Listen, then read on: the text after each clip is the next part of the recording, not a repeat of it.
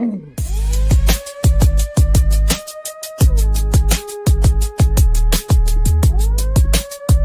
there anybody awake?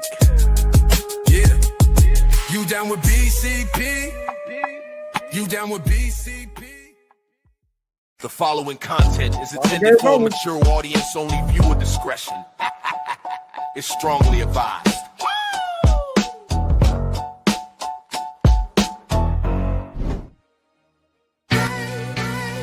Yeah. To the tune of OPP, minority by nature. No time for idle chitter chat and petty iterations. Teaming to me exponentially like I'm Barack's inauguration. Erratic calculations, nah, I runs the infinite. Only way I slow me down is with some calc and by a limit. They might no longer show the work, the answer self-evident. Some truth should be proclaimed in the Declaration of Independence. Things not instantaneous can be approximated by adding up our changes till everything integrated. Word to my partners in calculus. Yo, you down with BCP? Yeah, you know me. You down with BCP? Yeah, you know me. Integral, grind exponential. You down with BCP? That's the way we rotate radiannually. You down with BCP? Down with BCP? You down with BCP? You down with BCP? That's the way we do things limitlessly. Yeah. You down with BCP? Yeah, you know me. You down with BCP? Let's blow. Switch the flow. Shift the tempo. All right. Well, good morning, everybody. Yeah, it is still morning while here in Chicago. Oh, It is by you because you're in Utah, but if you go to New York, it's afternoon. Yeah, it's true. And here we are. Look at nobody's in the chat, which is fine. That's fine. We're like, are these guys even going to do a show? We're BCP. We don't even know, man. We're here. We're here live for the draft. We're here. I was really, I don't know how it would have happened. It would have been nice if Caden Proctor would have somehow fell 45 spots. That's an interesting pickup right there. I kind of like that pick for Denver. I'm on the Chiefs. The Jonah Coleman, he's really good. That running back, he's a 4-year starter. Yeah, see, I don't know enough about him. I did nothing that I normally do in the draft. This is probably the worst that I've looked at it in 10 years, literally. And we've only been doing the show. I think this is our 4th draft special. So, I used to have stacks of papers that I would come. Oh God! You should go back like when your dad was in high school, because we were talking about stuff earlier. We would wait and then go buy in Chicago. We'd buy the Sun-Times, the Daily News, the Chicago Tribune, and they had a new magazine out called Sports News Weekly. That was it. There was none of this. You had to wait till after the draft, the day after the draft, find all this stuff out because it wasn't televised. Yeah. There was no media shit. You just waited. We would literally wait. And as soon as the guy delivered the paper, we'd be there like waiting for him. It's like 5 in the morning. You're waiting for the guy to come up and fill all the paper boxes. Yes. Or you're standing at the newsstand at one of the main streets with the guy going, yeah, he should be here in about 10 minutes, man. Don't worry. We'll get you your papers. And it was like, you'd buy them all because at the time that might cost you 75 cents for all 3 papers. And then the Sporting News was like $1. So that was big money. So you buy all that and then you throw everything away and grab all the sports section of Sporting News, run home and start going through everything, man. Talk about insane. It's crazy. Yeah. Yep. Shorty. See, all the defensive players are coming off. All these teams are taking defense. I don't understand what the Bears are. I can't picture it. I meant after we got off last night, I'm like, oh crap, I got to find the draft because I did a draft. I do this every year.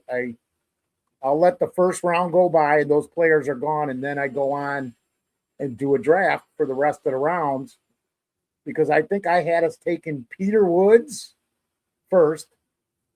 Who's the safety out of Pittsburgh, or is it Penn State? Emmanuel? I can't remember his name. Yeah. You know what I'm talking about, though. Yes. Yeah, because I was like, oh, man, if we get Woods and this guy, we get one of the top defensive tackles and one of the top safeties with our first 2 picks. What's up, Brian? What's going on? Brian Gilmore just dropped in to say who's down with BCP. Well, we are. Yeah. I thought you just dropped in to check to see what condition your condition was in. That's an old Kenny Rogers rock song from the 60s.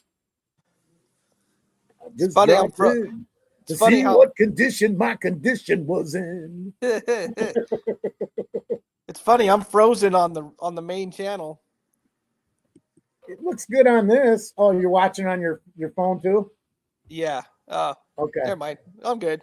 I got a bad lighting thing because I'm never here during daylight, and this is the west side of my house, so that sun's just blazing, and I got 2 curtains over it still. Who's still alive? Brian Gilmore. Who's still alive? We're still here. BCP's here no matter what. Even if one of us dies, like I've been dead like twice, I'd still showed up. We're okay, Bears Brian. This is what happens. Go ahead. Sorry, what, Chad? I was just saying, this is what happens. This is what Bears fans do. Yep. This is what we do. Live or dead, we're still here. Hey, Brian, Shorty was taking care of his dog, as you know. He will be on the air at some point here today. Yep. So, hey, Benjamin, thanks for stopping in, man. What is that emoji? I can't. Coffee. Oh, breakfast, man. Coffee, eggs, bacon, and toast. Yep. There you go. That's what I need. I didn't eat no breakfast. I didn't even have a cup of coffee, man. Brian's going, yep. Even the draft can't kill Fost. It's killing me a little bit today, but we don't want to talk about yesterday. It's funny because I don't know if you probably heard my wife and I are going to end up moving into the Wisconsin area in the next year or so. She loves the Midwest. She really does. So we'll be living closer by each other then. Yeah, because I might be there too, Chad. Yeah, I don't know. She says Wisconsin's nice. I don't know. You would. Wisconsin's beautiful. The only problem is it's April and you can have it depending on where you live. Mm-hmm. And if you're living southeast, it's like living in Chicago. Everything's really expensive. But no, I think she wants to go into like the Madison area. Okay, you'll be fine. Tax, you can get a nice place, reasonable taxes. Because I'm looking at going a little more up and to the east of that, probably at an hour and a half northeast of Madison. The only issue with that is it can be April and now it's 30 degrees and you've got 6 inches of snow coming. But that's when I'm going to go hang out with Shorty and Kitty in Atlanta and Florida. That's right. I'll try and go take one of their places over in like January, February, March. I'll do all the maintenance. I just don't want to be in Wisconsin and when it's like that, especially if you're in the middle half up, because when you go way up there towards Michigan, summer ain't very long. It might be 2 months. I mean, that's all I've heard. I've heard from multiple people like, you chose Wisconsin? I'm like, yeah, and everybody tells me Wisconsin is beautiful. Two people every day move from Illinois to Wisconsin every day, and it's been going on for 10 years. That's like we had to move out of California because it was getting too high priced. It was like shit. Most of my family did. I got a couple left in San Francisco, and they're not going to be there long. They're just kind of stuck in a work situation, you know? Yeah, and then that's the only reason there. Yeah. And my dad keeps trying to get me to come back, and I'm like, Dad, I'm not coming back. I'm done. Like I'm going east. Dude, Wisconsin, Indiana, Iowa, Michigan, great places to live. Like Indiana's so reasonable, except for areas. Minimum wage there is still $7.25, dude. It's $7.25 here in Utah. That's because that's federal. Nobody can do anything on that. That's insane. No. And here, the it's not as bad as it was when my parents were kids, but now Here, the LDS Church really runs a lot of the. Yeah, that don't surprise me. They're pretty involved with the politics here. Who's ever got the money? But it's changing because when the COVID thing happened, all California moved east. Yeah. They a lot of them invaded Texas. I got family in Texas, and they're like, man, we got all these people here. We'll get back to that. So let's see what we got here. Shorty. Yeah. Brian Gilmore thought you were going to say Indiana because a lot of people are, because the Bears probably. Yeah. All my sisters all moved to Indiana because they were working here in Chicago anyways, and they're like, screw it, man. The extra drive, it ain't the miles, it's only minutes because the traffic ain't as bad, but it's just crazy. So let's see, where was this? Oh, this is what I wanted to get to just real quick. Brian says, honestly, the Bears are going to be just fine after the draft, even though fans may be talking themselves off a cliff. Victoria in person. I wish Cliff was there to see it because that's perfect.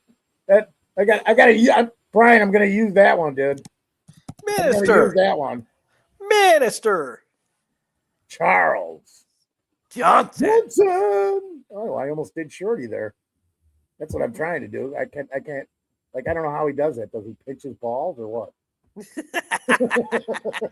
Well, apparently he sits on the toilet now. That's right. So they're a little squashed anyways. When he said that, I laughed. That was funny. Oh, that's why I love this community, man, because we do this and it's a half a blast. People are like, I was talking to a couple people on the phone. They're like, dude, aren't you supposed to be on here? I'm like, yeah, but I got so much going on, man. We're just gonna be late. It's like the coverage, but Bears haven't picked yet, so nothing else matters. Screw them. The only thing that matters is they took some of the guys that I wish would fall, and there was no, like Proctor. You said when you just told me that he just got picked, and I'm going, what the fuck is he still doing on the board? I had him as a day 2 pick. Do you know how good he is? He's going to be. Before I wanted Peter Woods, Caden Proctor was the guy I wanted, and I was talking at 25 3 months ago because of the way the board was set up. And then I'm like, well, okay, maybe we can get him in the second round, or maybe I had him in the second round, but I'm just like, he was one of the guys I really wanted to draft. You know how it changes as you go through everything over the from the end of this, actually from whenever the Bears, usually I'm looking at this stuff in December because the Bears suck. Yeah. So I'm not, I haven't been as used lately as to waiting through playoffs to look at anything. So go ahead. Xavier Harris is still available. And he's that 6'8", 330 defensive tackle from Ole Miss. And I'm sorry, I like that pick for. Hey, I am. Oh, Drew Shelton. Oh, he's a good tackle. Yeah. Damn it! I know that was one of the guys I wanted to. It's just our next pick is so far away. What are we at? What's our pick? 144 coming up. I think we're 129. Are we 129 or? Oh yeah, I forgot about 129. I forgot about 129. Or 129 or whatever. It is. It's 129 and 144, 239 and 241, something like that. Oh. All right. So what was the last? It's this Brian Gilmore at the top. Yeah, I know. That's what I thought too. If the kid out of Illinois would have fallen a few more spots there, I'm wondering if they would have drafted him. Gabe Jackas. I wonder if we panicked. That was my thought last night. What do you think? I wonder if they had their board, and I wonder if Jacques was there, and I wonder when the Patriots moved up and got him, I think they panicked. That was my thought too, but I'm like, you got to be prepared for that. You have to be. Because it happened last year too with the running back. What's his name? Yeah. He got taken right out in front of him. Thanks, Charles. 129. 129. All right. So where are we at on the board? I am not alive, dude. Neither am I. Well, it's day, and I had to get out of the coffin early, so. Not usually up in the middle of the day. No. Well, I am. I'm just laying in the coffin, figuring out who I'm going to get tonight. Let's see here. So we're on pick 113. Well, this is what I'm seeing. Pick 113. The Colts are picking.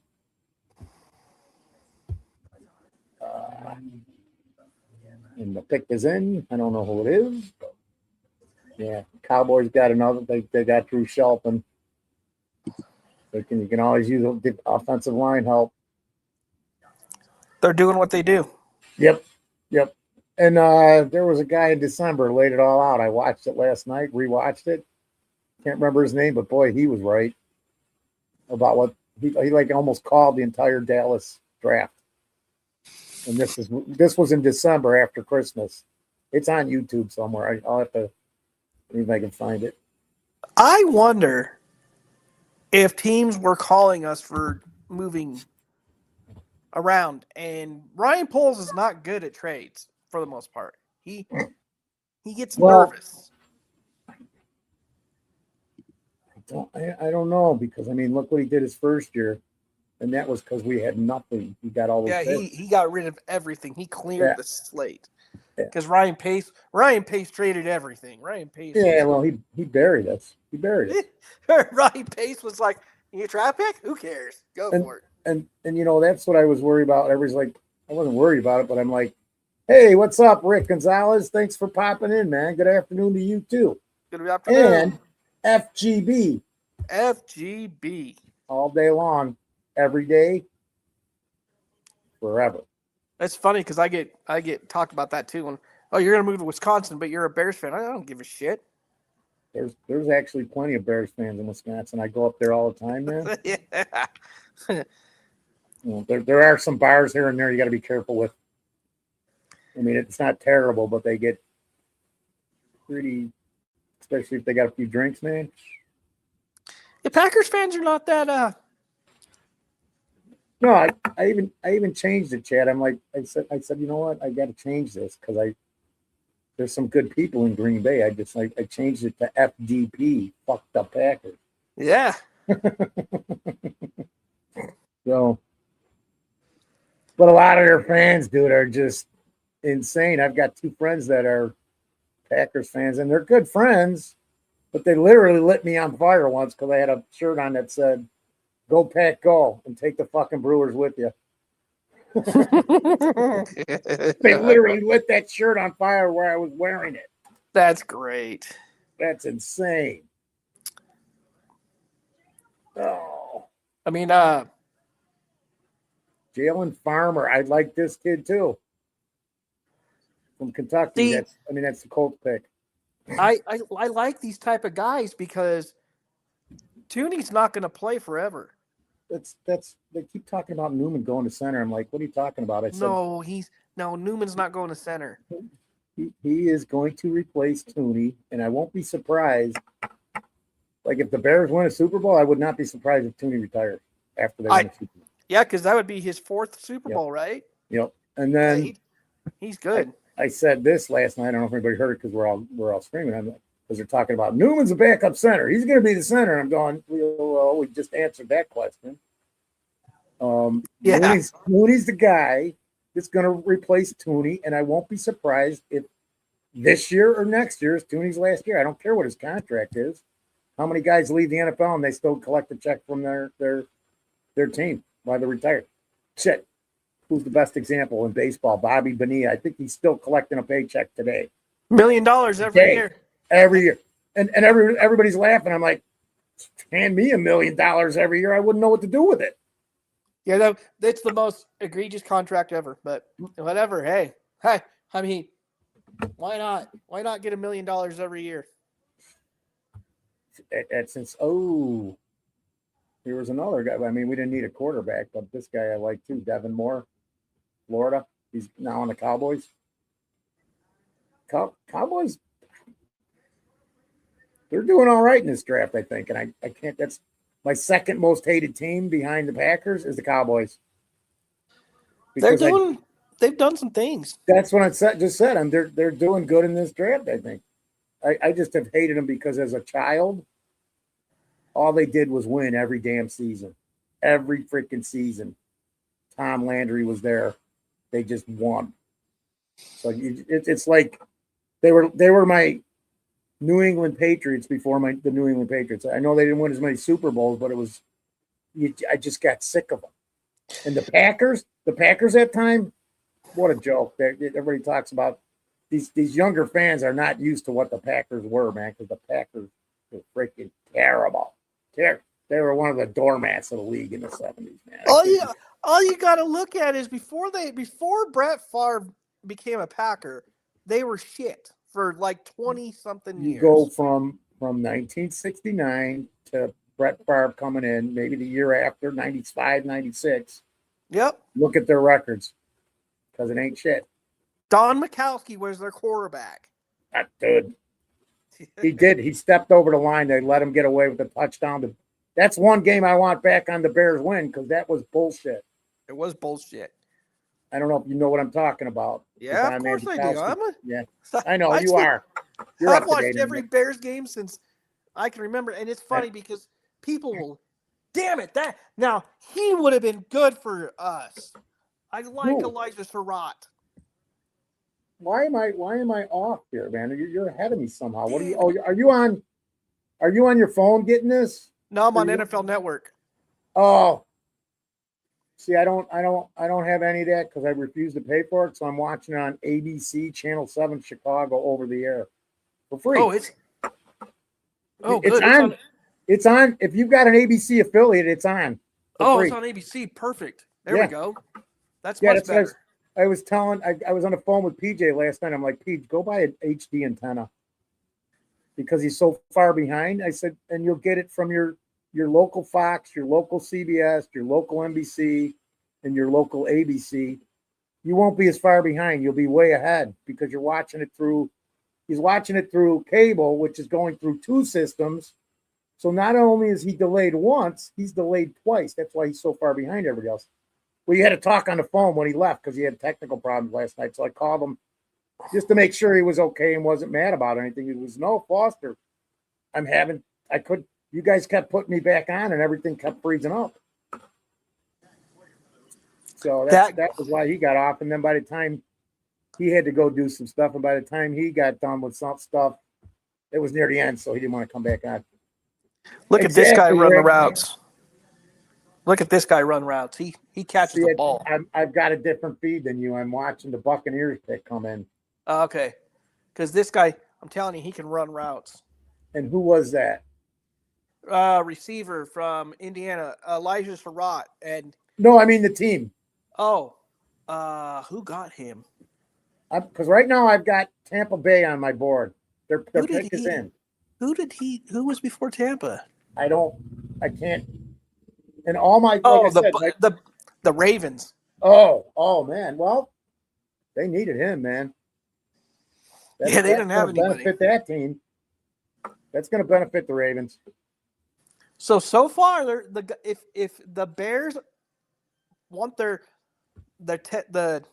guy that can run stuff, which we had trouble stopping the run up the middle, go get the kid from Ole Miss if he doesn't get taken in the next 10 picks.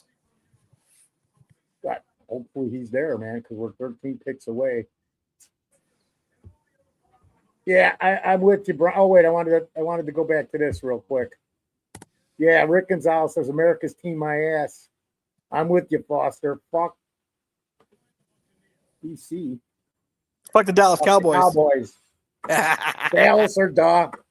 Either way, absolutely, I can't stand them, man. That one time I'll tell you what, as a kid, I did hate them more than the Packers because the Packers were nothing. They were nothing. As a kid and into my teen years, they were nothing. Into my 20s, they were nothing. Brett Favre, like you said. Brett Favre. And then I wanted to get to this because, I'm going to say this too, Keontae Scott to the Bucs was a really good pick. I agree with that. They need help in the defensive backfield. And that guy, I won't say he'll start day one, but I would not be surprised if he could be on the field day one. I believe they had a bunch of injury issues down there. And then Charles Johnson says everything is faster through the network. Agreed. Absolutely, man. When you get it over the air, when you get it through antenna, and you're not, it's faster through the network, but if you've got to watch network TV through a cable system, it's not faster because they plug all their stuff in there. I have Stream. Yeah. I do DirecTV Stream. And that's only because I want the package for the MLB package during the summer. No, I get it. I would love to watch the Cubs every day because they were on Channel 9 in Chicago. Yeah, they used to be on 9 all the time. For free since 1948, 154 games a year, and then they just said, sorry, we're gone. You want to watch the Cubs in Chicago? It costs you $60 a month. I remember even living out here out west, we'd have WGN, and I would love watching Cubs games. Yeah, you had the Superstation because it's a Superstation. It was cool. It was cool. You get to listen to Harry Carey. Yep. He was cool. Oh, Harry was the shit, man. I remember when I was a kid, he was with the White Sox. This is after he left the Cardinals. And you'd see him in the booth, and he'd go into the fridge and grab a Falstaff and start drinking it as he's doing the game.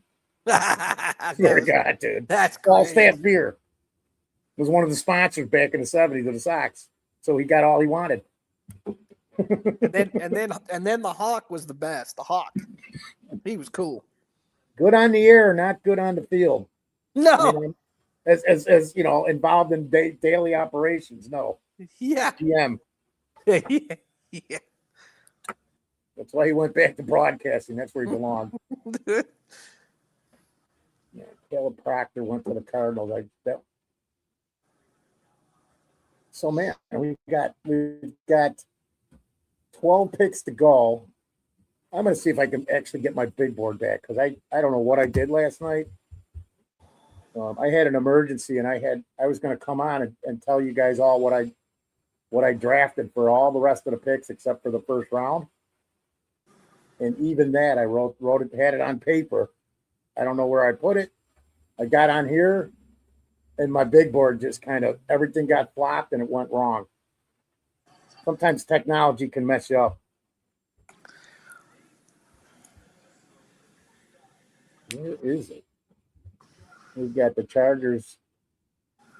Man, he's a big tackle. 6'8".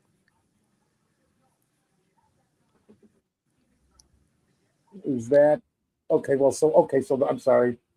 Now I've got the Lions pick in. Oh yeah, the Chargers are having a good draft too, man. I think.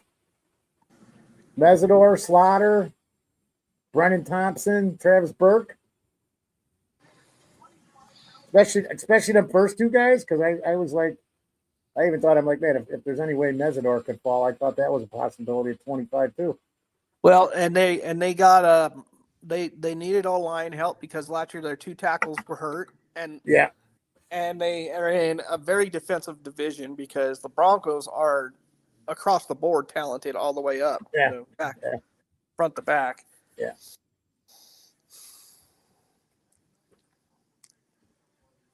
If we don't take any defense today, that makes me wonder if the Bears have a trade worked out for somebody. You're not kidding, man, because I can't comprehend what's going on. We all know what we saw last year with the interior defensive line. Okay, let's go the whole defensive line. Yeah, they were not good. 5 yards, 6 yards on first down. How did they even win all those games? So right now, people are saying that we're going to have Cam Jordan. I don't want Cam Jordan. Cam Jordan's 100 years old. Yeah. I've been saying that ever since, and I just keep going. Ryan Poles said, you start with the line and build through the draft, and we just haven't done it.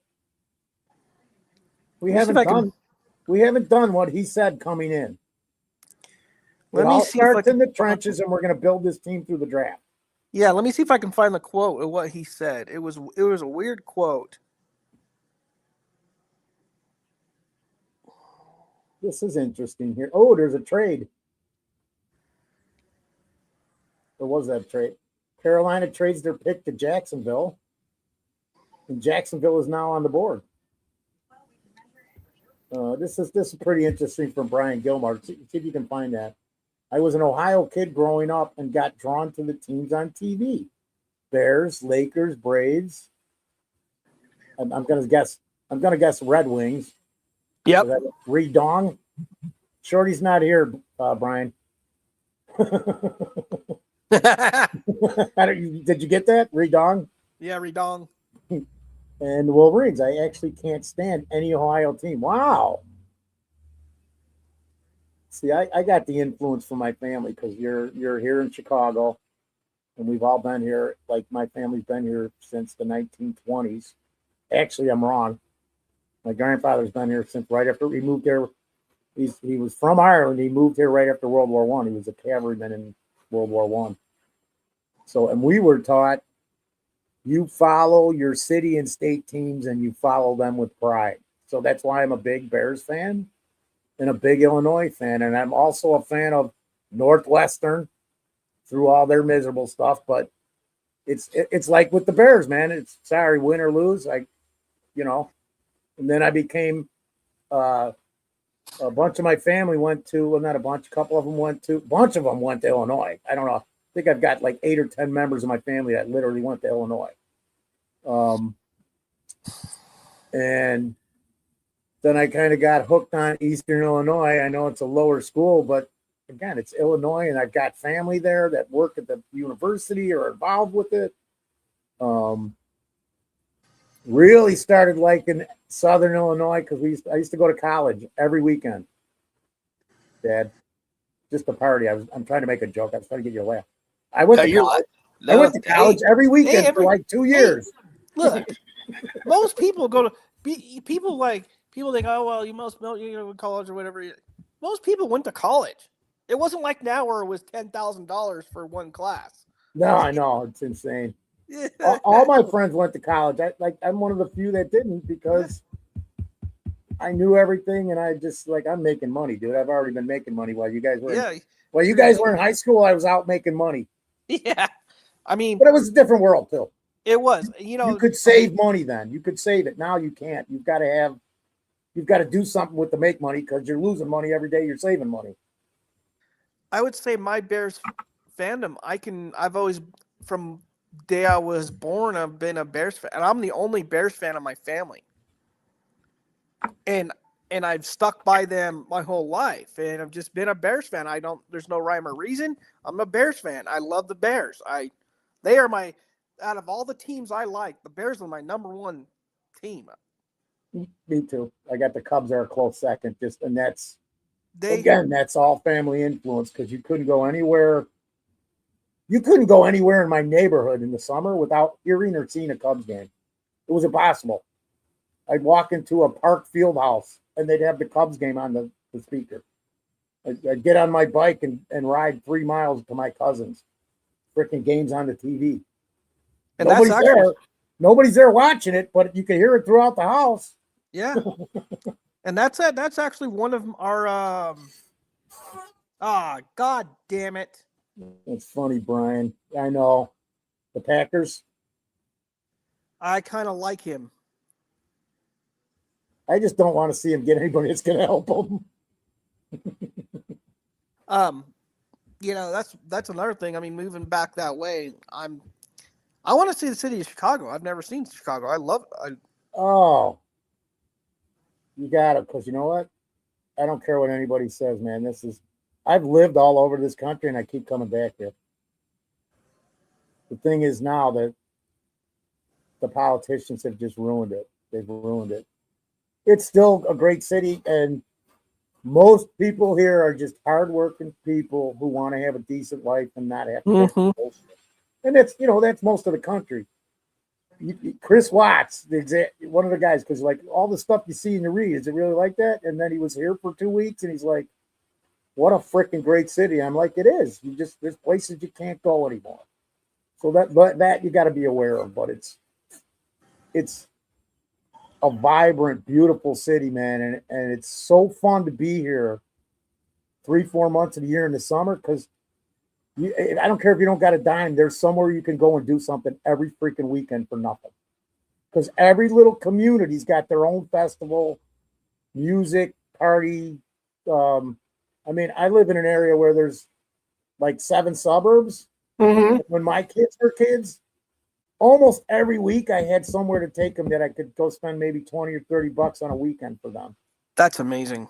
You know, and now today, forget it. It ain't happening. That you're gonna if you do what I did then. I mean, they still have some of this stuff, but if you want to like go on the rides and stuff, now you're gonna spend like because I used to take my kids up Saturday, $10 wristbands, go on all the rides you want for free.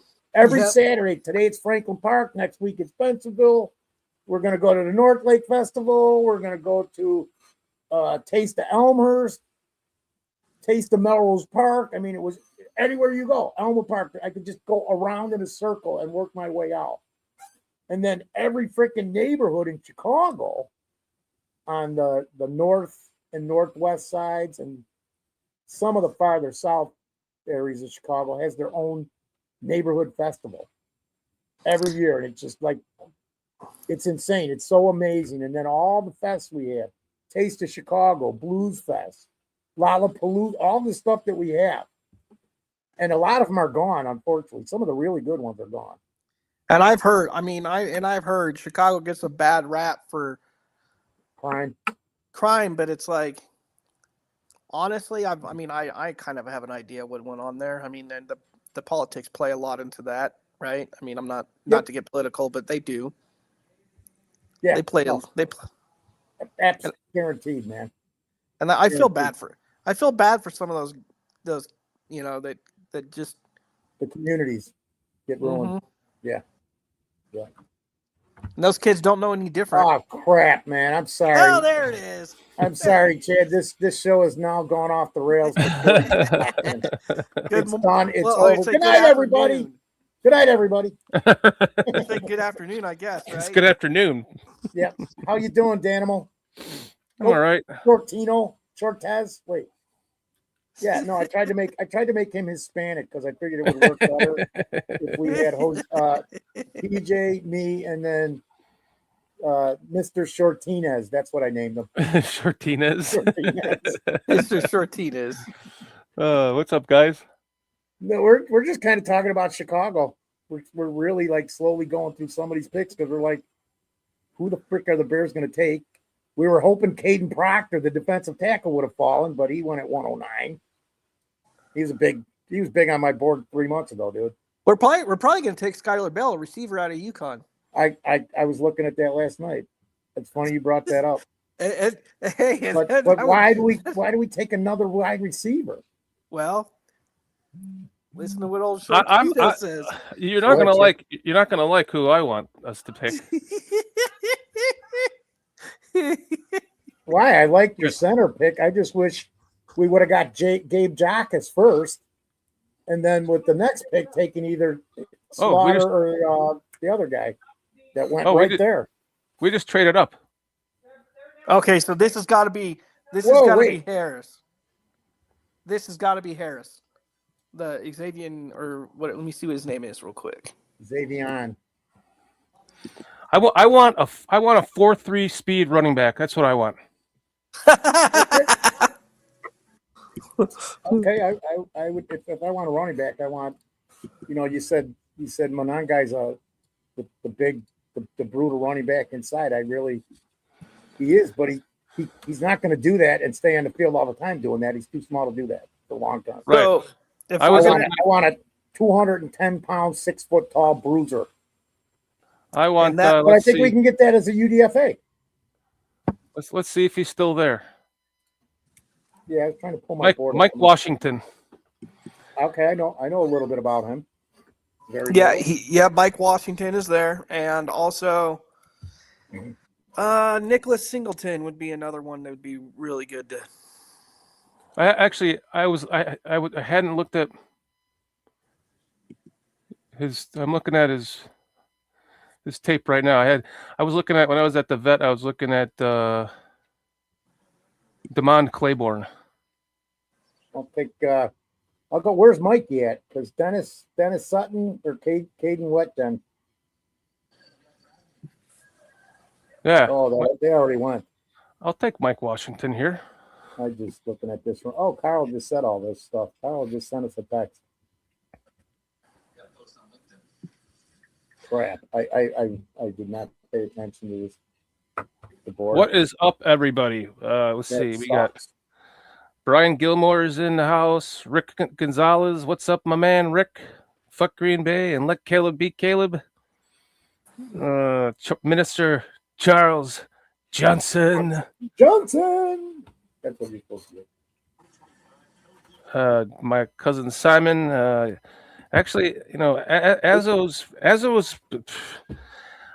everything checks out.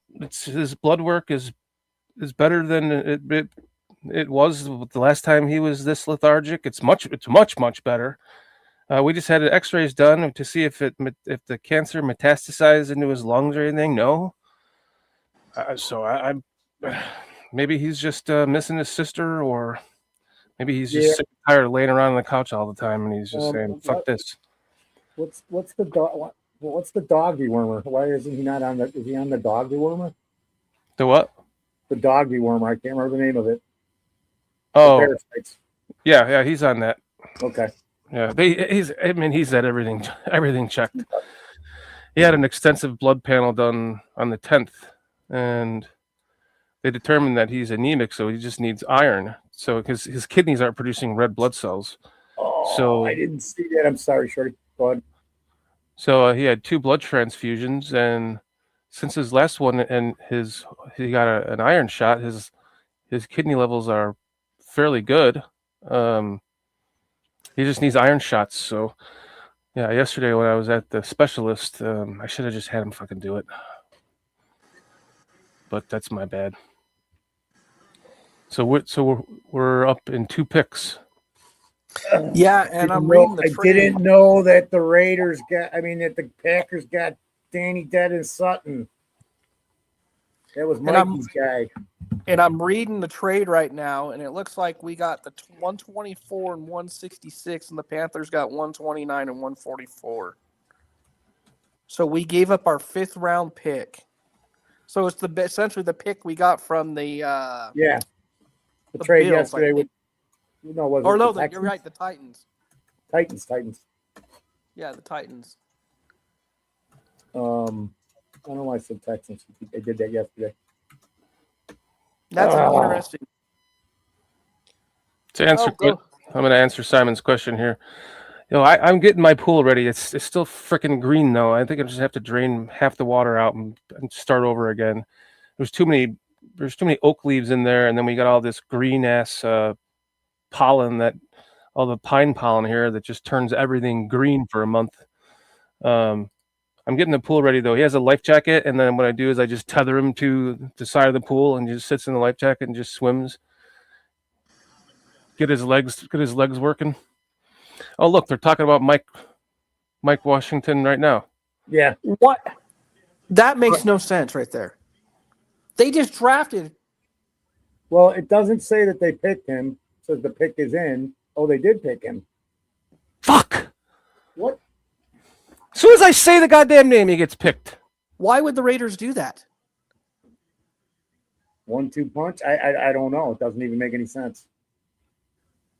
Who's the Raiders coach? The Raiders coach is Kubiak from Seattle. Good coach. Got good bloodline. Yeah, he does. Oh yeah, Minister, look for me on. Let's get that game of Madden in maybe tonight or tomorrow. I'm just Mr. Shorty on Sony on PlayStation.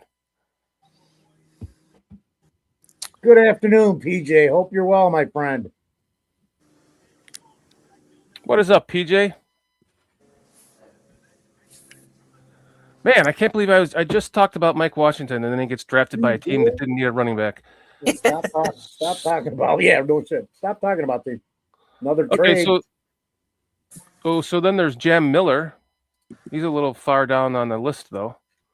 Oh, that's the Bears traded with the Pan. I missed what you said, Chad. They traded. Bears are on the clock right now. And I still don't have my board, so I don't even know what's available. What DTs we got? Give me Nate Overton from Alabama, please. Okay, I'll go with you on that. Wade? Oh, do you guys know? You guys are still stuck on defensive Yeah, line, well, huh? no, it's not happening. I already know who the pick is. Okay, don't say anything.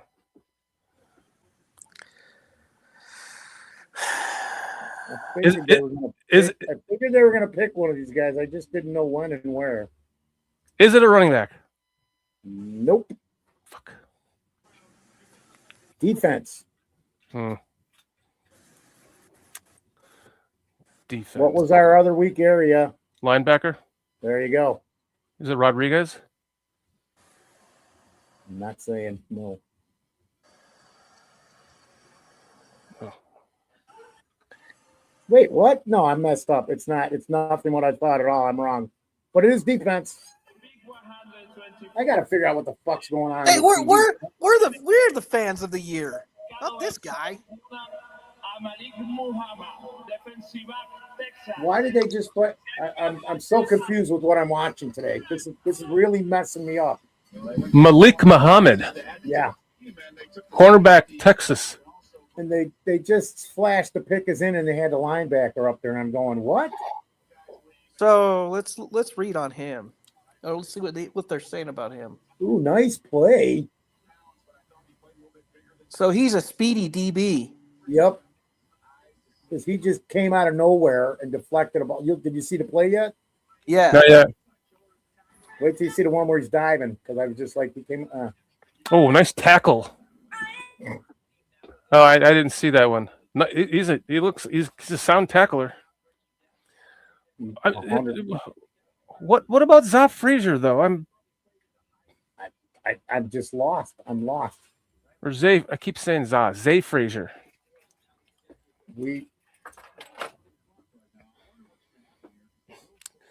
Simon says saw a story yesterday that Xavier Thomas is a distant relative of Walter Payton.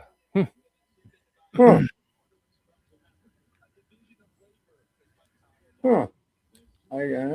So what did we trade to get that pick? We traded 144 and 169. No, 129 and 144 for 120. Whatever that pick was, and 161. We moved 20 more or 18. Blech. Oh, hold on, guys. I gotta walk away for a minute here. So what now?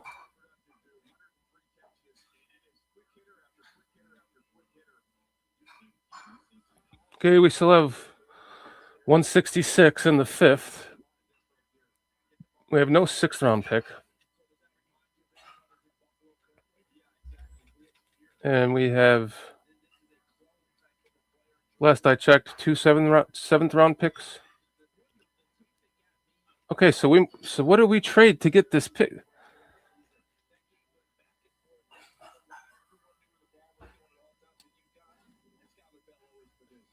Charles Johnson, I agree with you. We do need the depth, but I was thinking Zay Frazier was the answer to that. I think that we need a speedy running back. I love the Xavier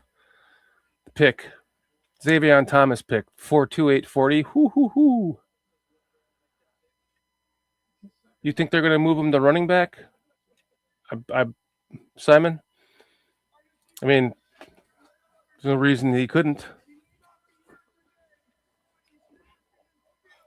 He's going to be a nice little weapon, a nice little toy for Ben Johnson. Xavier Thomas is. I know that much. That's going to be fun to watch. That's why I want a running back with speed. Speed.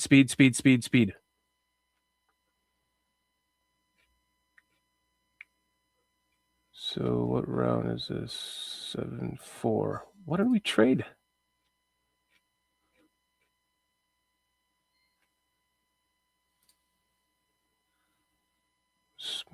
Muhammad is smooth and plays with good eye discipline. He consistently stays in a good position, giving himself a chance to make a play on the ball and plays with active hands. He also plays well in zone and man coverage. Muhammad's film is not extremely flashy, but he's a reliable corner who does not give up a lot of big plays. Nice. 6 foot, 182 pounds. What's his 40? Malik Muhammad. Oh, now I'm by myself. Malik Muhammad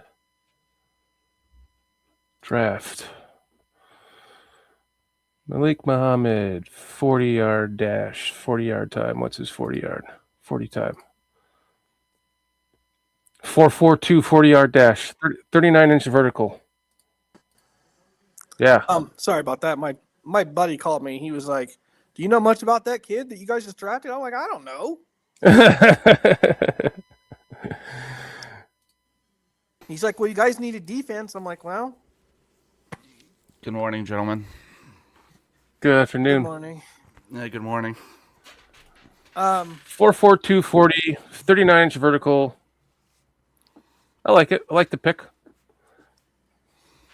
What do you think? Of Xavier Thomas. No, of Malik Muhammad. I remember his name, and I just heard the broadcast said that they thought he would go in round 3. Like a philosophy standpoint, I like the Bears adding a cornerback. I think to just assume that Terrell Smith is fully healthy and that Zay Frazier is good to go would be a little bit rudimentary. Wait, that who's fully healthy? To assume that Terrell Smith, Oh, Smitty, yeah, right. or even Zay Frazier are just fully healthy, ready, good to go. I don't subscribe to that. I don't like that. So, if again, philosophy standpoint, is the best player on the board that cornerback?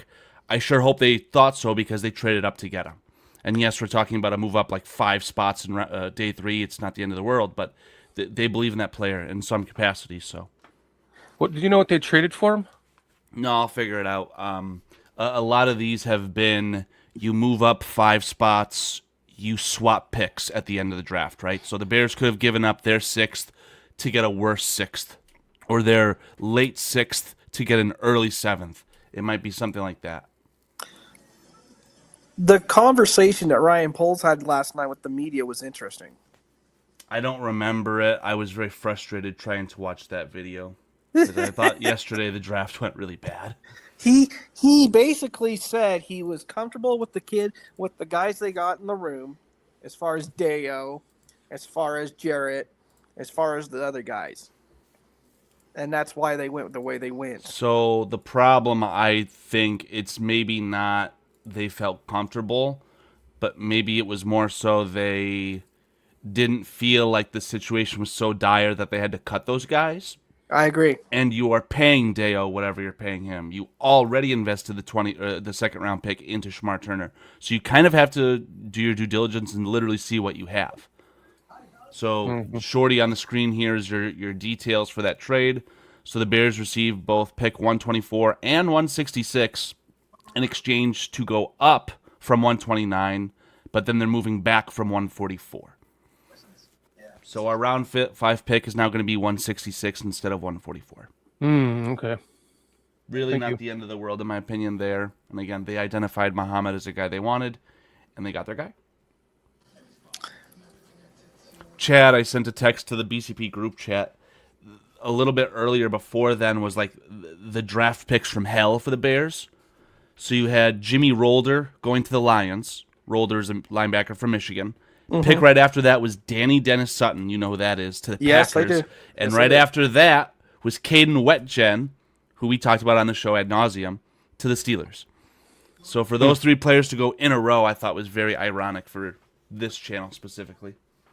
And I liked, and I know obviously now looking at him, we wouldn't have got him, but I liked that Caleb Proctor kid from Southern Louisiana, which I know that I think he was at Southern Louisiana because of some issues off the field 2 years prior, but he was a really good edge rusher.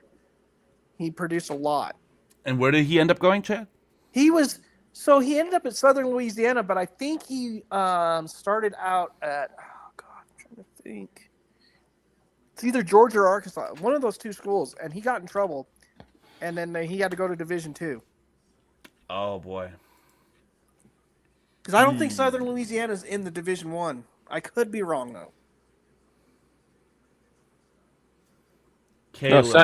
Caleb Proctor, the defensive tackle. It says Southeastern Louisiana. Yeah, Southeastern Louisiana. Yeah, there it is.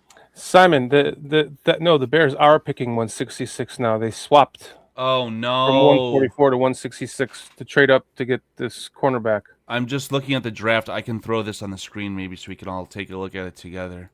Boy, oh boy, that's this right here is tough. Can I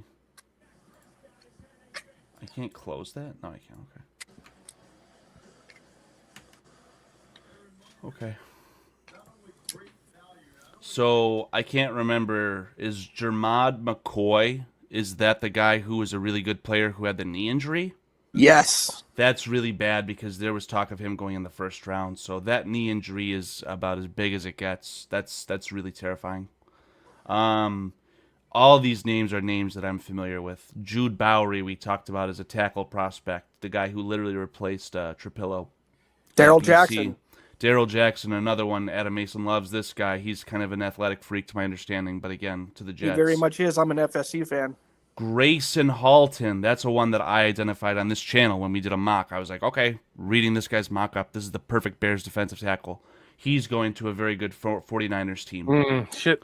Jonah Coleman, good running back option. He goes to a team that doesn't... I didn't think, well, maybe they do need him.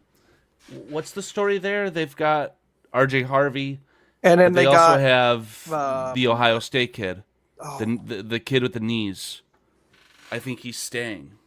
He's staying. He signed an option or something like that, right? Yeah. So he actually is saying. So that's an interesting one to say the least for you to take that in the 4th round. But I saw the Jets take Klubnik. I doubt that'll work out. Drew Shelton, the tackle. Elijah Surratt. That was a fun one, I guess. Keontae Scott. They had a really nice little breakdown on the broadcast there on NFL Network because they said that Keontae Scott and Reuben Bain, who are teammates at Miami, they would be put out on the edge, and they would say, okay, if you want to get past these two guys, good luck, and now they're teammates again. So that Keontae Scott was a name that a lot of Bears fans wanted to be a potential safety option too. I remember that as like an economical option. And then we talked about Jimmy Rolder. I guess I forgot about Wesley Williams, but Danny Dennis Sutton, Caden Wetjen, that's like the BCP special right there. Mike Washington, too. I've heard so much about him. I don't think he's any good, but... Skylar Bell went 1 pick after us. That's hilarious. Michigan's favorite wide receiver. That's awesome. And then Connor Lew goes to the Bengals. The Elijah Surratt, he would have been pretty good for us in a sense because he's a bigger receiver. He would have been good in the red zone. Yeah, we really don't have anyone like that aside from obviously Roman Dunze, and then I think Jade Walker's similar. Hopefully he continues to develop into that. But outside of that, we don't have that. We don't have size. We have speed. Because apparently Thomas was the fastest guy in the draft, or the combine, or something like that. From a 40-yard standpoint, yeah. Obviously, no one mentioned Loveland. He would be the guy who's like the size guy at this point, but again, not a wide receiver per se. I guess he's going to be the wide receiver, right? With now that they got Kmet and then the other kid. I wouldn't be so bold as to say that. I think that the tight end we drafted is quite literally a tight end 3, a blocker. Yeah, we're talking about a round 3 draft pick where the media says, "Oh, well, what do you do on special teams? How do you like special teams?" Like that's every minute that goes by, that pick gets worse, man. It's such an awful pick. I'm not hating it. I'm not hating on it. I'm thinking all the 13 personnel that we can do with that kid. I think that they just saw the trend of all those tight ends going a lot earlier in round 3, and again, it started with the Houston Texans overdrafting a guy who should be drafted. He shouldn't have even been drafted by now, but Marlon Klein, the tight end out of Michigan, he went way too early, and it kind of just caused that chain effect.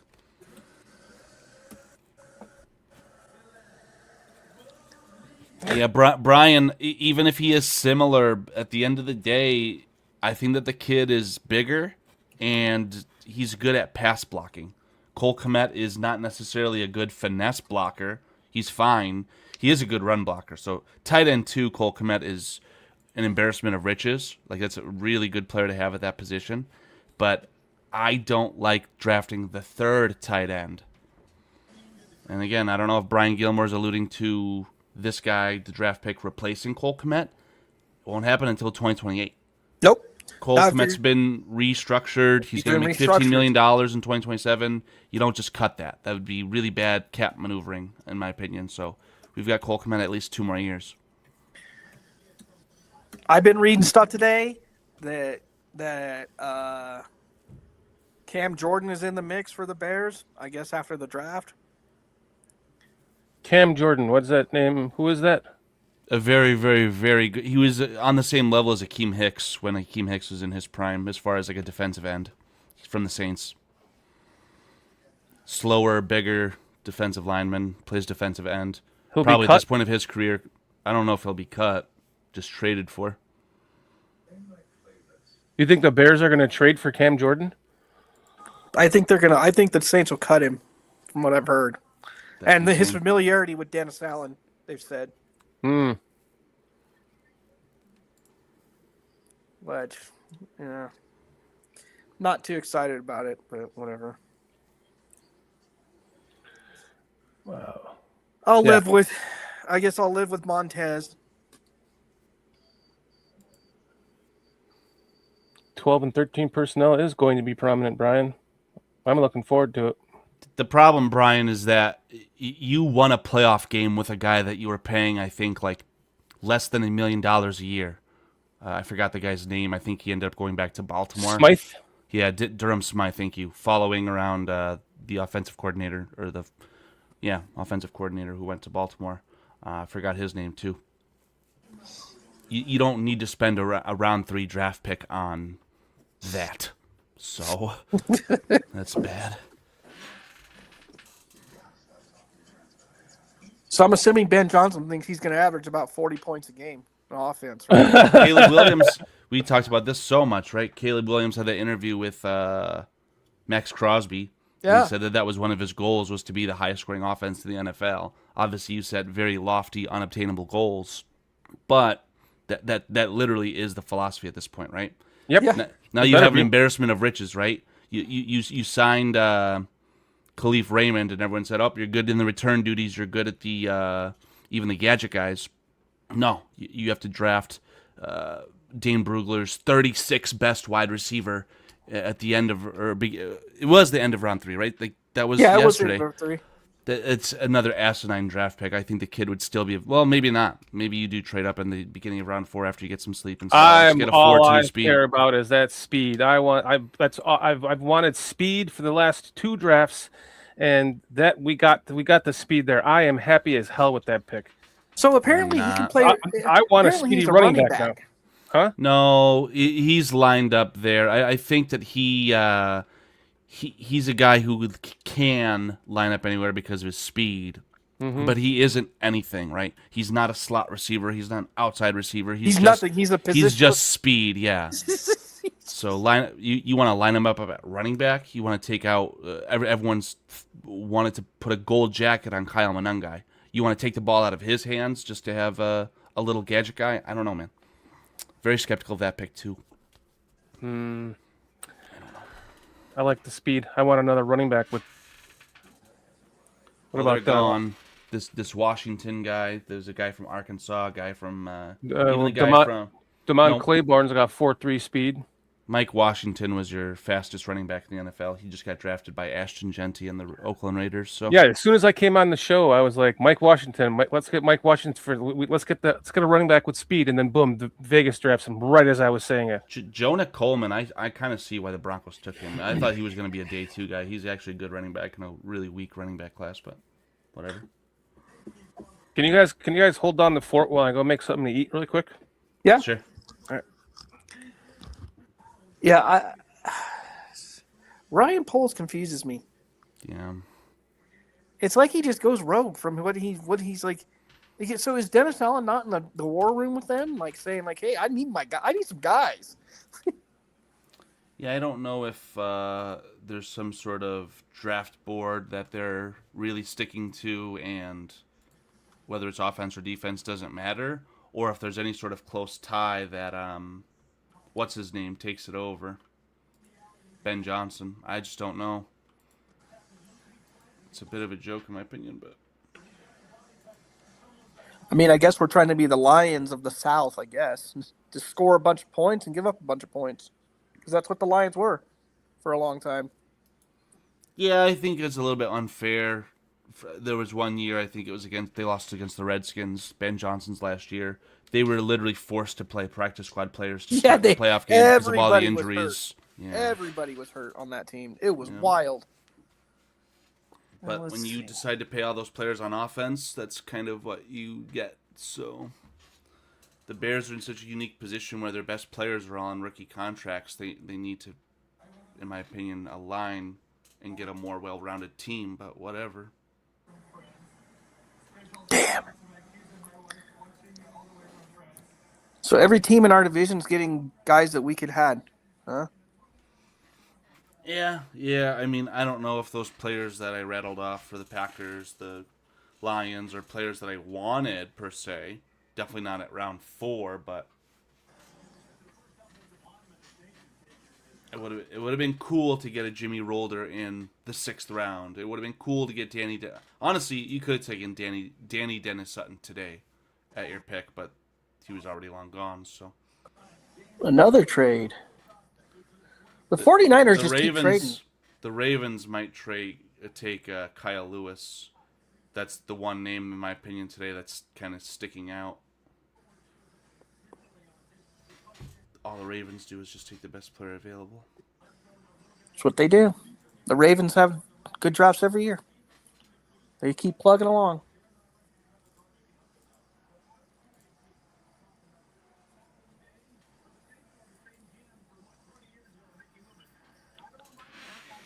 That Brian Parker the second, the corner from there's a corner for Duke. I don't know if he's been taken yet. He's good. I can't remember his name. Oh. That name does not come to mind. No, that's not his name. That's different. There's someone, I can't remember his name, but he played for Duke. He's really good. Uh-oh. Uh-oh, what? Uh-oh. Your timing is impeccable, Carl. Foster, why did you make the Lions take Jimmy Rolder? Why did you do that? I didn't. Believe me, I didn't. You told them. That's gonna be fucking hell, Foster. I'm gonna have to watch the Lions twice a year, and they're gonna have Jimmy Rolder and Derek Moore on the same team. That's annoying. What, do you want me to go to Detroit and fix this situation? Yeah, let's all get in a truck. I don't know. Hey, Carl, we're in that state anyways enough. Yeah, that's very, very true. I will be back there. I'm going back to that same house for 9 days, dude. Oh yeah, are you going on vacation? Yeah, it was so great. Yeah, the Marlboro, man. I just went and got another pack out of the coffin. Wow.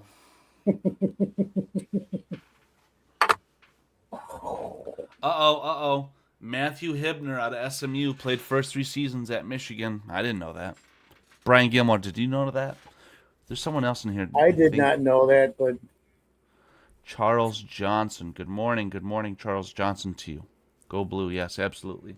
What do you say about Matthew Hibner? I'm very unfamiliar with Matthew Hibner. Me too. I'm just looking at his footage here, and he's outrunning defensive backs. Did you see that yet or no? Yeah. He just outran 2 defensive backs for 35 yards or so. This route that he's running is not a Texas route. It's just out of the backfield. But I'm already done with the highlights. I'm on to the next pick. What are you watching it on? You watching it through a cable system or something, Carl? You can see their entire board. I'm watching the NFL Network. Oh, okay. So we traded up to get our Muhammad. I'm watching it on Channel 7, Carl. Gotcha. Yeah, I don't like Disney. I don't like ESPN. I just won't Even though pay I'm for pretty other sure the stuff. NFL Network got bought out by Disney, but I don't know. Brian Gilmer, I'm talking about the tight end that the Ravens just drafted out of SMU. It said that he played his first 3 years at Michigan. Mr. Matthew Hibner, I believe, tight end. Yeah. I am still there. Relentless Mikey says, he goes, Poles and Ben obviously know something about the D line we don't. Because I'm still just confused on who's our top two defensive tackles. Well, Foster, don't make a meal out of it. It's Jervon Dexter and it's Grady Jarrett. I mean, that's who's going to be starting for you. It's not good enough. Oh, it's not even close to good enough. But I brought this up a little tiny bit ago. It was with the defensive end specifically. You are paying $20+ million to Deo, and you did already invest the second-round pick in Shamar Turner, and those guys will not be starting. So that's a lot to invest in depth just to begin with. And if you aren't going to go out and cut those guys, then you might as well do your due diligence and see what you truly have with them. Because even though it was a slow start for Deo, he only played 4 games and he tore his Achilles. Yeah, that's very unfortunate. You'd hope to think that this coaching staff would say, I could get a little bit more out of that. And then Shamar Turner, I think he was actually playing well before the ACL injury. That's a second-round pick. You don't just piss those away. So no, it's. I'm just confused. And I looked at the tight end out of Stanford. I finally got time. I looked at him last night a little bit this morning, and I understand it. I just to use a 3rd-round pick there when we could have got something else, and we've got. Let's see. I think. Oh my God! I think both our tight ends are going to be here for a little bit. Yeah. Loveland's going to be here for a little bit for sure. Yeah. Komet with the restructure. I think we discussed it last night. At least 2 more years, possibly 3. And then you draft. You take a 3rd-round pick and you draft another tight end. I know we talked about the sets, but are all our needs filled? Because at that point in time when we did that, I just didn't think so. The biggest, most obvious need that the Bears had going into the entire draft was a starting safety opposite Kobe Bryant. They got, kissed by God. They had that fall right perfectly into their laps. It could not have gone better for them. Awesome. Yep. Now you say, okay, my football team is complete. I'm going to take best player available. They identified center, and maybe they thought that center was a position of need, even though they had what many thought Garrett Bradbury was the starter. Yeah. You're going to take a 4-year starter at center out of Iowa, and you're going to say, no, that kid's not starting for me. He might be the starter. Because when you look at the depth, and we talked about this last year on the offensive line, you didn't really have very many veterans outside of the guy that they really wanted from Buffalo, and his name is escaping me right now. I can see his face. Ryan Bates. Oh, yeah. Aside from Ryan Bates, you really had no experience as far as offensive line depth. Maybe Garrett Bradbury is just depth. He can play center in case of an emergency. He could fill in and play guard for the rest of a game if something stupid happens. I like their guard options. They have Darren McFadden, who started a playoff game. Yeah, I really like the kid out of Michigan State, Luke Newman. So again, you went out and got center. I'm more inclined to believe that if that kid earns it, he will start. Well, that's hopefully that's the guy that's going to be with Caleb for a while. They're going to get very familiar, hopefully. Yeah. I think that's very important. I heard Caleb Williams talk, again, 3rd time I've mentioned it today. Caleb Williams, Max Crosby podcast. He talked about how he wanted to have a more, call it intimate relationship with the center because he wanted to be able to have that perfect line of communication. He said it goes from Ben Johnson to Caleb Williams to the center. Well, you want it to be perfectly aligned so that there's no loss there. So if you have a good center that you're on the same page with, who also is good at football, that's really important. So I understand that pick. I fully support that pick. Me too. It gets really weird when you say, okay, I want to draft a tight end, a blocking tight end. My tight end 3 in round 3. Yeah. That's Yeah. awkward. I don't like that. Then you overdraft a potential gadget guy in round 3 that you could have had in round 6. Not a fan of that. Well, they did this last year. We were talking about it with the linebacker. Why did I don't comprehend it. But after what happened last season, I really got to put my trust in Poles and more so Ben Johnson, because I believe his fingers are in every one of these picks, especially on the offensive side of the ball.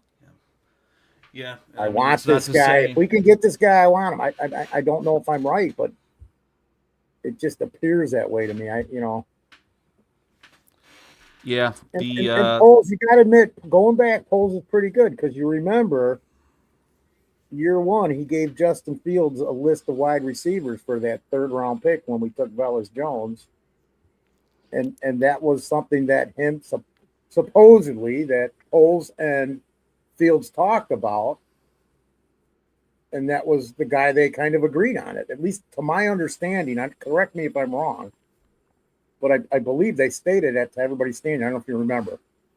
So I like the fact that the general manager is willing, the guy who's making the picks is willing to get the cohesion that Caleb Williams is talking about, where you're on the same page.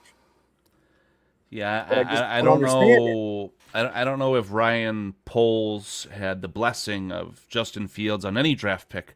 I think it was more so lip service to say, oh, well, I understand this quarterback is talented and we don't have any pass catchers, so let me go out and grab one. I think that's more likely what it boiled down to. But again, don't think that we're going to Caleb Williams and saying, hey, do you want us to draft this guy, this gadget guy out of LSU? I mean, what is he going to say? That's going to be one where you have to really hit, and it's not going to take much, especially if you get 1 or 2 special touchdowns out of the Xavier Thomas kid. Then maybe it's worth it, but until then, I'm very skeptical of that. I am too. I just don't. What's up, Jason? What's up, everyone? Just in from work and ordered a curry.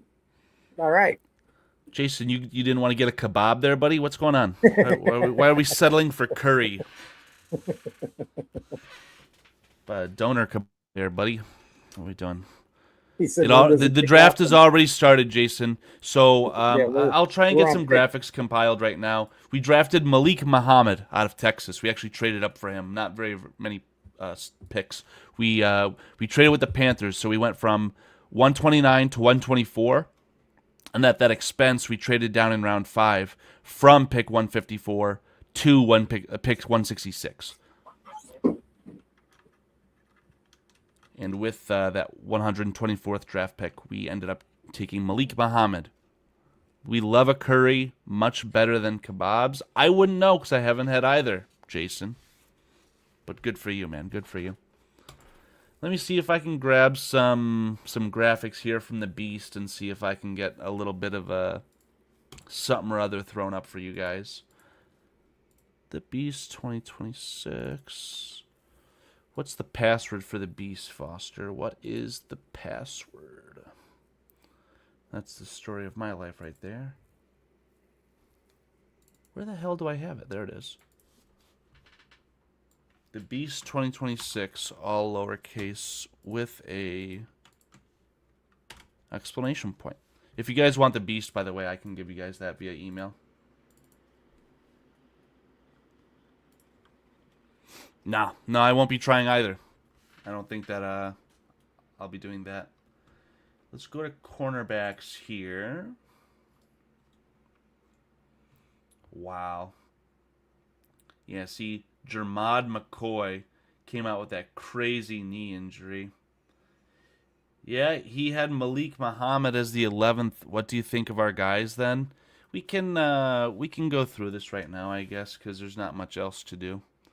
Let me see if I can share the screen. The Beast.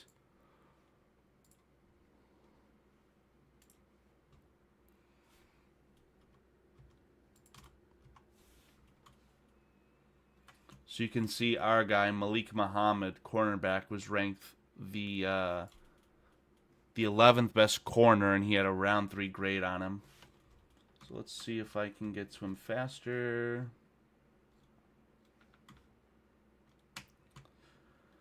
So, Malik Muhammad, again, 87th ranked overall prospect according to Dane Brugler. Third oldest of 9 children. He grew up in DeSoto, Texas with his parents. He had several cousins who played college football, including A.J. Green, who was a cornerback at Oklahoma State. So not the A.J. Green. Jabbar Muhammad. Abdul Muhammad. Billy Walton III. All relatives in some capacity.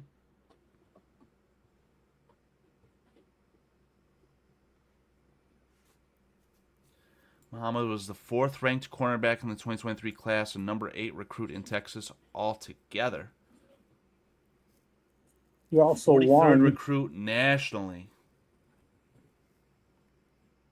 All-American and All-State honors his senior year in high school. And here you go. The most important thing that you'll hear today, Foster. Malik Muhammad, cornerback of the Chicago Bears, was a recruitment who had his dance card filled up with high-profile offers from Alabama, Auburn, Florida State, Georgia, LSU, Miami, and the University of Michigan. Oh. What do they say, Foster? If Michigan wants you, you're a good player. That's what they say. That's what they say. I've heard that before. Somebody said that. That's a pretty long list though too. Notre Dame, Ohio State, Oregon. Oh, that's a Penn total State, joke. Yeah, I mean, Texas, if you're the Texas 40, A&M. if you're the 43rd overall prospect out of high school coming into the entire nation, Yeah, I would hope that these schools are interested in you. you would think. Yeah. And the list, it says, and the list goes on.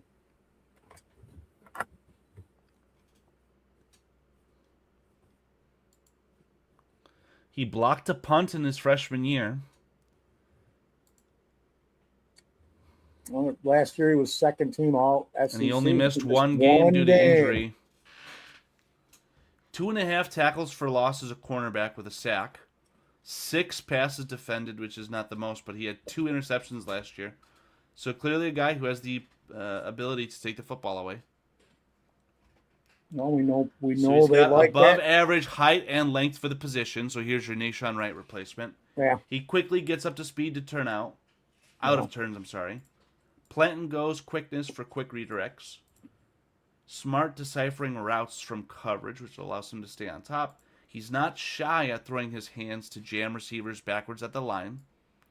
He did a nice job of minimizing coverage penalties. Spring in his calves to elevate and make plays on the ball. Triggers quickly as a run defender and looks to get busy. Hates to come off the field. I feel like I let my team down. There's a quote. I like that attitude, man, because that's how I am. Narrow, linear frame with below average muscle mass. I mean, this is literally Nashon Wright. Loses physical battles to bully receivers on a perimeter. Outstanding stopwatch time, but it doesn't show up consistently on tape. He struggles to make up lost ground once receivers gain a step. Good hip mobility. Can get shouldered by quarterbacks anticipating his aggression. That's crazy. Willing but inconsistent tackling techniques. That's good. For a day 3 draft pick, you want to have something that you can improve on with the coaching. Mm-hmm. He has some special teams experience, but he's inconsistent. Okay. But that's stuff you should be able to coach up. Those last couple things, I'm not going to say that about everything, but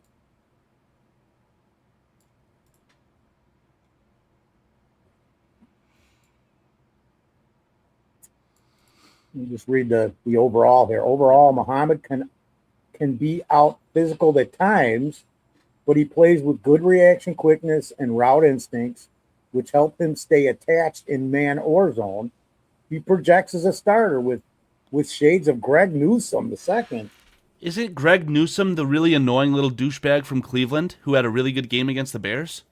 Yeah, he was on Northwestern. That's how I know him. Oh, boy. Yeah, I love that player. He was so annoying against the Bears, and I can't remember what year that was. I feel like that was against Justin Fields. I might be wrong. It was 3 years ago. Yeah, so I remember that name. That's awesome that's the player that we're being I knew it right compared just with. because I follow Northwestern. I'm sick. It's got to be Illinois stuff, and I don't even know why.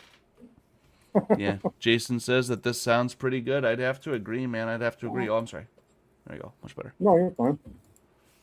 Oh, boy. I'm finally getting to eat breakfast. Chad is back. Hey, Ted. Yeah, You went to go buy that Bears hat. I know it. so this Bears hat is from the 2006 Super Bowl, Oh, yeah? Okay, nice.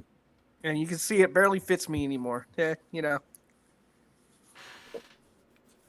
Very interesting. it was in my closet. It's dusty. It's so that it was probably like right where I usually keep my coffin. That's right. Is the kid from Utah still available? Who's that? The Edge, I'm not too sure. I haven't looked at the. Logan Fanu. I have no idea. He'd Yeah, be I'll really have to good throw up for the us. ticker. I just like didn't him. know. I like that kid. So I'm just getting caught back up here. After Connor Liu, it looks like in the exact order actually, would be Will Lee out Jason. of the cornerback, Trey Moore, Genesis Smith. That's a name that we were talking about at safety. He got drafted by the Chargers. Jeremiah Wright is gone. We talked about Matthew Hibner. Kendall Daniels, Bryce Boucher, the linebacker, Bryce Lance, LT Overton, and the Dolphins are back on the clock right now. So I think you said, again, what player, Chad? His name is let's see. Let's go back up. Oh, Logan Fanu from Utah. I don't see that name that was Over- drafted after Overton's gone. The Cowboys just took him. God damn it! The Cowboys have had a good draft. Yeah, they had a hell of a draft. They ended up getting Barham. Mm-hmm. We were talking about that before you hopped on. I'm like, damn, Cowboys are doing good, man. Downs, Lawrence, Barham, Shelton, Moore, and Overton. That's their draft. Matt Milton. Just Caleb Downs alone, that's a very exciting draft pick for them. Mhm. They go from having, because they were really stuck in their guns. I remember they were targeting.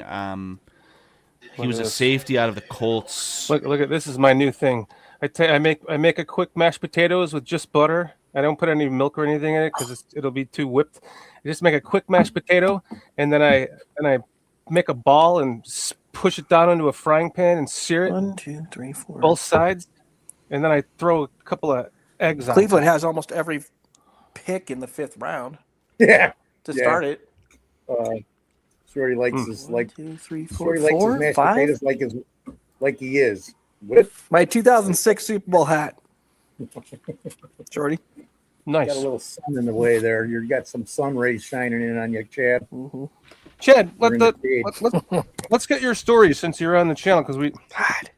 PJ usually always asks this with new guests and okay, Oh, yeah. he's like, fuck this, I'm not telling you my story. I was about to say, like, that was weird timing, but whatever. Wait, what? You're gonna ask me Popping shit there up. later. It's you pulled the really good Irish goodbye there. Fuck off. No, Brian, this is a I made mashed potatoes. I rolled it into a ball. I smashed it down here, and then I make a couple of eggs. That looks so much worse than the Taco Bell I had the other day. Worse? It looks bad. Dude, I'm just giving you a hard time. I just ate a cheeseburger and a Pepsi. That's my breakfast. That's Hey, you know what? bro, Foster. No, this is very important. Foster, did you see that Culver's has the Colby Jack pub burger back? Yes, I did. Is that the Because burger one that about you had by 6 chance? blocks and- Is No, that the it's burger you not. had by chance? this What is is one I that? made. It's just a burger with Colby Jack cheese on it, but Culver's has fantastic burgers, and I think that's dinner today as well. I love The- Culver's the too. Butter burger. Well, you got to get your protein in, man. You got to get your protein in. You know why? You know what God. makes Oh my god. You know what makes crap. Culver's good? They make it to fucking order. You order a cheeseburger and fries or a cheeseburger and cheese curds. That is yours being made right now. Boom, on the griddle. Boom, into the fryer. That's yours. It is hot food. Like listen, I haven't had Burger King and I have not had Burger King in fucking 18 years because the last Whopper I had. Let me finish my story. I was gonna say I also had not had it for 18 years until I had it like 2 weeks ago. But anyway, continue, please. It might be because of the same reason. The last Burger King burger I had, like, man, it was like I had those awful burps. You know, it was like for like a day, like 8 hours. Just my wife and I had. It was a buy one get one Whopper. A buy one get one Whopper. That was like 15 years ago, and we were both just like bleh, bleh, like fucking like shitting out of our mouth, like farting out of our mouths the rest of the day. And we were like, that's it, never go back there again. Their fries suck now because they used to be like McDonald's, but they changed them. But now Burger King comes out with this commercial saying like it seems like they're like revamping everything, and now everything is like going to be, you know, we're have you seen these commercials too? No. Burger King came out with like. I keep seeing these commercials for you are the main reason, you know, why we exist, and it's a very well made commercial, by the way. But they're and talk about like we're changing how we do things so that you like get, you know, quality, you know, we're upping our game. So I said, you know what, I'm gonna put that to the test. I'm gonna go to Burger King and have a Whopper, which I used to like many moons ago and haven't had in 15 years. And it was shit. It was cold. The bun was too fluffy. It wasn't the same bun. It was like the bun was thick and it was cold, and my French fries were cold. And I'm just like, fuck anything else. If you're going to go out to like a fast food chain, go to Culver's or Taco Bell because it's made to order. McDonald's, Wendy's, and Burger King is not made to order, man. They just make them and put them in under a heater lamp. So Dan, you don't like thick buns. I like big butts, and I cannot lie. Good night, everyone. I miss like Burger King has like a nostalgic taste to me. It's like that flame broiled flavor compared to McDonald's. I don't eat any of them anymore, but remember when like the Big Mac was like a fucking Big Mac? You remember that? No. Can't hear you, Foster. You're muted. No, I don't. Never liked the Big Mac. Never. But I always like the quarter pounder. But the problem is, real quick, Shorty, they can fix anything they want. The food's not the same as it was in the 80s and the 90s. Nope. That's what I'm saying. And then the biggest problem is if you want a Whopper, fries, and a drink or fucking any of that crap from McDonald's, it's $10-12. So there's people in this country that got to work 2 hours to go eat at McDonald's because they're making $7.25. What a fucking joke. Sorry. No shit. No, perfect. Thank you. You're adding to it. Yeah. That's brilliant. I just, matter of fact, when I went out with my kids on the spur of the moment to celebrate my birthday that we tried to do for 3 weeks, which was Thursday, the day of the draft, the other day. It looked like you were having a lot of fun. That was awesome. That was awesome. That was the first time I went out to eat. I think I might have gone to Taco Bell once or twice this year and grabbed a breakfast thing from McDonald's. So 3 times in the year, and we're at May, because I can't afford to eat any of that crap anyways, and it's such garbage that now when I cook, I just make, okay, you know what? I'm making breakfast. I'm going to make fucking 10 eggs, divide that up for the week. I've got my hash browns. Those I can just re-throw in the microwave when they're, you know, I can re-microwave all of it. So I make 3 or 4 meals at a time, whether it's dinner or breakfast. And if you don't cook for lunch, I'll just make lunch, or half the time I skip it because I'm kind of fasting. And isn't it a fucking? That's great, good for you. And isn't it a travesty that like they took the one thing that was the least expensive eggs, and they like drove up the price on that and said, "Oh, there's a bird flu epidemic. Get the fuck out of here!" No, there's not. Haven't they fixed that for the most part? Well, they fixed it, but you know what they do, Carl? They're here. So you go to Jewel occasionally, right, Carl? Okay. So I go to Jewel because I help some people out. So I pick up some stuff and prescriptions. So I go to Jewel and I'm like, holy crap, eggs are 88 cents a dozen. Wow. What happened? Yeah. Wait. That lasted 5 days. I was in Jewel last night getting stuff for someone who's sick. prior because that's one of the reasons I missed the show. And eggs are $5.99 a dozen this week. But you get one free if you buy one at $6 a dozen. But last week they were 88 cents. That was the best deal that I remembered because I actually used to work at Walmart, and this was maybe just before the pandemic. You would sell eggs, an 18 count of eggs for 89 cents. Yeah. That was probably the best deal that I remember. I need an explanation That of why was you one were. of the few things I was grabbing from Walmart because I don't like Walmart. I hate Walmart. I refuse to walk into the store, and that's why I have my questions to you is at what age did you work we there? got no choice. Everything's gone. I got no choice sometimes. I hate going there, but there's nowhere else to go. They destroyed everybody. Everybody's gone. Foster's All the loving it. Yep. No, I can't stand it. I these big companies, man. Fuck them. I've been avoiding Walmart. I've been avoiding Walmart for decades. I fucking hate Walmart. But Carl, they're scumbag. Totally. They won't even hire full-time employees. Most of their employees the second are on fucking age. public aid because they won't pay them full-time. I worked at Walmart during the second age. You were in your 20s? I will not expand on those comments. Oh, so you weren't like 16. I will not be expanding. Oh, I got it. You were No. You Like were the Lord of the Rings. The Lord of the Rings, mid-20s. like second age. That's funny. Fernando Carmona, guard out Arkansas, was taken by the Tennessee Titans at pick 142. Oh, Jason's in here. Why, Jason? What are you doing, dude? Why aren't you on the show? Get your ass in here, dude. Might be getting himself. Oh, you mean he's in the chat? Oh yeah, he's in the chat. Yeah. He was just eating though. He probably didn't want to. 2, 3, 4, 5, 6, 7 o'clock there. Finish your dinner and get your ass in here, dude. What are you doing?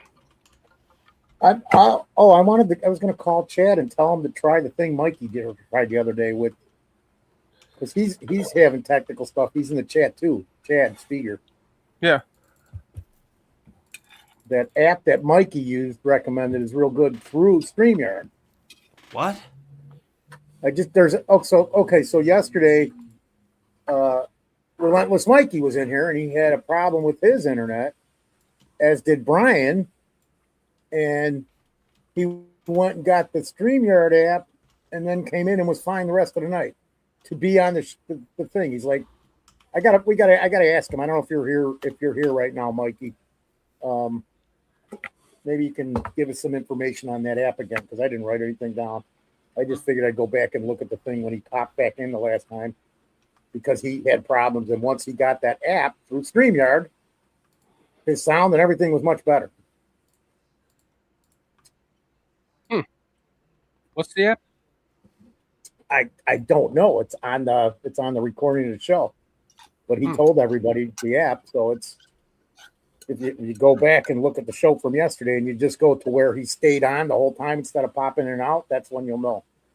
But I don't remember it. It's an app through StreamYard that he picked up and then came in and had no problem after that. So it's for, Sounds for sketchy. streaming. Wait, who was this? Relentless Mikey. Okay. So you'll see him pop in and out, and it's Yeah. later. And then you'll see where he's on continuously and doesn't have the problem anymore. That's when he literally went and found the app. You'll probably just Google it, because it's through StreamYard. It's their app for guests on shows to, for whatever reason, it just, he didn't have a problem after that with sound or hearing or voice. I don't know, Foster. I've been hearing that. I can't. I've been hearing that can't find exact phrase, Carl. I've been hearing that exact phrase, Carl, for like the last 3,000 years. And I don't know if they're saying, I literally. I don't know if they're saying, I don't know Foster, or I don't know Foster. But either way, it's probably okay, because you might not want to know me. This guy's going crazy. Well, I'm supposed to be running around the neighborhood doing stuff and helping people, and I'm sitting here with you guys. I'm just, because that's a normal. Damn, that's a good way to put it. Because that's huh? a normal. It's a normal Saturday for me. It's a normal thing. So now I've got all this normally thing where I'm like, oh, I'm tired from doing this. Wait, oh, you need help? I'll be right there. Got to do it. You got to do it just because of the situations, man. I hear you. What was this? Carl, what is this? What am I doing? What am I doing? What do you got? Oh, he's talking about the center. Can we watch? I see that we. Who's we? The Bears. Can we watch? What are you talking about? We traded up or something? We did. That was in this round. What are you talking about? What the hell are you talking about? You just said did the Bears trade up? Yeah, they did earlier. Yeah, they traded up in the 4th, and now they traded down in the 5th. Oh, Brian Gilmore's talking to me about basketball.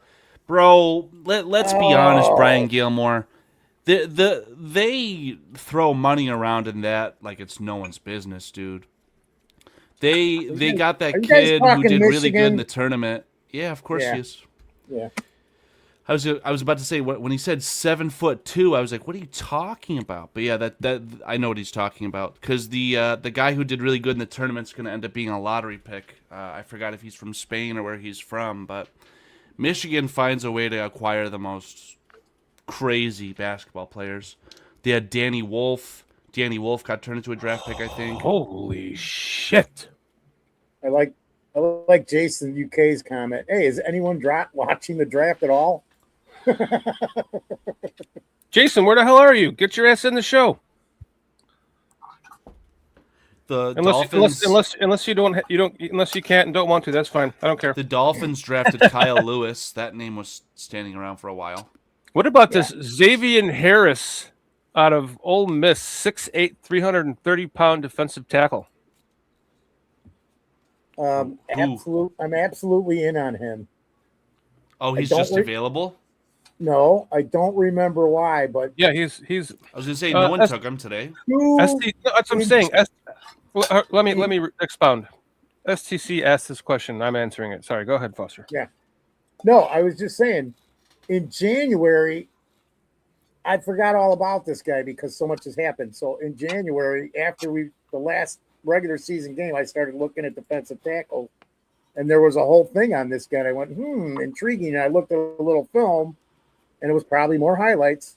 So that could be why I'm saying, yeah, I have no problem with taking the pick. But I had thought he was much higher up on the board and was going to go in the 3rd round or early 4th. So, but I forgot all about this guy till you said the name, and then I knew immediately what you're talking about. Isn't it amazing that people on YouTube spend their time scouting players like this, and they make videos of them?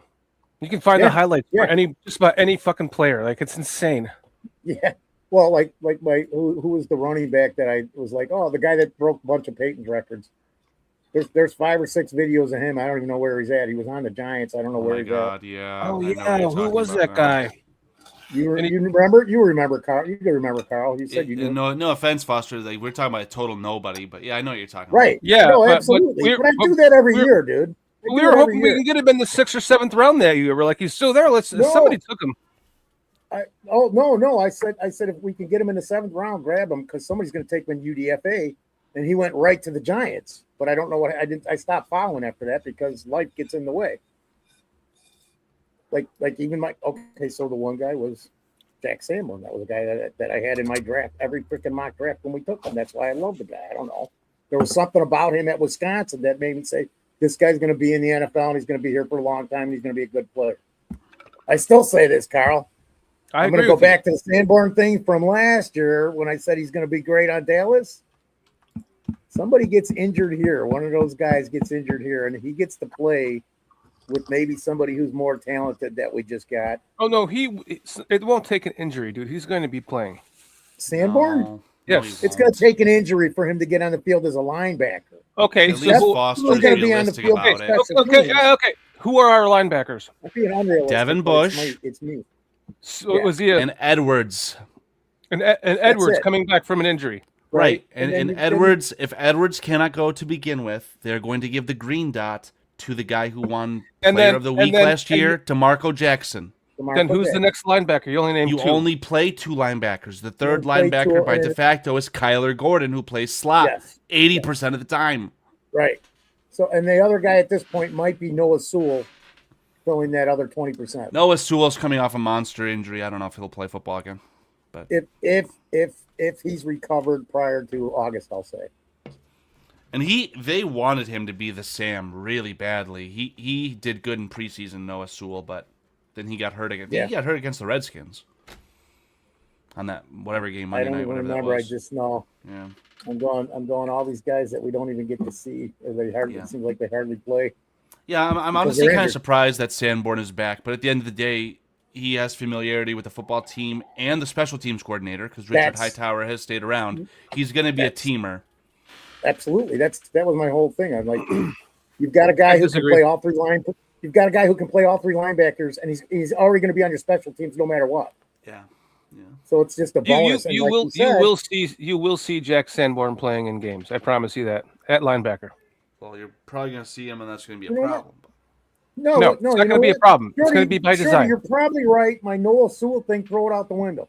That 18 to 22% of the time that you're running three linebackers, he'll probably be the third linebacker, and he'll probably be. Yeah. Did we let Noah Sewell go? He'll be playing the Sam. No, both Sewell brothers are on. Well, there's 2 of 3 Sewell brothers on the Bears. Nephi as well. But yeah, Brian Gilmore makes a really good point here. It's like, how about a 4th-round pick? Do we want a 4th-round pick playing linebacker for the Bears? I sure do. So let's see what Ruben Hippolyte. Let's see what Ruben Hippolyte has to say about it. Fucking anything. So I'm just not even counting on that till I see it because I still, like you said, Carl, they reached huge reach. And they reached quite a lot yesterday. They're off to a good start today, at least, but yesterday was bad. Oh, I forgot about this guy. I mean, Nick Barrett. Nothing special, but something you can maybe develop over time. Yeah. I think the Raiders just drafted him. Who's the Raiders head coach? I'd rather The former I'd rather have the offensive guy coordinator of the Seattle Seahawks, Kubiak.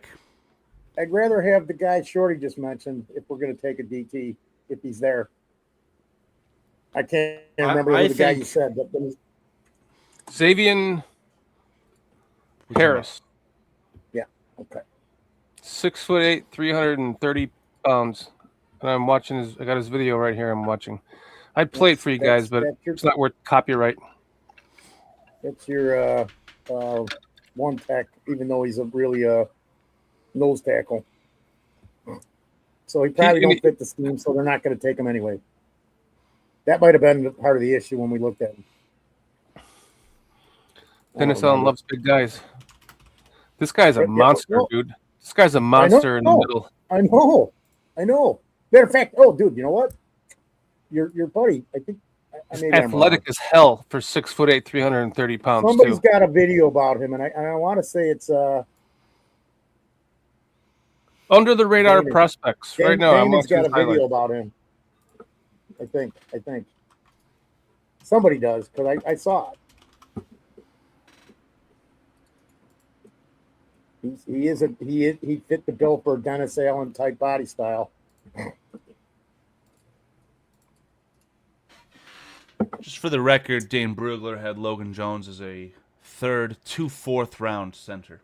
Just for the record. There you go. Here's the link. There's the link to Xavier Harris, defensive tackle from Ole Miss, 6'8", 330 pounds.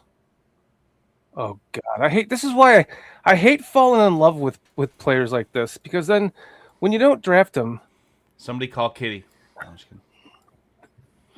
Like I'm falling in love with Xavier Harris right now, Chad, out of Ole Miss, 6'8", 330 pounds, but he looks like a fucking tight end. Like he's very, very athletic. He's not like fat. He's big, but like lean. He's not stacked, fat. He's big like boned. Big Did he get drafted? No, he's up. But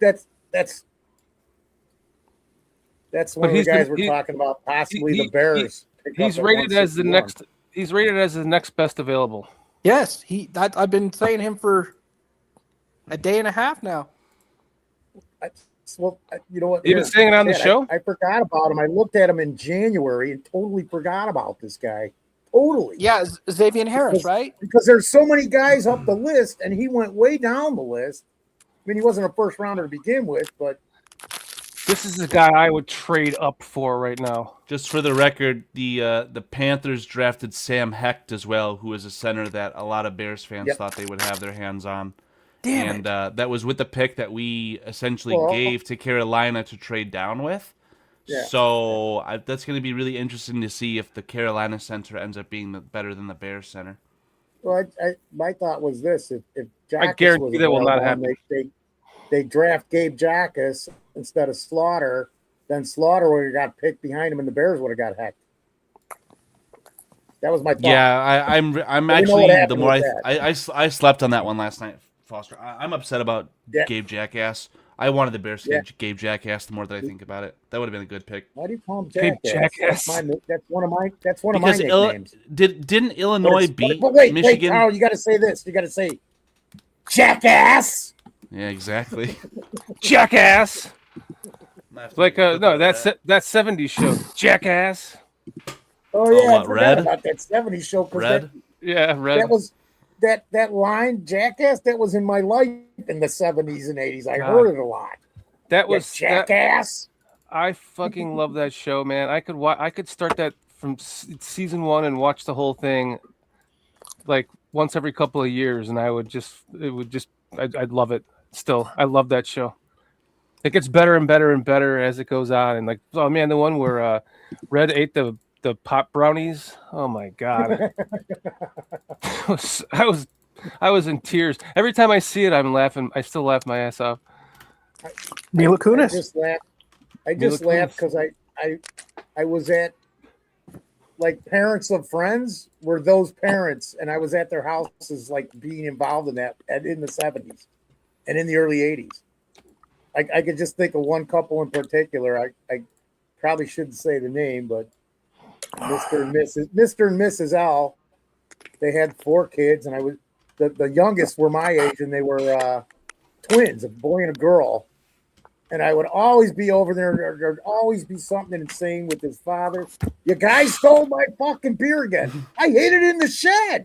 I locked it in the shed. You still stole my fucking beer. Foster's going crazy right now. Or Ray, why the fuck are you riding a snowmobile in These are the real things that, Bruh. this is the real shit that happened in my life. That's why I laughed so hard at that show because I'm one of those kids at at a house with parents just like that, or even crazier. Yeah, And man, the that 70s was were the '70s. I swear to Yep. God, totally. I wish people could have been in my neighborhood and I wish I could have had a camera and just filmed everything that happened in my neighborhood from like 1977 to 1983. Because you'd never stop watching it. And all you got to do is walk down the street because for every block, there's like 20 fucking kids for 26 houses on every street in the neighborhood, man. Yep. And it was And just you're all- insanity. And But- you're and all nobody was hijacking watching to get everywhere. Wait, nobody was watching or taking care of anybody. We just did The what fuck? we wanted, and then oh shit, I broke my arm. Well, don't tell your mom and dad because you're gonna be in trouble. The street lights are on. I gotta get home.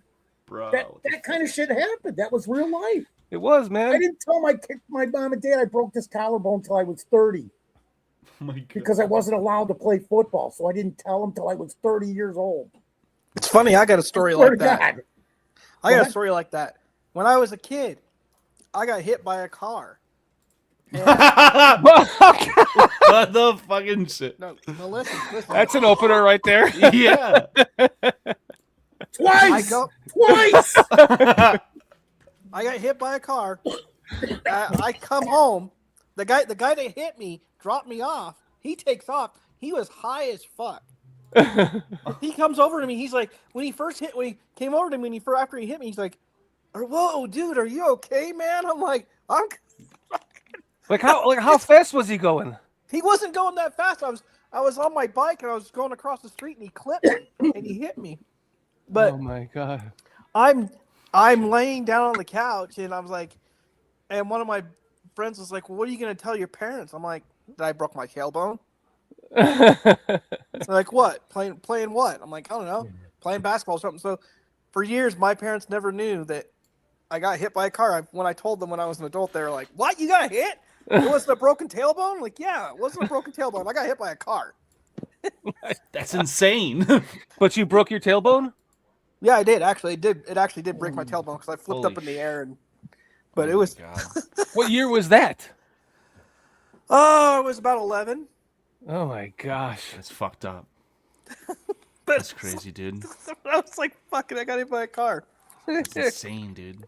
So the guy then he took you home and Yeah, dropped you off. he- When yeah, he he put your dro- bike in the he- trunk.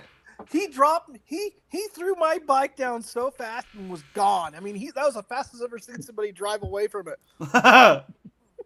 He was gone. Holy shit, dude. That's Was your, insane. was your bike all fucked up? Like was Oh your yeah. tire all Oh yeah. bent? Oh yeah. And when the when he came up to me, he was white as a ghost. He thought you were like he shit his pants. You could tell the kid he wasn't more than like a 24-year-old kid. He was a kid, really. Wow. He was just, Aren't y'all supposed to be talking football? What kind of live is this? This is from Jamal Taylor, 4108. Thanks for stopping in, Jamal. We're insane, dude. The people that know, they know. We apologize, man. Yeah, Jamal, We're this is we're waiting on the Bears, and we've already got like a guy. exactly. We're in between picks. This is what the show is. this is BCP. This is BCP. It's BCP. That's easy. That's the easiest way to say it. But maybe he doesn't know as well. Yeah. Dude, I'm dying at your story because that happened all the time. I actually had a Chevy Vega. I don't know if you remember or know what those are. Oh God, yeah.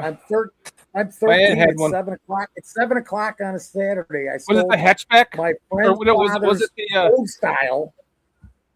And I'm walking across the street. I turn around. I don't see this guy come around the corner. He's flying. He jams on the brakes. I hit the car, roll over the car. He takes off. I get up, my God, I get up, dust myself off, but I'm like, oh crap, I lost some of my beer. And I just went on with my day. I lost some of my That's beer. why I started choking on the pop. And I'm not the only one. I'm not the only one in my neighborhood that happened to. That's just what happened. Nobody, you hear all this stuff about Gen X, especially older Gen X. We're like, dude, I was drinking beers, working, and raising kids at 11. And I'm not kidding sure. I'm not kidding That's you when crazy. I say that. That's fucking crazy. No, I mean that's the the thing. older Gen X shit. These insane stories on YouTube. I just laughed at half of them because I've seen them happen. And people. Then I saw something the other day. I got to tell you this, and I'll shut the fuck up. So I'm looking at this stuff, and it's going through all the generations, right? They're talking about boomers and millennials and Gen Y and all this shit. And I'm going through this, and I'm like, I said, "Yep, this happens to us every time." They talked about every generation from like the 1880s and Civil War and all this shit. They forgot to put Gen X on the fucking thing at all, completely. Not one broadcast. Two. They just left us off. I kid you not. It's on YouTube. You can find it. All right, so wait. They're not even mentioned. They just It's left hard out for all me to those- believe. I'm not You're kidding you, Shorty. I'm going to find it and send it to you at one point because I'm going, wait a minute. I just watched this thing for fucking an hour and 10 minutes and we're not even in it. It's crazy And then it happens again. I'm like, we must have our own separate thing. we definitely do. It's crazy that you're Gen X. Like you're the beginning of it. Yeah, I'm one of the original. We joke about you 66. being 799 years old, but Right. you're really not that much older than me. You're Well, your I'm brother 10 years, age. I'm 10 years older than you, Shorty. But You're the 8 thing years is older than this. me. You're 8 years older than me. How old? Didn't you just turn 50? I'm 51. When the hell did? Oh, that's right. I was at your 50th. I turned Where the fuck 52 did this that year Christmas. go? No shit. Where did that year go? What the fuck? What happened? Sorry. Look at this year. This year, I mean, May's next week. Well, that's the one I'm. Oh yeah, this year is like. Didn't we just? Wasn't it just Valentine's Day last week and all that crap was on the TV? I got a 25 milligram gummy right here. Oh, I forgot to tell you this, Carl. Brother, I took what a 12 and a half. I took a Did I 12 and a take half this? about 15 minutes ago. To start the Go ahead, day? Oh It's my God. 2:30.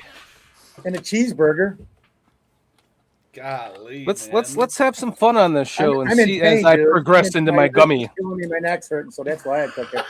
But I think it's having other effects. Jason says Carl is a millennial and Foster is a medieval.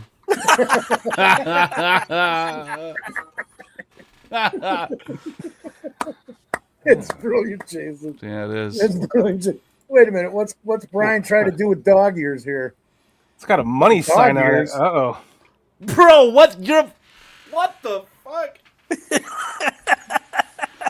Mr. Moneybags just swallowed a money bag. Yeah. Is Yeah, that half 20? the You luck. said it's 25? Yeah. You're gonna be fucked up. Oh, dude, I took half of that. Jesus. 25. I'm Well, wondering if I should take the other. You think the show's off? You think the show's off the rail now, folks? What do you say, 5 Carl? o'clock About 20 minutes? About 20 minutes? When do we pick let's get it, let's get it set up for what's going to happen in like 20 minutes here. I gotta Well, set we this pick in up, about Carl. 20 minutes. I was just going to say 10, 11, That's why I'm 12. saying it. That's what We're I'm at saying. 15. It's There going to goes fit the out last pick. perfect. There we go. We'll just wait till the pick comes up and we'll watch him and see what happens as time progresses through this. It's 25 minutes. It's a minute a gram. So you ought to get minute a progressively more gram. insane And I'm as we just get closer to the pick here. waiting out Xavier Harris, man. See, look at that. Shorty, you picked that. How did you do that? Did you look at best on board, or did you just see the name and go defensive tackle? I'll look. STC asked who Oh was yeah, right. Yeah. the best defensive lineman left, so I just pulled up defensive tackle. I see this guy. I'm like, funny- I actually have his. funny is- I have his highlights on replay. I just keep rewatching them. I was the one who put the comment up there and was going to answer it and forgot. So I think my 12 and a half's kicked in, Carl. Oh boy. Oh boy. Replay. Rashawn Benny too, Michigan. He just got drafted? No, I'm just saying that's another guy. You're good, Shorty, That's because it's more of a- 7:30. It's 7:30 in the UK. That's right. I don't know. I like Michigan defenders, Michigan knows how to play defense. That's all I'm gonna say. Their defense this year was actually pretty bad in my opinion. Benny's fine. He was probably the only defensive tackle who's worth anything in my opinion. I can't really remember too much. But Who is up next on your screens? I can't. I got the Packers. I don't know if this is politically correct, but a lot of those corn-fed big boys in the Midwest are good offensive and defensive linemen. That's why I said last night. Dude. Any Iowa offensive defensive lineman sign me up. That's why I fell in love with our pick, and So right now- I cannot believe we picked him. Right now, no! the 49ers. Yeah, the 49ers are on the clock right now. The Packers drafted Yeager Burton, the center out of That's Kentucky. Yeah. The Panthers like got him Zakee too. Wheatley. The Panthers got Zakee Wheatley, the Oh, safety out of wow. Penn State. That the Panthers are having the Bears draft. Yeah. Everyone thought the Bears would have Sam Hecht, Zakee Wheatley. Those guys are going to Carolina. Yeah. Because I'm going, if we got to take a center late round to develop, he was my guy. I kid you We can't develop anything. We took a guy round 2. He's going to start for us guys. No. I'm pretty sure. But of I that had now. us taking Peter Woods to start. I got the whole Peter draft. Woods Carl. would've been I actually took Woods. Who's the what was it, safety? Remember I told you about the safety Chad that I picked on the second pick? Yeah. And then I had a defensive end and a wide receiver. I got it. So I got to find it because I was going to bring it on yesterday and then I had an emergency and none of it matters now. But I was like, man, that was actually a pretty good draft, even though we've got none of those guys. Hope you guys like RAS scores. Everyone for the Bears have had really good RAS scores. That's usually the case. Look at the last 2-3 drafts. I'm trying to get some graphics thrown together. Last year, the RAS scores were, I think there was I think they were all in the 9s except for one guy, and I'm talking the first 5 or 6 picks. And the year before, I'm just going. The RAS scores. It seems to be just a total trend with polls. It's like RAS scores are affecting everything. Yeah, those last two guys, I would have taken either one of them. What we were talking about, Carl? I mean, running back wise, Wheatley or Burton. I mean, sorry, either one of those guys I would have had on the Bears. As a matter of fact, I had them in drafts on both of those. Go ahead, Chad. I'm looking at the running backs for some reason. I don't know why I went down this road, but we're still Fucking face on from South Carolina still out there. Is let's see. But we don't need a running back. We got like 10. No, we don't. We have 3. We have 2. We have some guys who I think are good for their position. So it's the Damon Claiborne, Britton Brown. Britton And Brown. there's one other guy, Deion Hankins. guy I like on the Deion practice Hankins. Yes, Deion Hankins. I like Deion Hankins. There's Yeah. enough. I'm for Jam There's Miller. one more. There's Damon one more. Claiborne. On the practice squad, I should say, running back. But they get Who? hurt. Are you, Who? I don't know. I can't remember, but I would guarantee Oh, it's on the show Oh, there's the yesterday. one. There's the one Relentless guy. Mikey named him He had a touchdown last year yesterday on for the us. show. What? The running back, our third running back that had a touchdown. Our third running back, he had a touchdown for us last year. Britton Brown? Who are you talking about? Yeah, is it Britton Brown? Britton Brown. Yeah. Okay. No, Yeah. no. Carl just said a name, and I said there's one more. He's on the practice squad. You guys laughed at me in January when I said his name, and Relentless Mikey said his name yesterday. I'm not talking about Roshan Johnson either, because he still is No for idea. I whatever have no reason. idea. Johnson's still on this team, so I have no idea. I'm still praying somehow, and I just don't see it happen that he becomes what I thought, but I don't see it. Oh, I just don't see it. DeAndre Swift, Kyle Monangai, Roshan Johnson, Britton Brown. Keep going. Now, look at the practice squad. Do we still have a practice squad? Yes, we do. 2026 futures contracts. Look under. Because we signed him. Fuck. Who is Foster talking about? You know his name. Mikey said it on a show yesterday. Chad, you were sitting right with us. Damn it. Let's see if I can find. Fuck is Foster talking about? The answer is we need a speedy running back. That's all. Chicago Bears practice squad. I don't know what else to do. So talk about something, you fucking guys.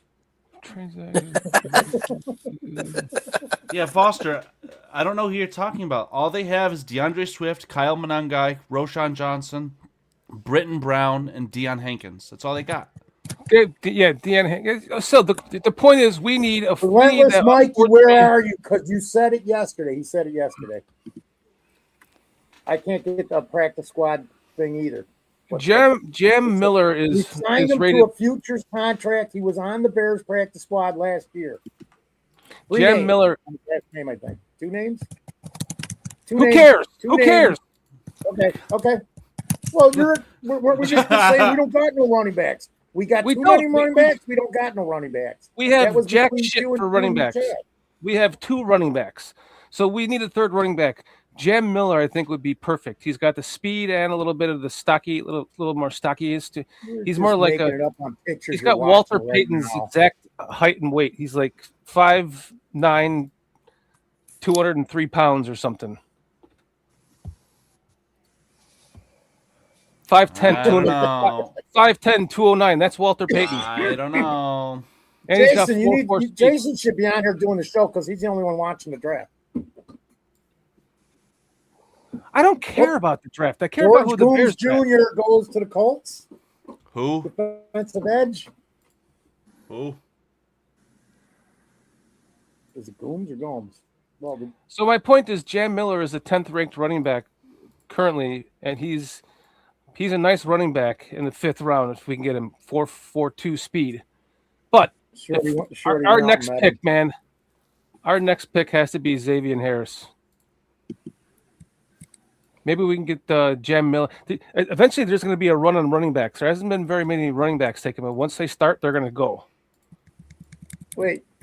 Who Wheeler? The running Wheeler's back Wheeler? He's not on the practice. Ian Wheeler's on did some he just shitty. fumble?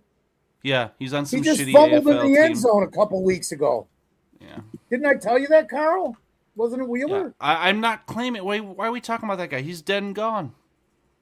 I don't know. It's because it's in the chat. It was Wheeler. It was Wheeler. Oh, yeah. Wheeler's See, dead it and was. gone, It was boys. Wheeler. It's over. Even Jason just said, sorry, UFO. Ian Wheeler's done. Hey, what if I just say, hey, give me Google, can you give me the Bears practice guide from 2025? Practice God. Practice God.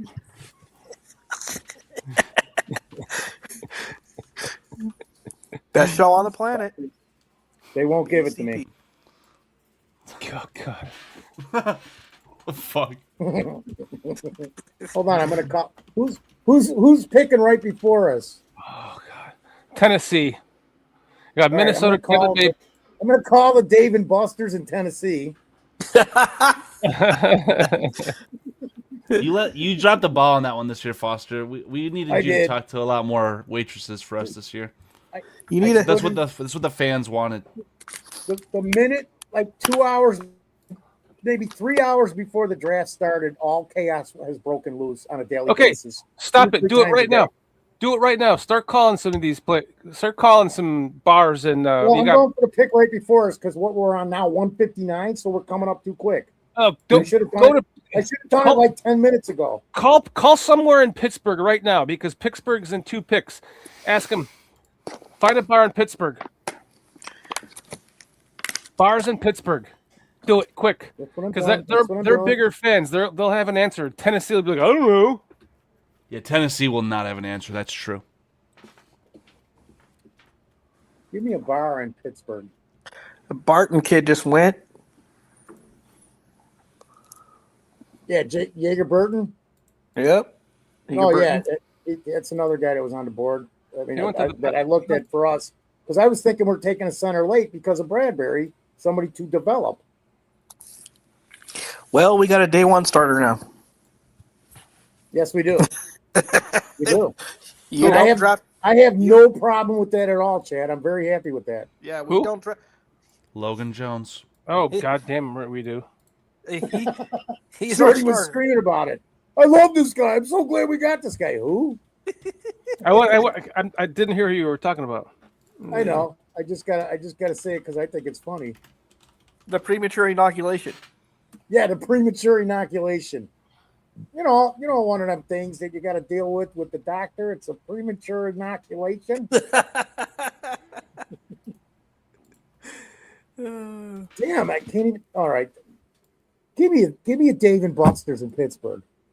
Call the yard here. Call the yard, dude. This just came up instantly, just like in New Orleans. So I'm calling it. This is more of a bar, though. Operation, please press 1. To place a takeout order, please press 2. Oh my fucking God. Hang that up. Call this bar. Oh my fucking God. Oh my fucking God.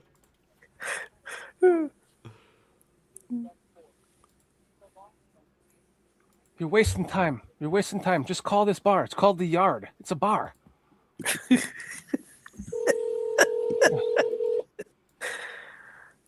Oh, brother. Give me the number. 412 291. Why are you doxing them on the internet? 8182. Wait, 412-291. 8182.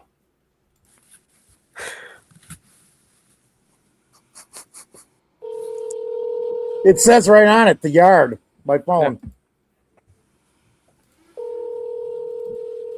They're too busy figuring out, screaming and yelling who they're going to pick. That's why. Hi. I'm live on the air in Chicago. I'm a Chicago Bears podcaster, and your pick's coming up here in 2 picks. Is there anyone there that I could talk to? That's because I know you guys love your team. I know there's got to be somebody there that loves the team. Is there anyone I could talk to that could maybe give me an idea what you guys are thinking for your pick coming up here in a few minutes? So unfortunately, we're a little busy right now with Okay. our lunch service. Yeah. So I don't think we'll be available. You got what about like one of your managers? Is one of your managers that loves football? I'm actually the manager. Okay. You got like an assistant that a guy or somebody or anybody that really loves the Steelers that's got a minute or two or no?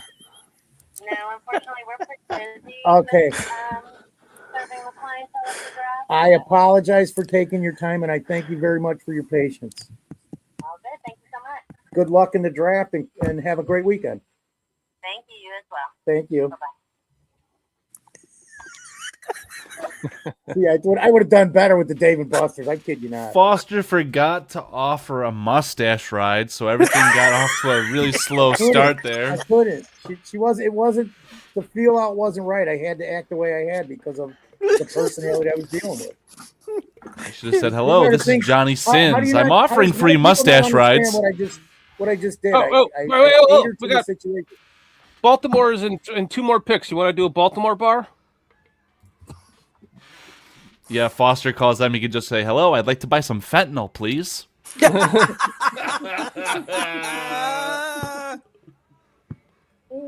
Let's you try got a it. Boston bar? You got one? Let's try Ellie's Tavern. Just give me the number. 443. If you're gonna call Boston, ask him if Diana Rossini and Go ahead. Taylor are there. Baltimore. Four. That's all I've been doing on Twitter for the last 2 weeks. Any slander about that bitch, Diana Rossini, retweet. God, she is such a bitch. She's been having sex with that man for 6 years. I have no That's idea what you're talking crazy. about. Hold on. That's Tell me the fucking story in a crazy. minute. Finish this phone number.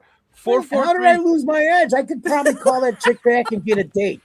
But she's not busy.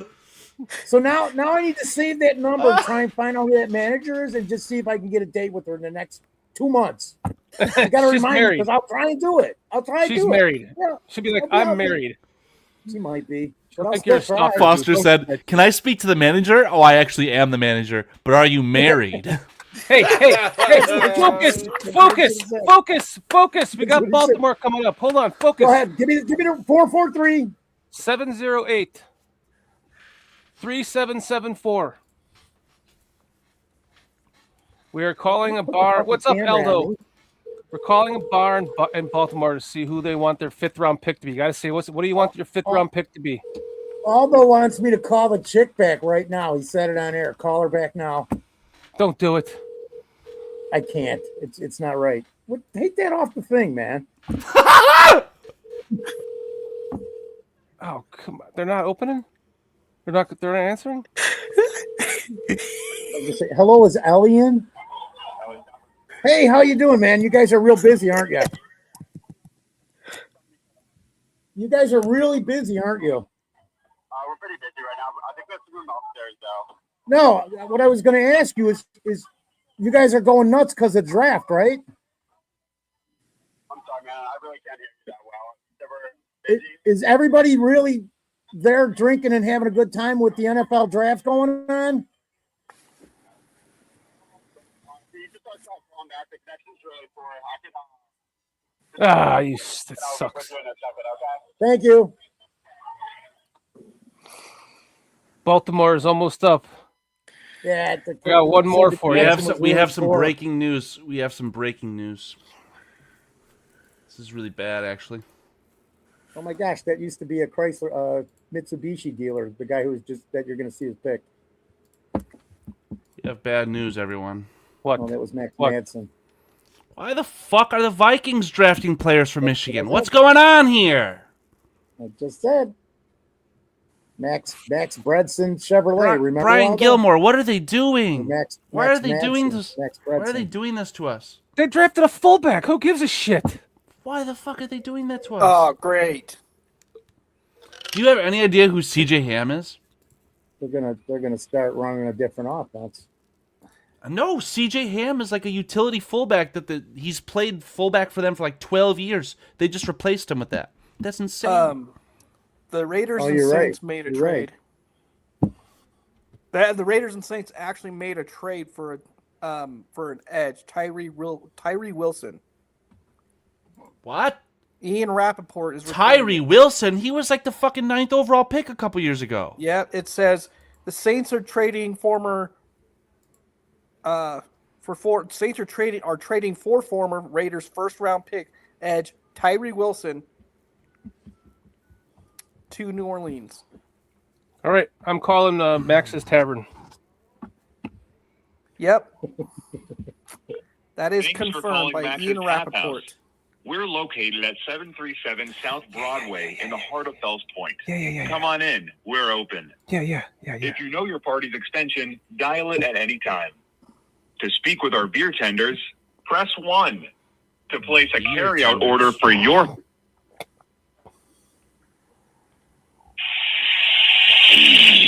Oh, it's so loud. Thank you for calling Max's. This is Allie. Hi, I got a. Is anyone there a Ravens fan? What do you mean? Like a Baltimore Ravens fan? Football, NFL. I'm sure. Yeah. Why? You guys are on the. You guys have the 5th pick coming up next. Does anyone know who they want to pick? I don't know, sir. We're a little busy right now. I can't go asking everyone. I'm sorry. Oh, okay, of course. Thank you very much. Yeah, I'm sorry. It's okay. Have a good Folded one. like You a too. house Bye-bye. of cards. Folded like Hey, a hey, house of cards. Listen, it's got to be Tennessee. It's got to be Tennessee because they're not going to be that busy. Carl, send a link to my phone. I'm going on the road. Send a link to my phone, please. Fucking kidding me? Are you dead ass right now? I'm getting dressed to go fucking get my. The car links and are go available in to the bar. YouTube description for the record. What are you gonna do? What are you gonna ask? What they want the Bears pick to be? No, because I know I'll find fans of every team at the bars around here, man. Get the fuck I outta got to here. remember, No, I've you only won't. been here Show's 30 going off the years. rails. dude. The show is going off the rails. Yeah. Yeah, it's been off the rails since what is it? It's been off the rails since For 4 years. 2022. No, my wife just walked in. She's like, "Oh, you're online." I said, "Yeah, the show's going off the rails." He's online. She's like, "Did you find any good porn?" What the? Did you not find any good porn? Hey, Jason, I want you to send a link to Jason's phone. And he's going to go door to door in his neighborhood and start asking if anybody's NFL fans and see if we can get them involved. If not, we need you to make a fan. No. We need you to build an NFL fan near you and make them a Bear fan. Then you've got somebody right in your own neighborhood. So now you need to get your Jason. phone and go door to door and start knocking on the doors and find somebody who will say, "Yeah, I'll check out the NFL." And then you have to make them a Bears fan. You've got a year to do this. We're giving you 12 Jason months, needs buddy. to ask everyone in his near vicinity, why did Arsenal bottle the league? Maybe only me and Jason know what I'm talking about. Yeah, he does. Arsenal, baby. Wait, why is Ello getting live commercials? It happens when you watch us. No, Chiefs just drafted a running back. No, that's a setting that should be turned off. Are you guys getting live commercials? Emmett Or are you Johnson? just fucking with us? I all have YouTube Premium, so I don't get none of that. Me either. Okay, I got a bar in Nashville, guys. Coyote Ugly, Nashville.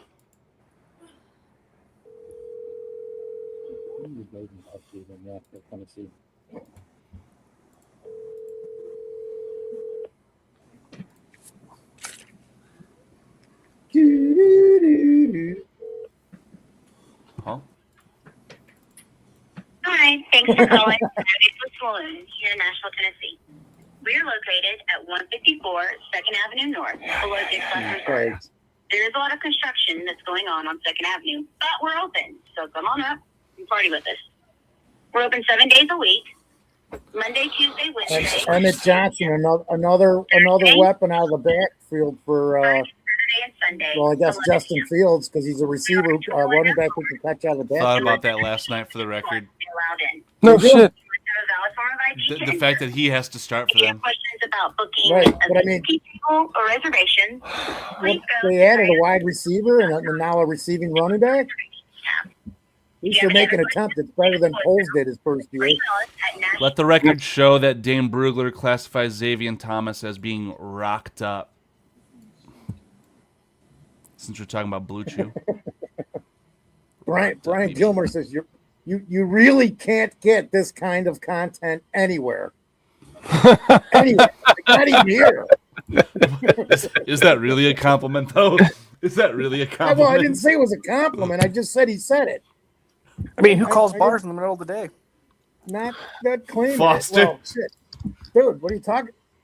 Chad, who calls bars in the middle of the day? I spent 20, 30 years in bars in the middle of the day. It's Saturday.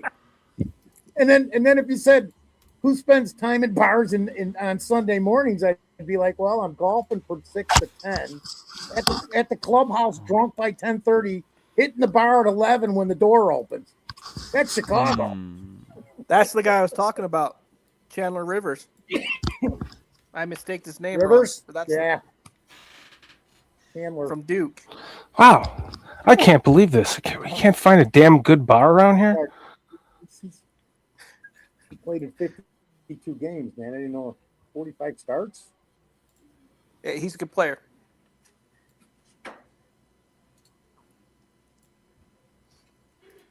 Okay. Got another one. Calling Dave and Buster's. For our hours Dave of and operation, Buster.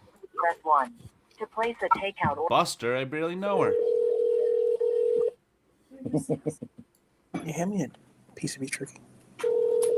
Wrecked him. Damn near killed him. What the fuck? Hey, how you doing today? Oh. Can you hear me? Sir? Okay. I'm Foster Covers. I'm calling from Okay. Chicago, Illinois. Okay. And I don't know if you follow the NFL, but you guys got an important pick coming up here in a later round. 5th round. So what? Pick a player in the NFL draft. Do you follow the Tennessee Titans? Are you a fan? Is there somebody standing near you that is a fan of the Tennessee Titans? Yeah, I appreciate that very much. Thank you. You're going on. It's too much information. You got to get it short and sweet. Foster, are you on I'm speakerphone? trying to find somebody to talk to again, dude. I can't really hear that guy too well. Put him on speaker. I can't hear that How guy are you too well. doing? I'm good. How are you? You're a a Titans fan, correct? No, I'm not. You're not. I don't know how I got you. I was trying to get a hold of a Titans fan in there just to ask about you guys got an important pick coming up. So I don't know why he was supposed to get me somebody who was sitting there watching the NFL draft or interested in the draft for the Titans. Now it's time to call a Chicago bar. On the TV if you want to come and watch it. Well, I can't at this moment. I'm actually on a show live in Chicago, and we were trying to reach out to some fans of Tennessee, trying to find out who they want in this next pick. So maybe he misunderstood because I was just seeing, because I know there's people sitting there. I'm in Chicago. We got Dave and Buster's. We're filled with people sitting there watching the draft.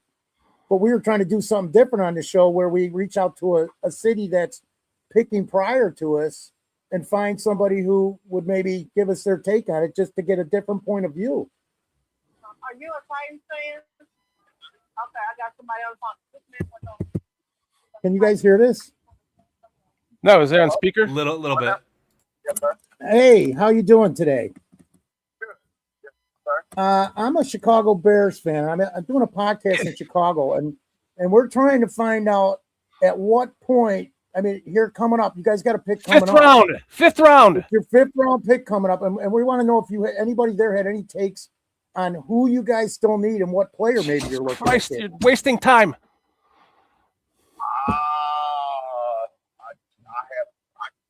I don't know. I'm sitting there watching the draft myself, but I don't know who they're gonna end up taking. I know we need O-line, man.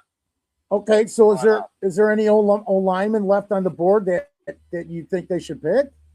How the hell would he know? To be honest with you, I mean, I couldn't get you just in the space right now. I'm kind of right in the middle of work. I'm kind of same time I wait tables. So I apologize for taking your time, man. You're a great sport. So you think that they should be drafting an offensive lineman right now in this with this next pick? I mean, well, absolutely. I mean, we need O-line talent. I mean, it's not a running back. So those would be like your top two picks as a running back and an offensive lineman. Wrap it up. We need a center. We just drafted a guard that last pick. But Yeah. we still need help with a center, obviously. Tell him Pat Coogan's still on the board. Pat Coogan's still on the board.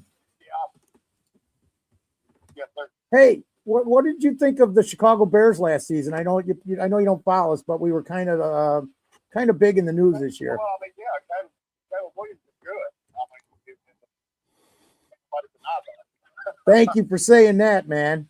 Yes, sir. Yes, sir. Let him get back to work. Good enough that he made a whole city want to paint their fingernails.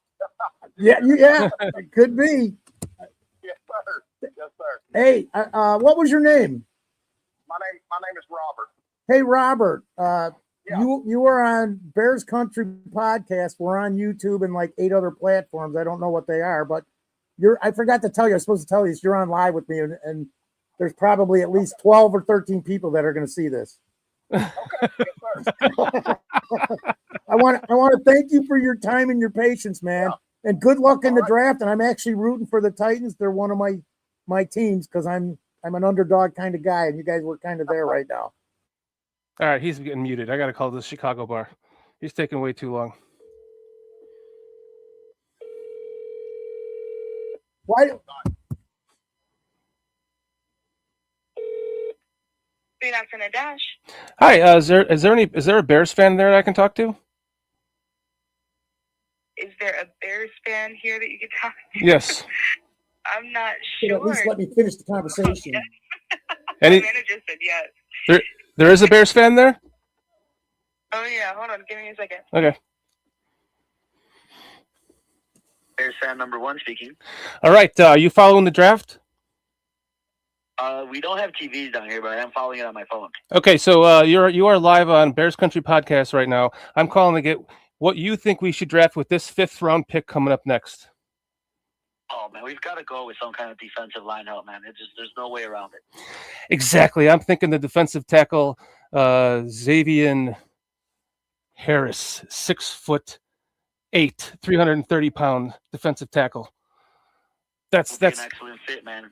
Excellent. Awesome, man. Thank you for your time. Hey, thank you. There. All right, go Bears. Go Bears. Yeah, that's right. Bear down, guys. Bear down. That's how you fucking do it. Oh yeah, my name's Foster, and I'm a 6'1" and 210 pounds. I gotta ask you a question. I live on Bourbon Street. And blah blah blah. Because calling a Bears fan and asking who to pick is a lot easier than calling somebody in Tennessee, trying to find somebody in Tennessee at a bar. Watching this shit. You just go. Is there a Titans fan there I can speak to? Then you get a Titans fan. You go, hey, we're in the 5th round. I want to ask everybody in the chat. I want to ask everybody in the chat. Whose interview was better? Whose interview was more entertaining? Foster's was clearly better. Foster's was clearly better. Dude, the Titans just took Nick Singleton. I got the answer. You got to do something unique, and you cut off. You cut my mic at the best point of the interview when the guy was thanking us and telling us how great the Bears are going to be. Did you hear any of that? No, I wanted to get the Bears fan in. But you cut it off. You were why did you have me do that? Because you got the answer. I said thank you, and he kept talking about his team, and then said how good the Bears are, and you cut it all off. I'm sorry. I'm an a-hole. But what was the point? What was the point of having me call Tennessee and do that? And then you cut it off. I'm just saying, you made everybody miss. You made him miss the best part of that whole entire phone call. I'm just saying. The best part about the entire phone call was that he wanted an offensive lineman. That was the answer. No, the best part of the entire phone call was all of it because I was telling the guy he could go, and then he just kept talking. Well, even though he's very busy, needs to get back to work. I apologize. I'm sorry, guys. I was hoping That cutting just you off aggravated me a little, that's all. you would get off the phone call so we could go back to work. I was trying to get off the phone call. I was trying to get off the phone, but he kept talking in the end. I'm sorry, Foster. I read all those comments. You cut the part where you asked Foster on a date. It's fucking great, Aldo.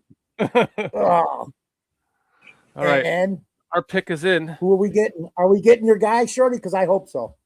God, I hope so.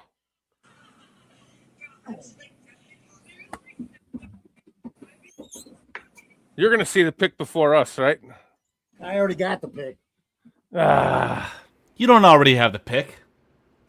Yeah, he's Oh, we got a linebacker, Kayshawn Elliott, out of Arizona State. Yeah. Why? Why? Why do you think I got up and walked away, guys? I saw. I could tell. I could tell. Why? Aldo just paid Foster for his services. $20. Love you too, Aldo. Thank you very much for that. Aldo, are you calling me a slut or a whore? Jesus. Aldo, love you too, man. Thank you so much for that generous donation. Hope you're doing good, my friend. I meant to send you a text the other day and fell asleep on you. Not literally. The gummy's kicking in bad, Carl. I can tell. No shit. It's clearly obvious. Nothing hurts though, Shorty. I'm not in any pain. Look, I don't even have my wrist brace on. That's good. Mine's kind of starting to kick in, and my back's feeling better. Thank you, Aldo. Thank you for your $20 donation, Aldo. You're awesome, man. Hope you are doing well too, my friend. Oh boy. The Chicago Bears. How many linebackers do we have now? I just. Who is this pick? Who is still fucking sitting there? I mean, oh my God, the defensive tackle. Fuck. Why? Why, Ryan? Why are you not drafting need? Is this a Dennis Allen pick again? I mean, I don't understand. When a guy comes in and says we're going to start with the trenches and build through the draft, and doesn't do it. It makes no sense. He got a couple defensive tackle, but I just don't get it. They are really happy with our interior line. That's what. Hey! Dane Brugler has a 3rd round grade on Kayshawn Elliott. The summary for the player reads that overall, Elliott must prove his value on passing downs, but his instincts and football character are attractive qualities for what NFL teams desire at middle linebacker. We have one. Isn't that what Devin Bush is? No. Devin Bush is a will. He's like Lance Briggs. He plays outside linebacker. Edwards, like if Edwards is healthy, it would be Edwards as the middle, the Mike. Bush is the will, and then the downs maybe Sanborn. I don't know. That's still open for debate. Sanborn probably is the Sam, but you'd hope that it would be Ruben Hippolyte. But what's this? DeMarco Jackson could play either. He was the green dot last year, which is a middle linebacker. So yes, he was. He could. DeMarco can play the Sam effectively. Yeah, Will he could play the Will. He has played Will, I think. But so he's the backup for both, probably the Mike and the Will. I think effectively, so. If Edwards is healthy, I'll say. But yeah, the guy that we just drafted, according to Dane Brugler, would definitely be a middle linebacker who is not necessarily good on passing downs. So I'll get a little graphic thrown together. I've almost got everyone at this point. But it's got a 4.58 40. Wait, did the Bills just pick Nick Singleton? No, the Titans did. That was right the before us. Titans. Nick Singleton is good. The guy said offensive lineman or running back, right? I can't remember, but yeah, you cut that off. Maybe. No, I think he did say run for. He did say offensive lineman or running back. Yeah. Sorry, I cut Huge you off. write-up on I just him. wanted to get a Bears fan in No, there. dude, forget that. Well, what you could have done was just waited and got a Bears fan reaction. So Brian Urlacher ran a 4.57 40-yard dash. This guy runs a 4.58. Please don't compare those players. I'm just comparing speed. Remember when Brian Urlacher came out, everyone was like, "Oh my God, he's like the fastest linebacker anyone's ever seen." All right, now you can spend the next hour calling anybody you want, Shorty. Yeah, we don't pick now till what, 2:41? Oh, Yeah, we it's got pretty late. Dude, we don't even pick till like 2027. the 7th round. Next year. We have 2 7th-round picks. Yeah, 241 and 239. They're near the very end Oh, of the my draft. God, I can't believe that they passed up on Xavier I would have liked Harris. that kid. Kilgore. Don't need that after we got the. No, don't need that, but I would have liked him beforehand. I would have even taken the running back that the Titans took. Yeah, I liked Singleton a lot too. I mean, like 7 interceptions in the last 2 seasons. Who? Kilgore? That's tied for most in the SEC. They probably drafted Kilgore to replace the guy that we signed from their veteran. I forgot the guy's name. Oh yeah, what's his name? Cam Lewis? Yeah. He's probably their Cam Lewis replacement, yeah. Lions go Kendrick Law out of Kentucky.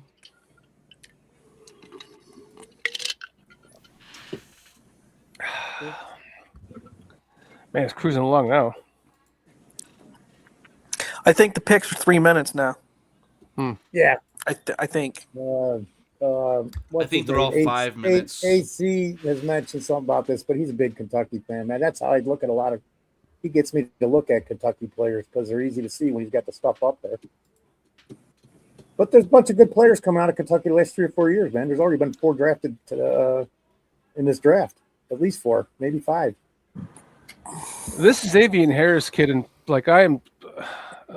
I've fallen in love with this guy so much that I'm ready to trade our 2 7th-rounders and the 5th for next year, move up into this round and draft, and then draft is over. He's not picked because I'm just saying. I remember in January, man. There's video. You got a video easy enough. I know. I'm watching highlights, of course. When somebody drops this far, something's wrong. But that's what I'm saying. Is there a character issue? Is my first thought. On what player? Xavier Harris. He did get coached by Lane Kiffin. How can you spell that name? Xavien? It's Xavian. I put the link. I put a video link in the chat. Xavien. Avian. Dane Brugler has him as a UDFA. What are we talking about here? Really? Yeah. Wow. God. That's 6'8", 325 DT, huh? Undrafted. He must be slow. I thought he's not. I wish I could play the highlights. There is no 40-yard dash recorded according to the Beast. But sure, he's just a man. He's a wall. He's like a. Did you read something about him right before when you got to that video? Because I swear you said quick for his size. Maybe I'm wrong. Maybe wrong guy. I don't know. Best available off defensive tackle.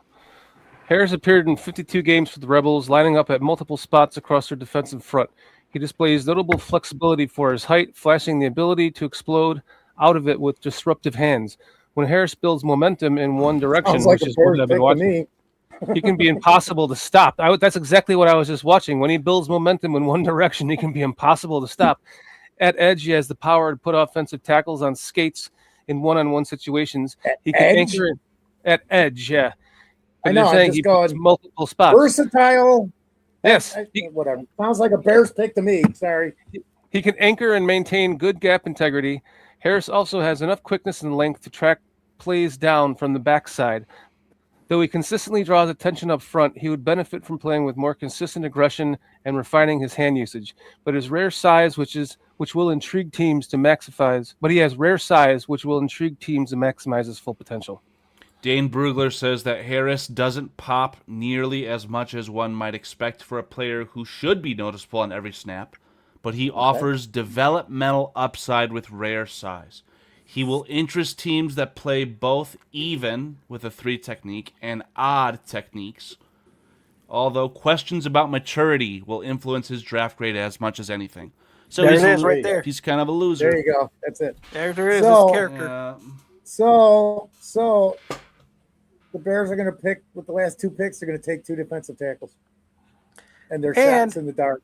Right And here. sign him as an UDFA. Listen. He says off-field behavior was scrutinized. Arrested on charges of domestic violence and obstructing arrest. There we go. Arrested and charged with felony fleeing, DUI, reckless driving, being a minor in possession, not using headlights, and running a stop sign. Fuck that guy. That guy can burn in hell. Fuck him. Wait a minute, Carl. Wait a minute. When I did that, it was nothing. It was a slap on the wrist. Yeah, back in the 70s. I know. We talked about that. Terrible. Yeah, sounds like an eagle or a raven. Welcome into the stream, Ravi. That's damn right. Yeah. A convict, like a Howie Roseman. I have the perfect player for you, Howie Roseman. Yeah. What an asshole. See, What is up, Robbie? What's up? That was it, man. I mean, that character. That explains Lane Levante Rogers. What's up, Robbie? What's up, Levante? Levante. Good to see you guys. Only Lane Kiffin would get that guy. Yeah, that sucks, man, because what potential? Hey, maybe Mike Vrabel will take a chance on him. Oh, he's a guy that the Ravens will take, or even the Steelers would take. Probably. Maybe the Patriots. Mike Vrabel, go be with him. He can be with Diana Rossini too. What is okay? Explain this Diana Rossini thing to me, please. Diana Rossini is a reporter for The Athletic whose job is to offer the most truthful, insightful, and integral information that you can. And instead, she had sex with an NFL coach over the course of 6 years while she was married. She is a whore. She is worthless. She slept with men just to get the information. She's a piece of garbage. Wow. Wait, is that little tiny chick? Yeah. I gotta address this, guys, because I'm gonna pee in my pants trying not to laugh. What the fuck? Remember how I said when I did all that, it was nothing but like a misdemeanor. And then STC Scott goes, Foster did all that while rolling a doobie in one hand. One of the first cars I learned to drive on was a 72 Pinto with no floorboard. It was the car that you hit and exploded if you rear-ended it. So I used to drive this. I think I was 19 years old. No, I was 17 years old. And I could literally, because it was stick shift, I could literally take a rolling paper, put it in my hand, fill it with weed, and then roll it while I was driving the car and smoke it. But I can't believe that he said that. Now, we're talking 40-something years ago, but oh my God, I'm flashing. I got it, dude. Was it Mike Vrabel, or was he just another one? So here's the thing. Here's the honest to God truth. She did all these things with Mike Vrabel. Mike Vrabel, coming out of college, looked very similar to Diana Rossini's husband when he was like at his peak of his life, like, and when he was in college too. So it's just really bad that she's like choosing a man that looks like her husband, but obviously Mike Vrabel is a little bit higher up in the totem pole. Then she named her child Michael. Well, today, in spite of that. Today he had to step away from the team for. He said he had to go take care of his family. Well, here's the thing, right? At first, Diana Rossini was like, "Yeah, I didn't do anything. That's just a bunch of hogwash lie." Then the man says, "I need to step away because I've been sleeping with this one." It's fucking insane. It's so insane. She's such a bitch. Yeah. Wow. Yeah. Between her and Joy Taylor, I don't know if Aldo's still in here. Joy Taylor, literal showing her fucking boobs for fucking betting. Like, It's such a shame because not all women are like that, obviously. But it Right. just takes a couple bad eggs to set them back in that sense, right? Yep. And I remember hearing a lot of positive things about Diana Rossini and her reporting, which that's good. Your sex in that sense is irrelevant, right? Just do the best job that you can, produce the best, most honest to God, truthful things, because that's all we get, right? It's an entertainment business. Sell us the truth. But if you're gonna lie to us and do these terrible things just to get your foot in the door, what the fuck? Yeah. Oh yeah, Chief Latero, Levante Rogers. You already know what's going on, buddy. We do. But again, why is that the selling point? Not what you have to offer as far as your job, right? Let's give us the reporting. Get this guy. I didn't open up Dane Brugler's The Beast because of his boobs. I wanted to hear about how the defensive tackle from Ole Miss is a felon. Give us give us the truth. I don't mean to add this to the situation, but maybe that child is not her husband's. Oh no, you're correct. I mean, I don't think that it is his, which is really sad, God. isn't it? Yeah. And then it's like, oh, you're the head coach of the Patriots? I don't care. Is that your son? Like, imagine that was the guy that we hired instead of Ben Johnson. How much that would suck. Oh my God! Dodged a bullet on that one, huh? Yeah, we absolutely did. Well, here's the thing. The Patriots get away with scandals. Oh, he'll be the coach. There's no question about it. But they still have to deal with it. We wouldn't have got away with a scandal like that. No, I think that, and this is going to sound really bad, George would be joining his mother. His heart would just stop. He's so much of a good guy. I can't handle this. Oh, George is a very... Yeah. Aren't they very Catholic? The McCaskies? Oh my God, I have no idea. I don't know. Charles Johnson with the comment of the show. Why was this such a big deal when I was sleeping with her? Because you're a good guy, Charles Johnson. Mike Vrabel, not a good guy. Because you're a minister, Charles. You were able to hide it through that. Didn't you meet George?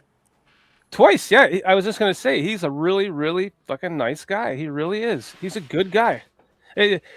I know I've done some shows where I was just pissed off at the team and blaming his incompetence, but that takes nothing away from his character. He is a really fucking good guy. That's true. And then the way that he walks through the parking lot, it's always the same parking lot. It's where everyone, the season ticket holders, have like the main like buku lot that they pay a lot of money for. But he walks through the whole damn parking lot and talks to everyone, takes pictures with them. Goes everyone's tailgate. Really, really nice guy. Did you see the one where the Packer fan was trying to get in the video and he pushed him away? I love that shit. At the end, he's like, "Who was it?" They're like, "That's the owner of the Bears." What? That's the owner of the Bears. He cares. I think he cares. I think he cares about the team, but he doesn't. He's just not understanding of it sometimes, right? Right, exactly. But he got the right guy this time, and now he's going to reap the Bears fan in him is going to just. He's gonna. I mean, he is the biggest Bears fan. Really. He's here. Two things. He's more of a regular guy than you would think. A regular person guy. Mm-hmm. And. Right. I forgot. Here, go look up Down to Earth. He's down to earth, especially for somebody who could do pretty much write his own ticket. But he's kind of like he could probably sit here with the four of us, and if we take out some of the insanity the swearing, yeah, we could have a show. Seriously, sure. Don't you agree, Jordy? Absolutely. Carl's like, okay, shut up, Buster. How do you take the swearing out? Did you see the Well, BCP, you can't, so it won't happen. Did you see the interview that Jared Payton had with him? No. Oh, you got to go check that out. No, I'm good. Was it on GN Sports? Probably. Never mind. That's the show that Jared Payton does. I think it's on the Bears website. Oh, you're right. All you got to go to their thing. You're right. Levante goes, George would definitely check out of here, man. Yeah. Yeah, he would. He'd never come on. he'd look at one show and he'd probably go through, I got to see everything, and go, no fucking way, man. But he wouldn't say that. I think I'll be passing at this time on joining the guys from the BCP over there. What the fuck? Well, I mean, he's you know, his mom was a trailblazer in a sense for Yep. women, right? Yeah. I mean, Yep. Yeah. I have it right here if you want to watch it. we got time. We got nothing but time. George, this is a special time for all of us being here at Super Bowl, but I'm thinking about the moment that we have right now. A year ago on this day, I was here and got the word about Mom, and it hit me. And I just want to reflect on that. A year since your mom passed away. How has that year been for you? Little surreal. We still miss her, of course. Think about her every day. Guided by her, inspired by her, and had a great season that we're all convinced she had a lot to do with. I agree with that. When you look at this season and you look back, how do you describe it? I don't know how any objective observer can look at that Fine. magical, improbable, unbelievable, miraculous season and not conclude that there was some divine intervention. Yes. We also had talented coaching staff who put these guys in a position to win, and talented players who worked their butts off and never gave up and fought for each other and fought for their coach. How did it feel for you to know that Ben was like dedicating this season to your mom? It's very gracious of him to say that, especially because unfortunately you didn't get a chance to meet her. Talking about the patch, that was very important to us. And I think the players embraced it. DJ mentioned it a couple times. Shows what kind of class he has. And it's just a great magical ride that unfortunately ended too soon. What do you think your mom would say about this season? Because I know she was always there. I go back to the memories that I have of her and my grandma sitting together writing out plays on little tiny napkins, and they were going through plays and talking about what defenses were doing. She enjoyed being there. What do you think she would say about this season? Great start, but aim higher.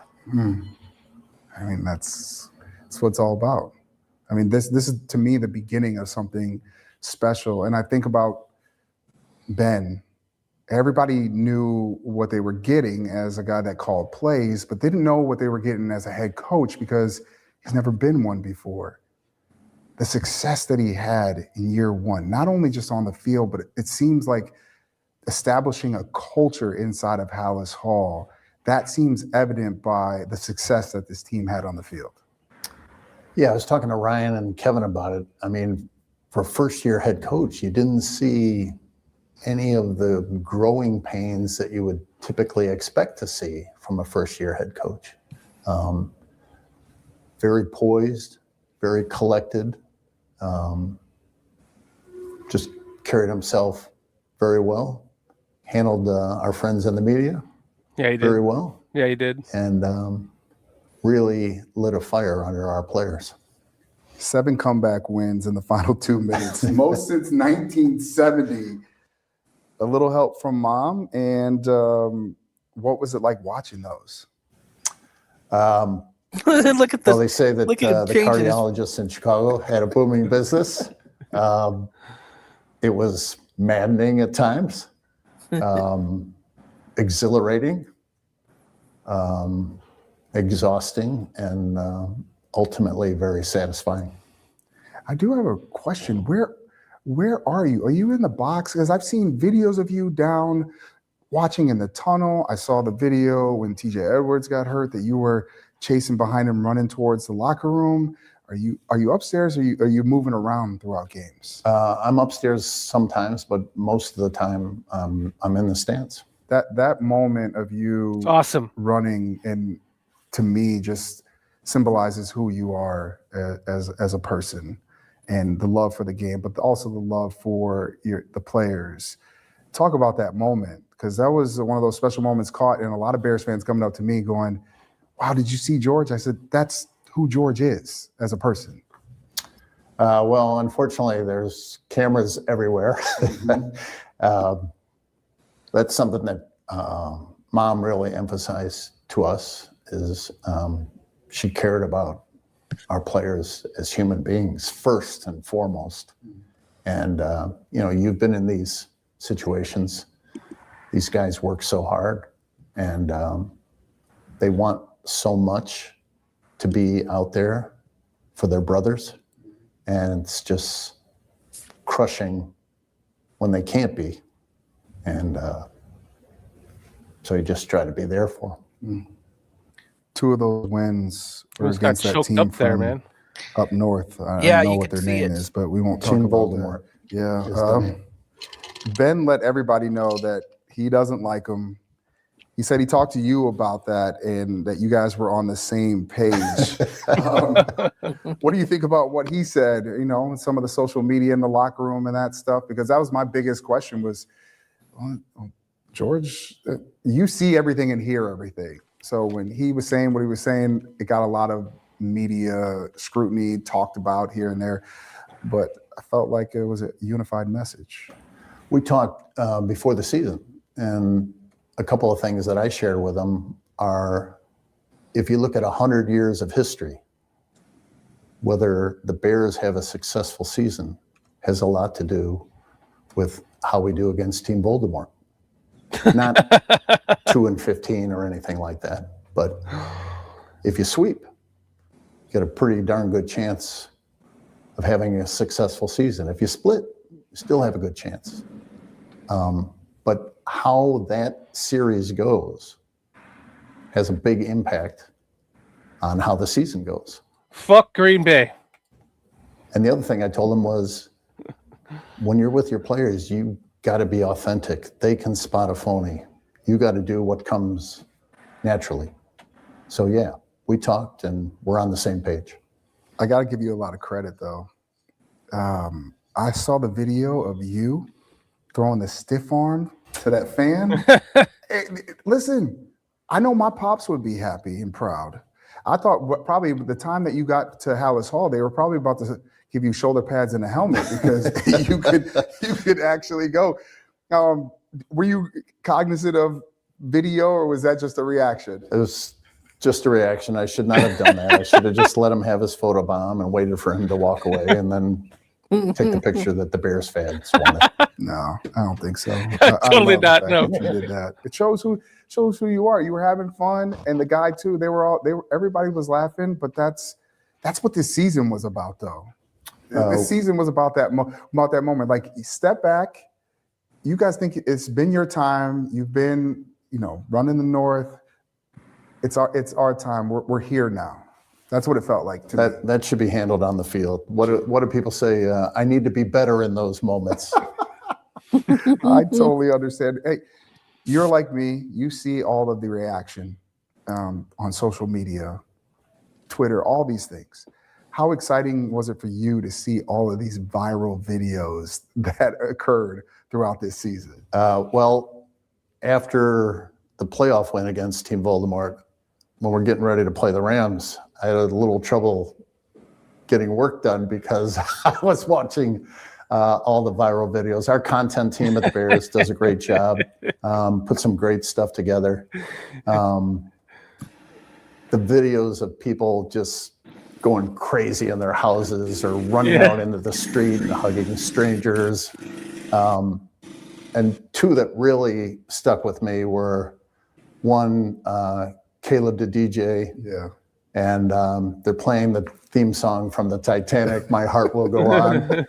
And another one, I can't remember the guy's name, but I put together a video called The Comeback, which is set in the year 2074. And people are looking back on what happened in this magical season of 2025. It was very, very well done, very clever.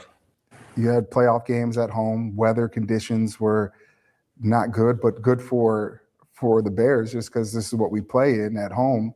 A lot of credit goes to the staff keeping that's playing surface playable for these guys. Yeah, our game events staff does a great job, and our groundskeeping crew, led by Ken Marock, our head groundskeeper, and John Nolan and his crew at Soldier Field, they did a great job. 2 home games in December, 3 home games in January, and natural grass playing field, played great. Well, you know, Bears fans have been searching for a franchise quarterback. And what they've seen over year 1 with Caleb Williams to the jump that he made in year 2, it's evident he has something special. What was it like seeing him kind of take that next step in his career? First and foremost, he's fun to watch. It's very gratifying because you know how hard he works, how badly he wants to be great. He knows how much this means to Chicagoland.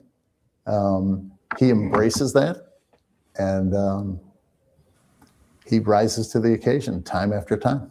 It's rare that happens. It's rare that you have someone that's so cool and calm when it comes down to the end of games. And I believe over time that he's only going to get more experience, more reps, and the time that he spends with Ben is only going to help him take it to the next level. It's been fun to watch the relationship between those two grow?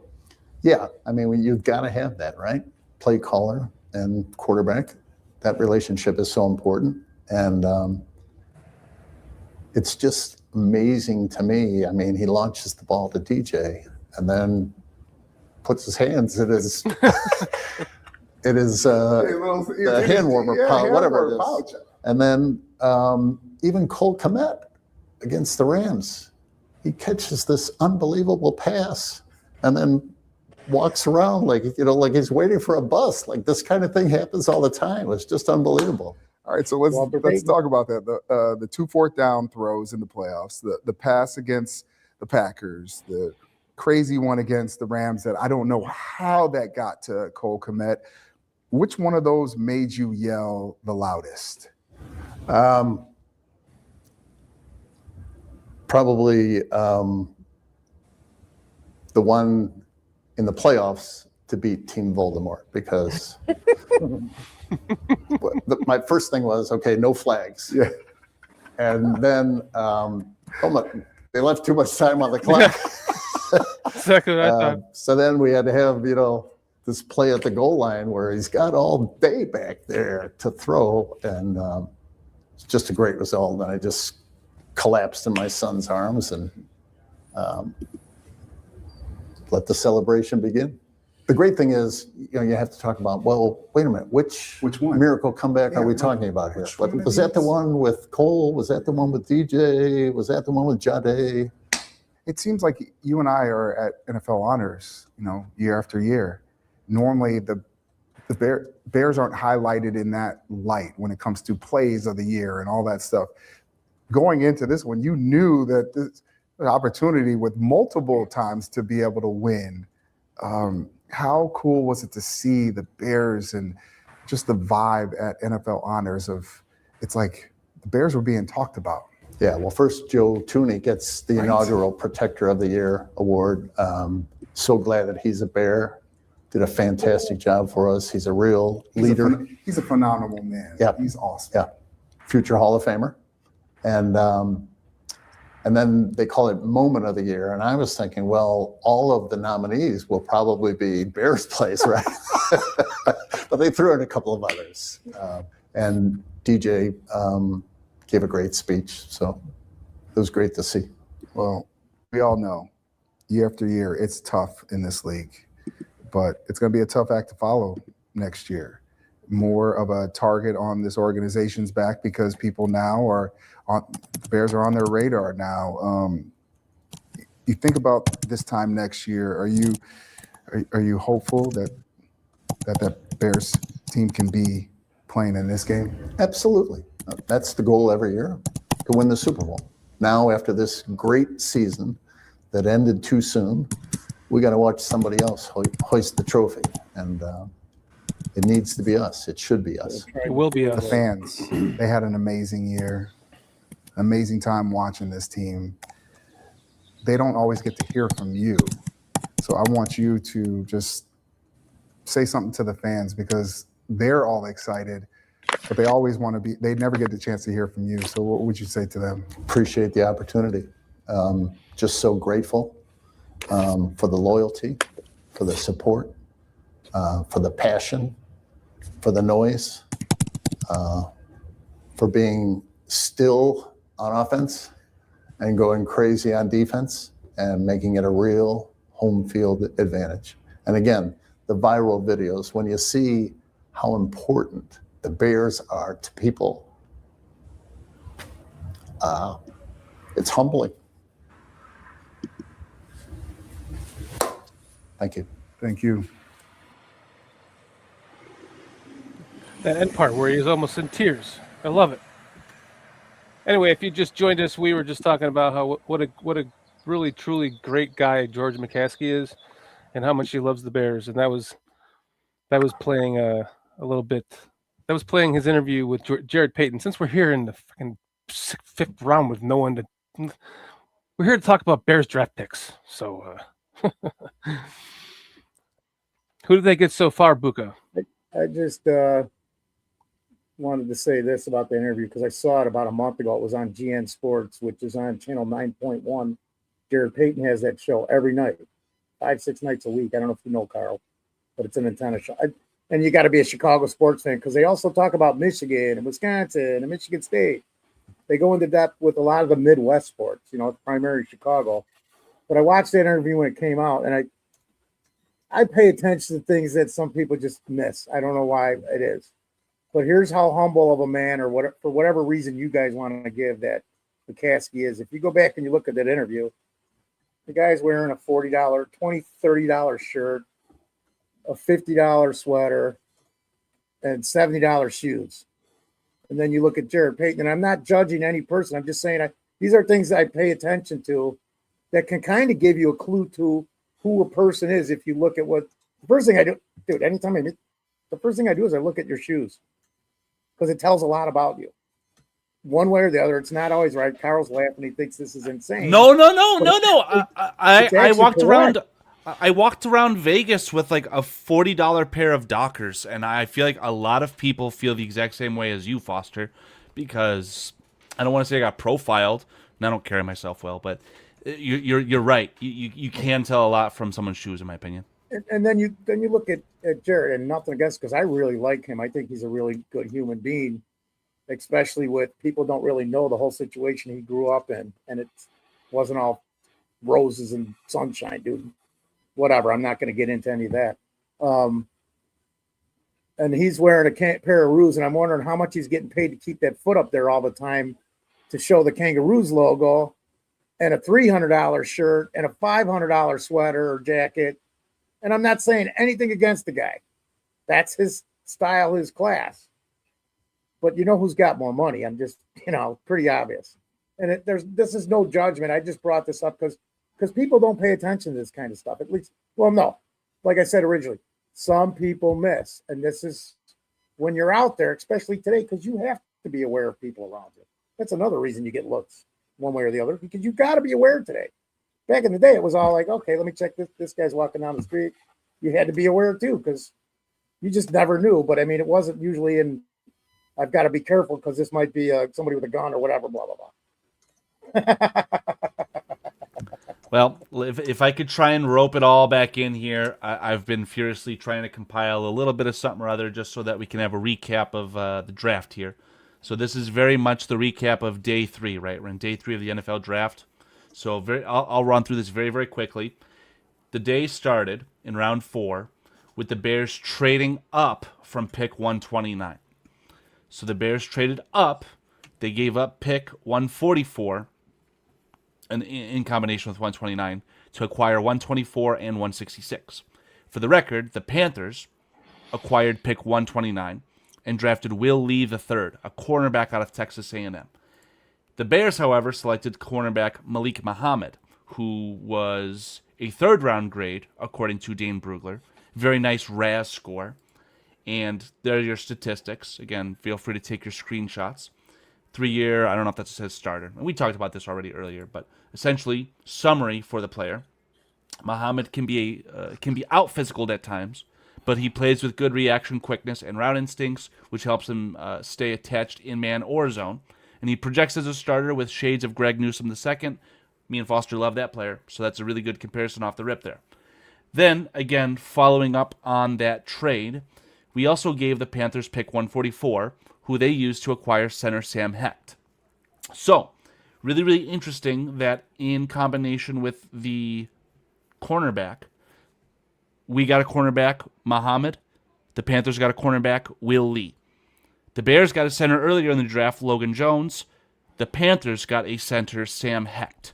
Will be very interesting to see how those two teams will be linked moving forward. Then, the Bears, with their own draft pick 166, acquired Keyshawn Elliott, who, again, linebacker out of Arizona State. He is a third-round grade, according to Dane Brugler. Again, statistics, I see 4 years of stats, some good stuff. Overall, there's some strengths and weaknesses. I'll make this full screen just for the very short, ability for you guys to take a screenshot, right? It's hard to see. Third bullet point down in the strengths. Models his game after Fred Warner. Very important when you talk about what this player is. And he says he must prove his value on passing downs, but his instincts and football character are attractive qualities for what an NFL team desire at middle linebacker. We are talking about a player who potentially, hopefully, could be compared to Fred Warner. What I like about this, though, is he was the heart of the linebacker room. Arizona State's linebackers call themselves the Werewolves, and his uplifting leadership style will translate well to the league.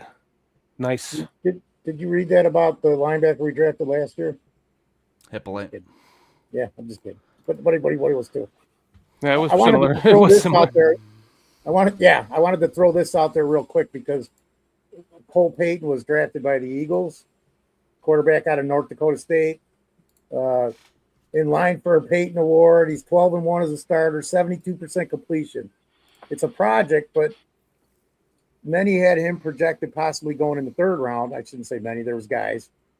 This is one of the guys I watch just because you watch certain players, you know how you are. And so he's a project. He's a project, but everything is there. All the tools. Shorty, he can run, he can throw. Even though he throws some wobbly passes, man, he still got it done. I don't know why North Dakota State's one of those teams I watched for the last 3 or 4 years because of them tackles a few years back. But this is somebody that could be replacing Jalen Hurts in a few years. Project quarterback? Not sure. Quarterback. Big dude out of North Dakota State.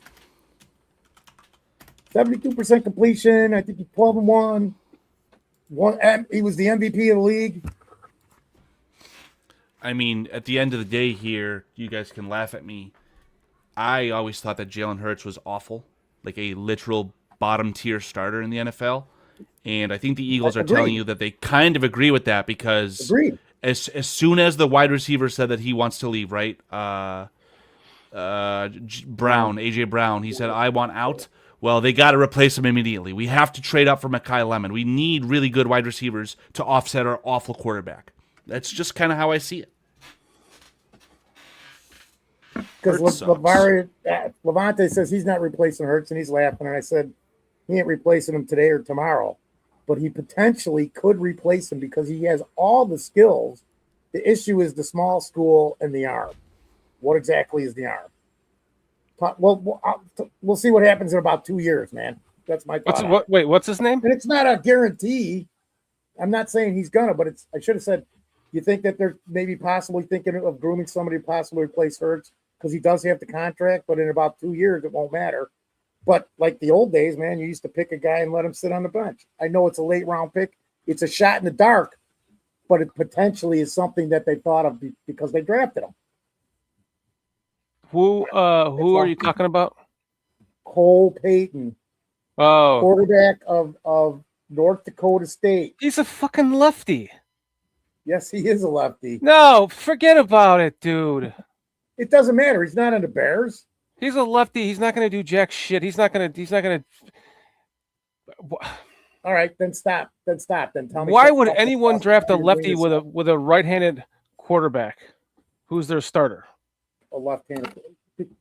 I'm talking 2 years down the road, dude. Because he's only played in like 20 games. Never mind. This is a Mitch Trubisky draft. Everything's there, but it ain't happening. But I have better faith in this guy than I ever had in Mitch Trubisky. It's so funny that you say that because he's a first-round pick. I just happened to be watching the combine when they were doing quarterbacks. In fact, I totally didn't even know the combine was going on, and my wife just turned it on. I was like, "Holy shit, the combine's going on!" Damn it, I'm terrible this year. So, it just happens to be quarterbacks. So, I'm watching this kid Cole Payton, and I'm like, he actually throws a pretty nice ball, but he's fucking left-handed. And my buddy, who I've known since I was 8, my football guy buddy.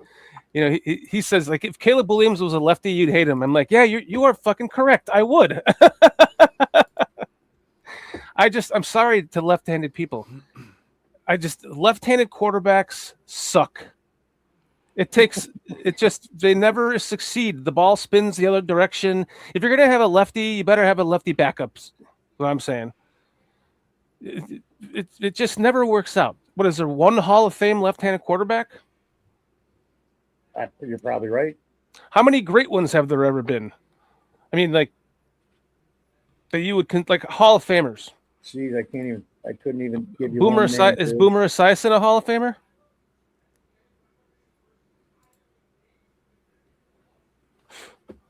Yeah, Boomer Esiason was lefty. I'm going. Is he?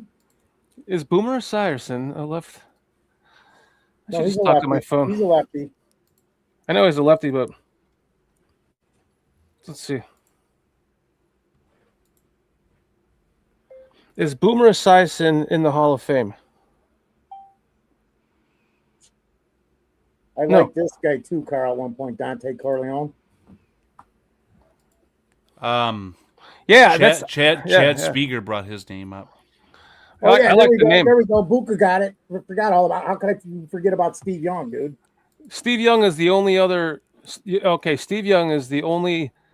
He's the best left-handed quarterback I've ever seen.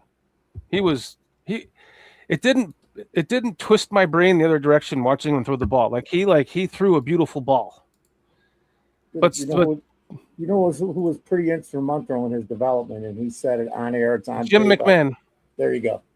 He taught him the corkscrew. Well, he said he taught me how to be a complete quarterback. Those are his words. Well, he also taught him the corkscrew. That's part of the job, dude. Get the spin on the ball. And so I always say to like Coach B, I was at one of his practices and I was talking to the offensive coordinator and I said his quarterback was injured. He had like a cast on his leg. So I said, he can't play, right? He's like, no. I'm like, well, have him lay on the ground and try to throw the ball up in the air and then perfectly straight up in a perfect spiral where it comes back down and then you catch it and throw it up in a perfect spiral and have it come straight down and you catch it. That's going to develop your ability to flick your wrist and get the spin on the ball. And of course, they never did it. I even told PJ that to tell your offensive coordinator to do that. Shorty, is that how you learn to masturbate? Yes. Whoa. I had to throw it in there too. Whoa. PCP. Jesus. He's practicing. Didn't you get married too? Yeah, Corleone has a nose tackle, has strong hands and the power to drive centers into the backfield. He can also occupy the double teams or anchor to hold ground. Corleone is at his best against the run, so most likely come off the field on the NFL in passing downs. But he has shown some ability to push the pocket, finishing with 9.5 sacks in 4 collegiate seasons. Corleone is a powerful bull rusher who uses active hands to get off blocks. I thought he was picked already. No, this is currently. Oops. Okay. Where is that? I just saw the wrong name. That's all. Because I'm watching it, but I'm not watching it like I should be because I'm enjoying us and the chat. Yeah, true. But these are the defensive tackles that are left. Oh wow. Okay. Who said it? Oh. So I don't recognize this name. 1992 Montiel. Do you guys? Who? 1992 Montiel. Look at our screen. Oh no. He says, hope, or the person says, hopefully they Kyle Monangai the edge position. Yes. I said it a couple minutes ago. I'm like, okay, we're gonna get 2 DTs here late. That's how the whole conversation came up with what's the issue with the guy out of Ole Miss. Right. Why we drafted him? We know. Right. So I'm just like looking down this list. I actually like. I looked at Corleone 2 months ago, and I was like, this. I could see this guy, and I'm going on his size too. I'm looking at what Dennis Allen usually likes, but they passed on so many of these guys already.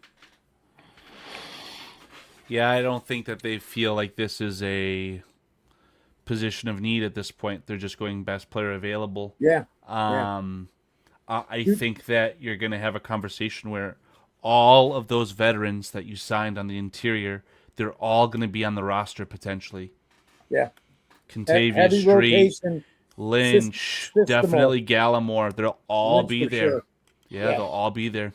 Lynch and Gallimore, out of all of them, will definitely be there because I believe those are the guys that we're going to see more of than less of. Gallimore is like your defensive tackle 3, and he's like your primary against the run guy. So he might play 40% of the snaps when it's all said and done.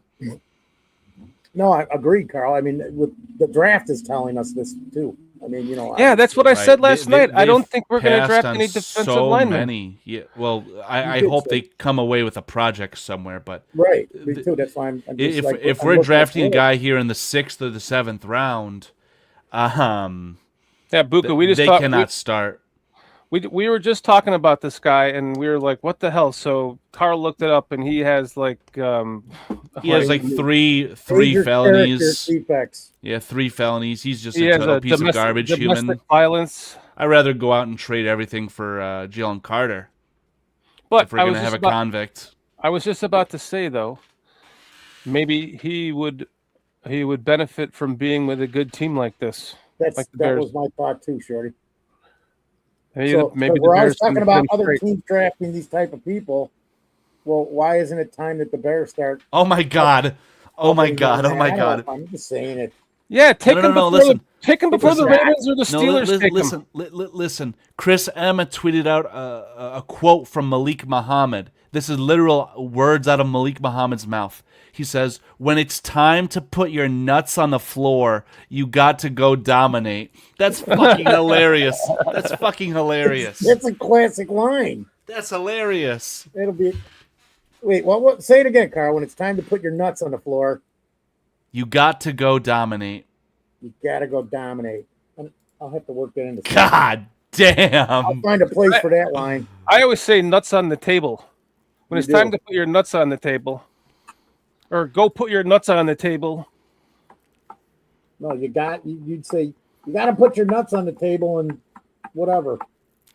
Just for the record, I think that the San Francisco 49ers have had the worst draft of the entire league, but I guess they got Grayson Halton. Never mind, I like Grayson Halton. I haven't paid enough attention. I just was wondering what the Vikings draft They was. traded back 2 or 3 times out of the first round, and their first pick overall 33 was Deshaun Stribling. That's insanity. That's a really bad draft. Dude, I don't even know the name. That's what I'm trying to tell you. Like they are stupid. Yeah, but like I said, I'm way. All the other years, I could give you 10 names for each position. I can't do that this year. I can't even give you 5. Well, I take that back because I'm watching some of these names. I'm going, oh, this guy still was here. I thought he was better than it, but I don't look at stuff. I haven't looked at stuff, man. That's wow. The Browns. Sorry, it should all be in my own head and not out loud. The Browns. What the fuck? What the fuck, dude? What the fuck? It should be all in your own head and not. Sure, you shouldn't believe everything you think. Or you shouldn't say everything you think. No, that's me. I just did it. I showed you what not to do. The Browns drafted another quarterback. They drafted Talon Green, the physical prospect. I just heard that they were trying to trade for Tyson Bagent.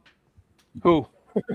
I'm joking. Yeah, after they've spent 3 draft picks on 3 draft picks on quarterbacks in the last 2 years, rather. 10 guys in here, and if you're still in here, 1992 Montiel, this guy is a Kyle Monungai type edge guy that we get in the 7th. Dude, that's a great name. Starter mid-season. That's a great name. Round. I'll take that every year. That's a great name, Dante Corleone. That's a fucking great name. I want this guy on my team just for his name. Some schmuck said that they think that they evaluated Keyshawn Elliott, the Bears' new linebacker, as the 46th overall prospect in the entire draft. What? That's insane. I gotta read. Where's never mind. I've never heard of John Ledyard, but the Steve Letzia, the CF Chicago Football Connection guy, he retweeted that. So I don't know. If you're drafting a middle linebacker at that spot, you better think he's damn good. But they really have just drafted players that they think are good. Yeah. Honestly, the positions that they've acquired is fucking awkward. And maybe that's what we deserve after we get the one player who I think was like a perfect fit. Thieneman was like the perfect spot, best value, biggest position of need. It hit too many buckets. They're like, oh, this is too perfect. We got to fuck everything up now. This is all that it's got to be their best player available on their board, no matter what the position. Almost that's what it's, This is a hell of an evaluation. And King Buka's talking about the 6'8" domestic violence guy. Yeah, he says he looks very not bad. It's a very interesting take right there. That was the other thing. In between when I left, because I would do a couple things, I was talking to my buddy downstairs, and we were talking about this because I said, man, I looked at this guy real hard and I couldn't remember. And then he goes, I remember when you're sitting here doing all that shit and you probably came across the domestic violence. Just said, okay, forget him. Because I did. I absolutely forgot about the guy. And I'm going, why the fuck? We just talked about it. It's insane. Who's David? Now, this guy I'm not familiar with. No, David. Oh, David Blay? Yeah. I'm not. Blay's a defensive tackle who will eat space, occupy gaps. Bears could kind of use that. It's kind of hard to evaluate that defensive tackle, too, because he literally had a grown man, a 25-year-old grown man on one side, and then Reuben Bain on the other side. So I got you. I don't know if you want their defensive tackles, but what about the kid out of Illinois? Somebody said something somewhere. He'd be a steal late, but that's 2 months ago too. James Thompson. Yeah. Never heard of this guy. Never saw this guy. I did, but not like looked at him ever. Just the kid out of Illinois, the geeky out of. There might even been another one. I don't even know. I'd rather have Gabe Jackass. Oh, that's Jackass. The other one, Carl. But so it had to be him they were talking about. There ain't a third one.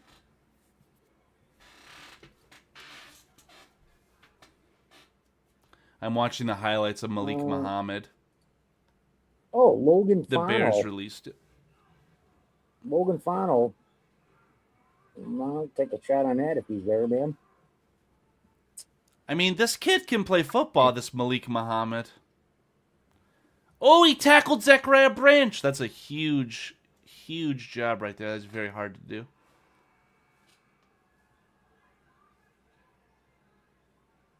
Terrible throw. Ryan Thomas, that's another.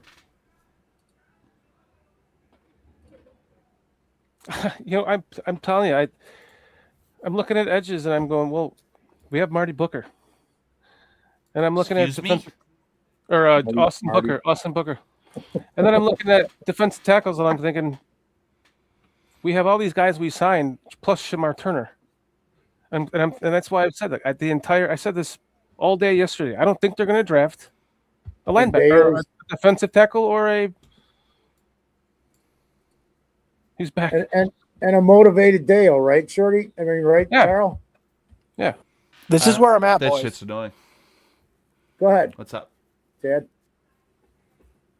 He's laying on the couch. This is That's where I'm he's at, boys. This is what Saturday's turned into. Like, Laying on the couch. Is there anybody even here? The chat hasn't moved in like 15 minutes. oh well. We are the show. Well, there's at least 14 people on YouTube still sitting here, but they're probably laying on the couch eating shit, listening or else watching the draft. Oh wait, that's you, Chad. Well, they probably have us. I know all you on- got the draft on the TV, right? Oh yeah.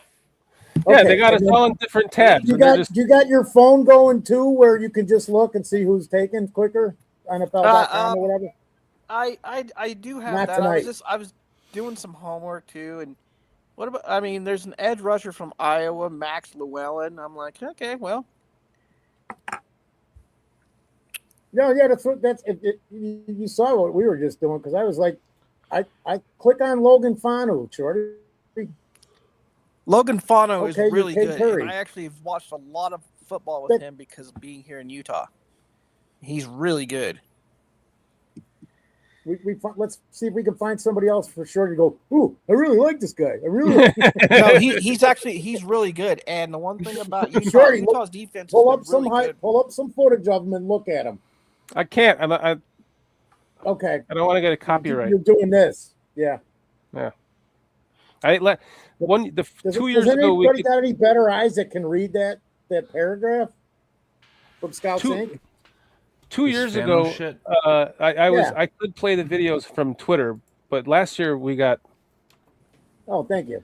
Thank you very much. It says Fano possesses very good size and strong frame for an NFL edge rusher. Jesus Christ, stop resizing that bullshit. He has a quick first step and comes off the ball with good pad leverage, staying physical at the point of attack. He is a fluid mover for his size, displaying good change of direction and short area quickness. He has good hand usage when disengaging from blocks, plus the athleticism to make plays in pursuit. Sound like when he Swifty does right not now. get to the quarterback, he can still affect the passer by getting hands up to bat down passes or clutter throwing lanes. Very good. Who's that really lanky, thin defensive end we drafted a while ago in the first round? I forgot his name. He was always good against the Packers. That reminds me of that. Not McClellan.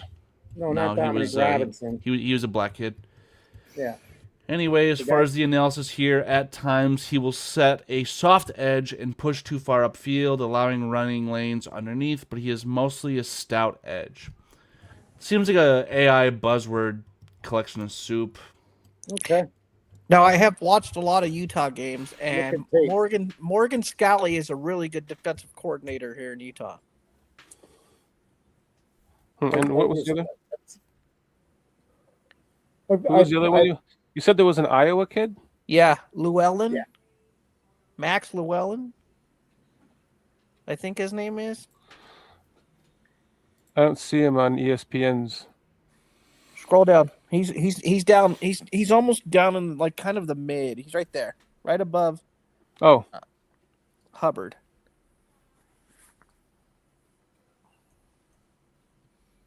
Oh, I just saw something on this kid. I only say that because I saw his face.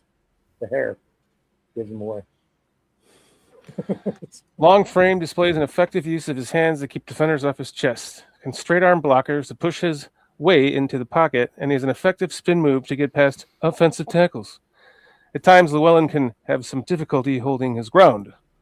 Though he has good fluidity, he has trouble redirecting his pass rush angle when the quarterback escapes the pocket. He also has average closing speed. Well, he's an Iowa kid, so That's what I was going to say. Here's what's really crazy because they just play yesterday football. during the draft on ABC 7 Chicago, they were pulling up edges, players available, and it wasn't just whatever they did. He was a guy that they had on TV yesterday. That's where I saw him because I'm going. As soon as I saw his face, and that was third round shit. where they literally had him as part of the available players. What? What's the issue? What's the issue? What's the matter with them, Carl? What's wrong? No. Charles Johnson was pointing out the player I was referring to earlier was Leonard Floyd. I'm not. Yeah, I'm not. Yeah, Yeah, I'm not there you about go. that. There you go, Leonard Floyd. Okay, that's my guy, Max Llewellyn. That's my guy. Iowa kid. Look at him. He just looks they were showing charismatic. his highlights for availability in the third round makes me wonder why did they do that, and why is he still here this late? Look at the charisma in his face. You're serious? This is a third-round grade? Max I'm Llewellyn? not saying that. I'm trying to remember because as soon as I saw his picture, I'm like, dude, I've seen this guy. I saw something about him, and I'm sitting here going, he was on ABC7, the draft coverage, on my TV yesterday in the third round. They were showing highlights of this guy for some reason. They said he was. I'm not watching everything. Says he's a fourth-round talent according to the Beast. Okay, but I'm telling you, I swear, if I could go back and pull back yesterday's broadcast, Max Llewellyn, perfect fit. Highlights. Perfect fit for the Bears, everyone. Again, Dane Brugler writes, overall, Llewellyn needs to improve as a run defender. There you go. Jesus Christ. I was going to say, what about the kid from Northwestern, too? Name? Down. Shit. Down. Name? No, I'm on running backs. Oh, that's why. There is no running back left. It's over. Oh, my back was taken. Oh, no, Damon Claiborne is still there.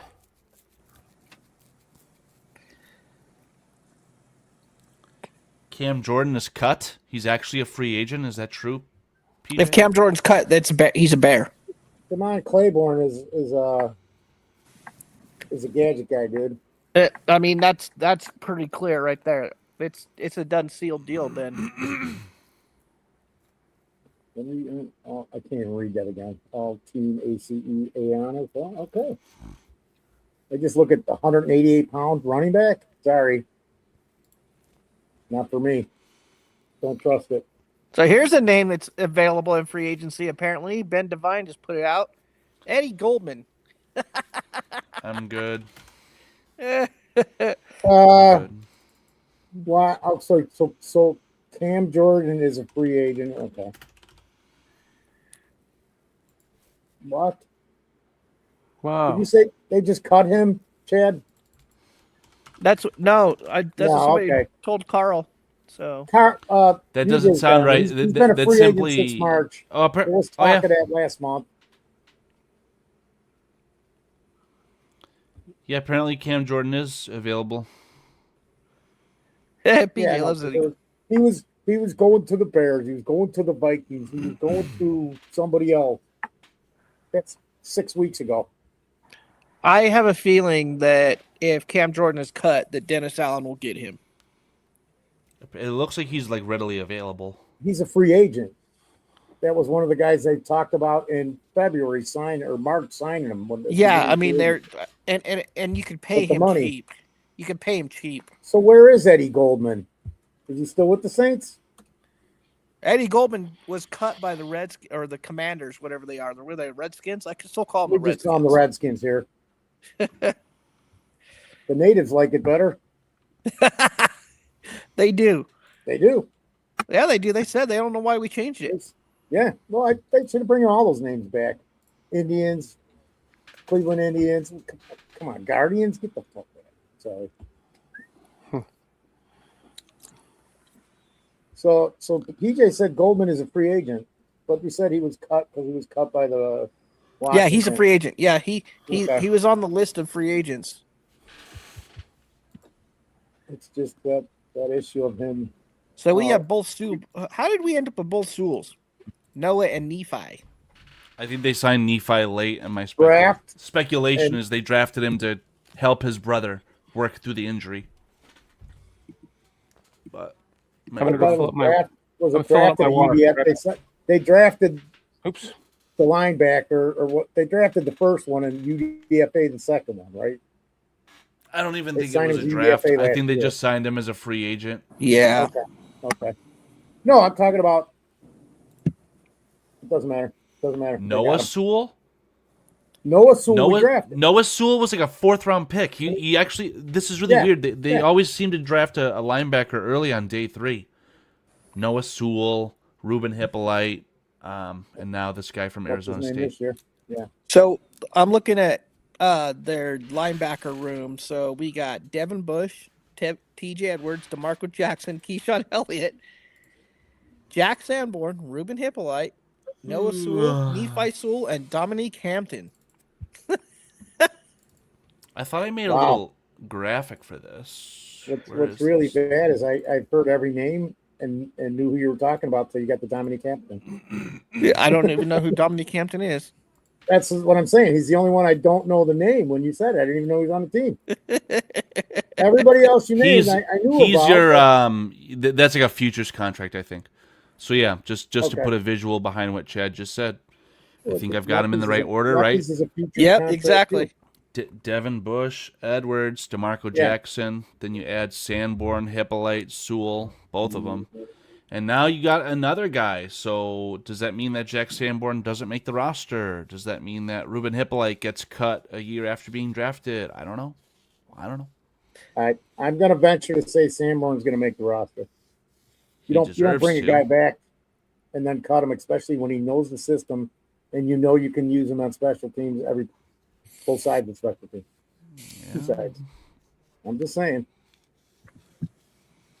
Well, T.J. Edwards might make the roster, and then T.J. Edwards might go on IR the first day of the NFL season. That's possible, too. Put him on IR for a month, designated to return. Who knows? That's most likely, right? Because I don't think he's healthy yet. Yeah. The last talk I heard was exactly that, guys.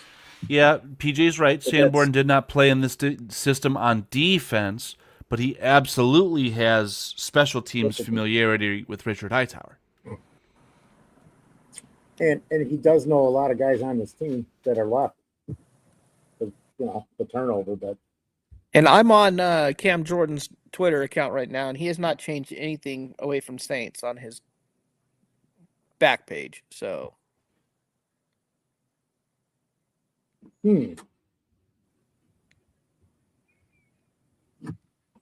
Does he know, or does he feel that this is just there's something he's going to be back at Saints? I'm just making open questions. Yeah. Did we already mention that the Redskins drafted Katron Allen, the other running back out of Penn State? Yep. I didn't know that. So the 2 running backs for the Penn State team were drafted to first the Titans, Nicholas Singleton. Yep. And now Katron Allen. Just a slight bit of a downgrade from Notre Dame's former running backs, right? 2 first-round running backs. It's pretty interesting. DJ says Edwards and Sewell may have serious injury. Sewell does. Edwards, I don't think is as serious. It just looked ugly. Okay. But Sewell had, I think, an Achilles. So, that's right. He did. So Edwards had like a gruesome injury, but his ankle bone was popping out. But I don't know if that's necessarily as bad as it. It looked a lot uglier than it was. I don't know. Sewell's injury was an Achilles. Yeah, and it was late. Yeah, wasn't it late in the season? 3/4. It was against the Redskins, so like middle of the season. Oh, okay, yeah. I thought it was later, November. When they hand gifted us that win. Drop the ball at midfield. Yeah, in the rain. Yeah. So that means you could I would pretty much, at least for the start of the season, scratch Sewell off the list or put him at the back because he's definitely going to go. Probably he's not going to be ready the month after the season starts. Yeah, so you're going to put him on IR.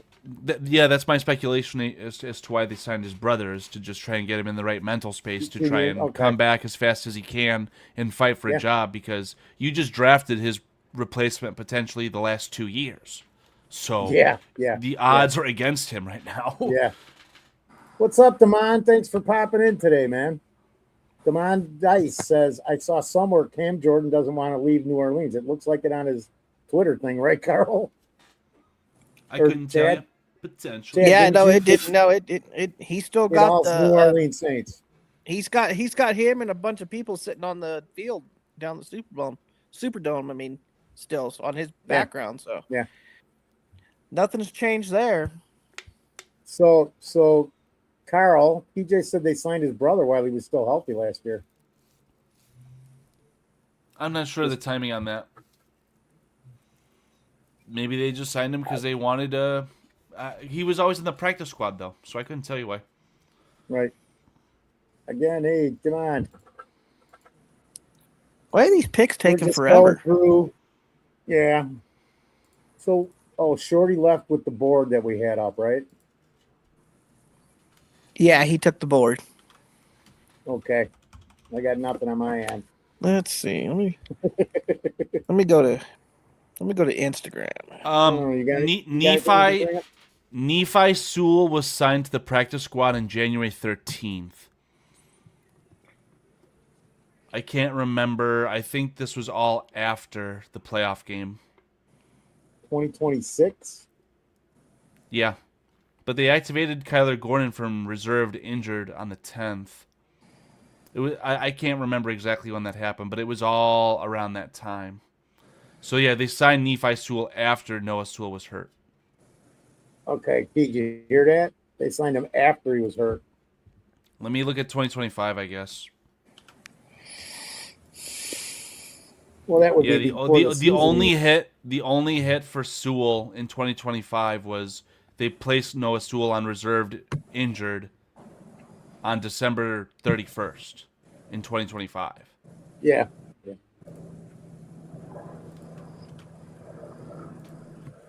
And then brought his brother. And Nephi Sewell was signed like 2 weeks later. So yeah, I think my speculation is actually really solid right there according to that timeline. You've got a foundation to work with, I'll give you that.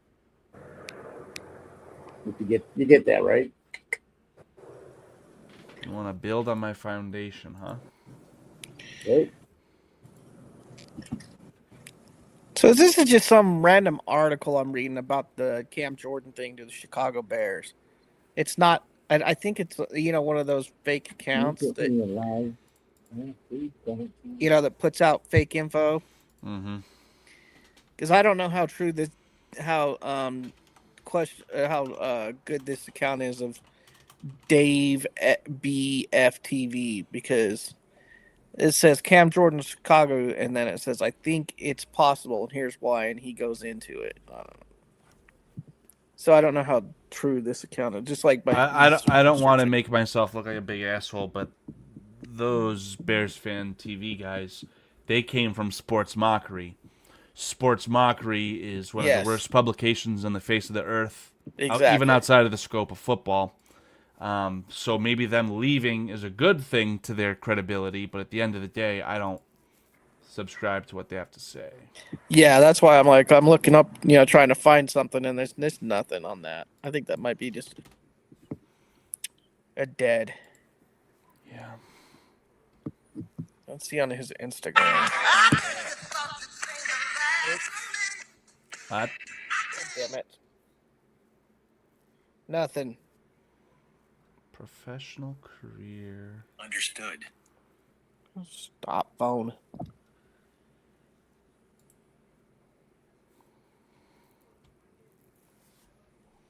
Yeah, Nephi Sewell went unselected in the 2022 NFL Draft. He was signed by the Saints as a UDFA, waived at final roster cuts. J.C. Davis is gone, the guy out of Illinois. Oh, I'm sorry. These glasses, man. Did it again. It looks like DT. He was one of the tackles I think somebody brought up on Adam Mason's show. Matter of fact, it was just a bit. Davis. Yeah, he's gone. It doesn't matter. I can't find my glasses. Whoa, hold on. We might be able to get Luke Altmaier still, right? Luke Altmaier still available? Yeah. Oh.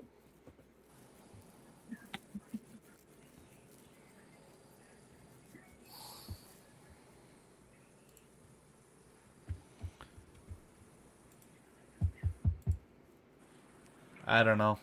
I listened to the interviews from the Day 2 guys, from Logan and from Sam Roush. I will say I came away impressed with Sam Roush. Me too. I will stand firm that drafting tight Me end too. 3 in round 3 is a fireable offense, but still Agreed. seems like a kid who Not fireable, but- you're happy he's on the team. He seems pretty fired up to be on the Bears. Like he was like, "Whoa, I didn't know the Bears were even going to draft me, but let's go." Yeah, he's got a lineage of grandfathers that played in the NFL a long time ago, back in Foster's day as well. So That's true. no, I'm serious. He's talking about guys like, oh yeah, this guy was a 10-year vet in 1942, like, or whatever the hell he said. It was crazy. PJ So. is saying that Sewell was on the practice squad before the injury. I mean, what you just read disagrees with that. No, I know. We'll talk to PJ when PJ's able to. We're able to have a direct conversation with him, because anything that I am leading to see is suggesting that they signed Nephi to help Noah after Noah tore his Achilles against the Redskins. We could figure that out. It's all there somewhere. Yeah.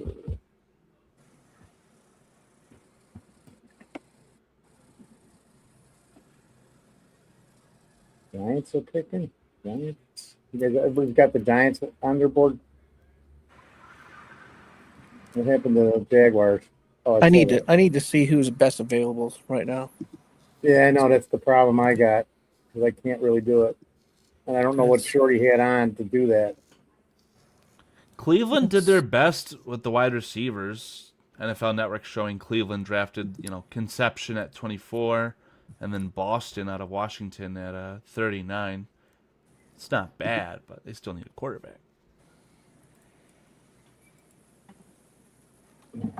Not even in the 200s. Whew. I mean, Marvin Jones Jr. is still available if we wanted an edge. And I think he's a transfer. I think he played at Florida State the first 2 years and then went to Oklahoma. Marvin Jones. When you say Marvin Jones, I think of a wide receiver out of Jacksonville. I know. I might be off the mark on that, but that's what comes to mind. Yeah, it does. Let me see his bio. Let's see what he's about. Oh no, he played for Georgia. So he actually played for 3 schools. I was right, Florida State. Yeah. I thought he did. That feels like such a major red flag to me. Oh, I transferred every single year of my college career. Like, what the fuck, bro? 2 big schools too, not just small schools. Like, yep, I'm just going from Florida State to Georgia to Oklahoma. And that's a money thing, right? Like, that's a money thing. That's all NIL. That's Michigan offering Skyler Bell $500,000 for 1 season. Like, it's really annoying. I don't like the NIL at all. That your coach or previous coach, I guess he got no charges, right? Oh, I have no idea, but he fucked up so bad, and I hopefully have documented proof that I hated the guy before that. Sharon Moore, that's not my head coach, Chad. That is not my head coach. I said previous. I know. Even previously, he was not my head coach. Fuck that guy. Sucks.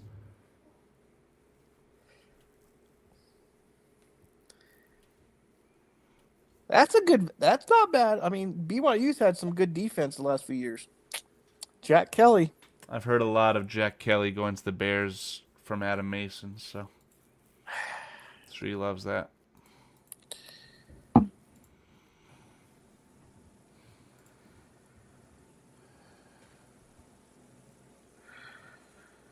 But then again, there's another linebacker for the Giants, so I mean, Giants. I missed it. I'm looking at the Titans. Did I call up the Dave and Buster's again and see if the lady's available for a date? See, what's the deal here? The Saints drafted a wide receiver out of LSU, pick 190 overall.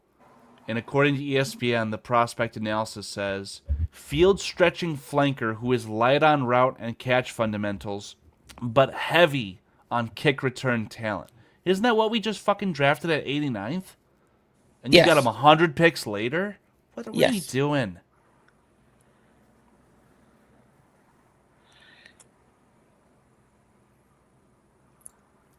I would much rather have this player at 190 than what we got at 189. But again, Dane Brugler said that Xavier Thomas is rocked up, so maybe that's what we're looking for. Pat Coogan, your center out of Indiana, goes to Tennessee. Here's a guy, and I know this is crazy, but Rene Conga, I think I'm saying the name right. He's in Louisville. 6'3", 300 pounds. He's actually ranked the number 9 defensive tackle in the draft. And this is PFSN. Their thing. So I saw some stuff on this guy too. I didn't realize any of this till I just happened to finally name? I finally got a board of guys that are available. What's the name? Renee. It's probably Rene Conga. RENEKONGA is a sleeper defensive tackle prospect with hyper elite tools to mold. He began at Rutgers as a three-year star recruit in 2020. His redshirt bastard. 2024, he went to Louisville. Started 6 of 11 games, logging 2.5 sacks, 3 tackles. Started at Rutgers. The 2025 season saw him achieve a career high in tackles for a loss with 5, adding 1.5 sacks. He learned a PFS, and it's a bogus PFF grade, impact rate of 82. Okay, so here we go. 6'4", 300 pounds, 33-inch arms, has an impressively built frame with good natural leverage, lean mass, proportional length. At his pro day, he ran a 4.7 840, 163 10-yard split, 37-inch vertical, and a 10-foot 2-inch broad jump. My headset went out there, so I couldn't hear all of that. But the Beast that by Dane Brugler. Explosiveness shows up on film. Go ahead. Dane Brugler writes that overall, Conga puts disruptive flashes on tape with short area quickness and violent hands to impact both phases. He is the type of ascending prospect worth bringing to your building. There's a guy that could be available at 239 because I went way down. But you don't even know that. You never know, Who else we got available? Let's see if there's any other names that I can come up with. I'll look at Edge now.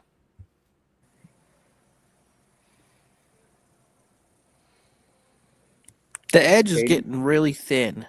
Yeah. I don't even know if this guy will be there either. Caden Curry out of Ohio State. Don't need any of those guys, Foster. We're good. We don't need Ohio State. All right. Do you want the guy? How about the guy out of Michigan, out of Wisconsin? But he ain't going to be there. Mason Rieger.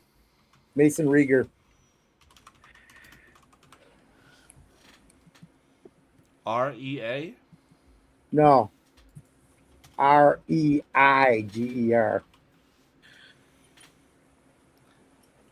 He's from Hoffman Estates, Illinois. Yeah, I see that. Rieger needs to continue developing his strength, but he is an explosive athlete with promising pass rush instincts. The medicals are an unknown variable. Medical feedback on his right knee will be crucial. He had right knee surgery after 2023, which led to a bone infection and complications that kept him sidelined for the entire 2024. Stress fractures in right leg caused by rehab.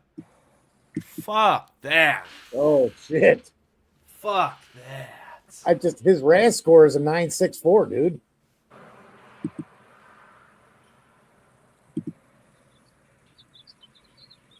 Whew. I'm good on this. Thanks.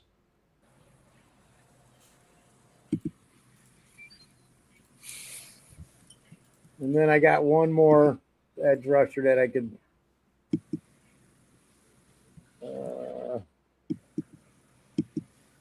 Cian Sloan. CIAN SLONE.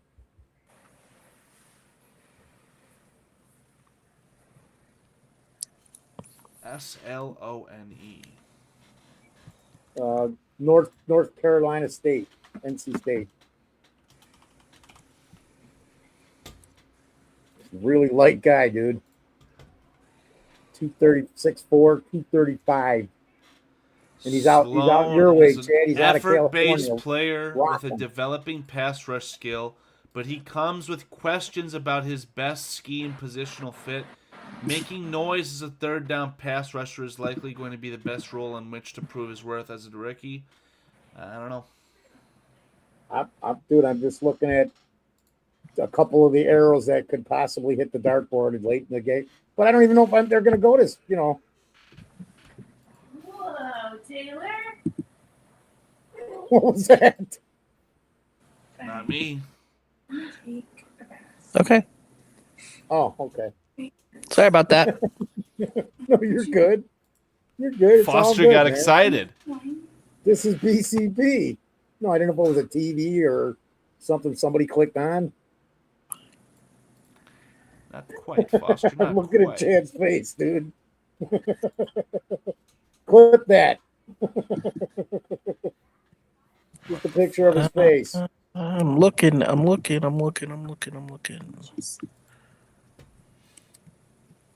don't even know, Carl. How about your guy out of Michigan? Benny? Yep.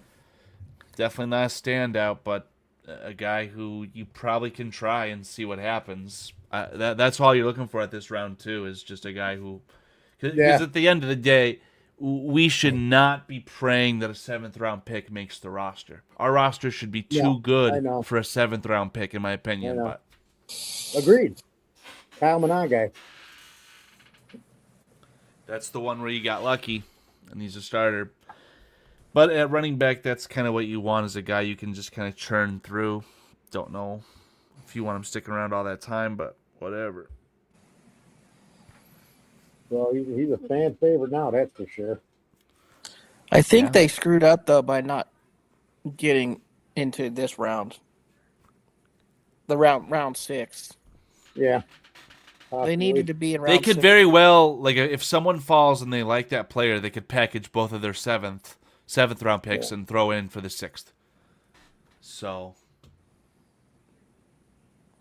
I just don't know what they'd be looking for at this point. What have they drafted? Let's see.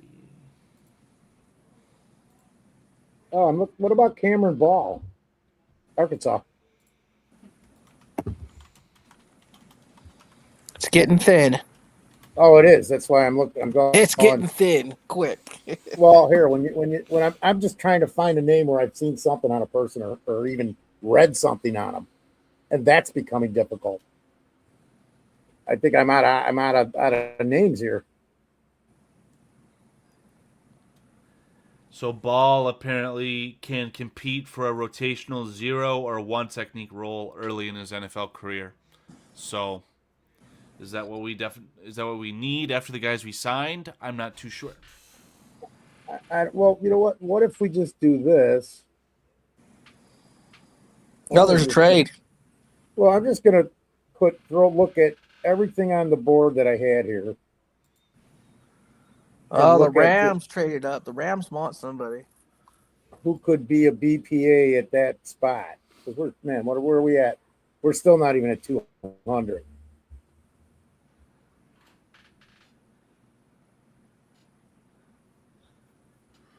The Rams are clearly targeting somebody. They trade up like that.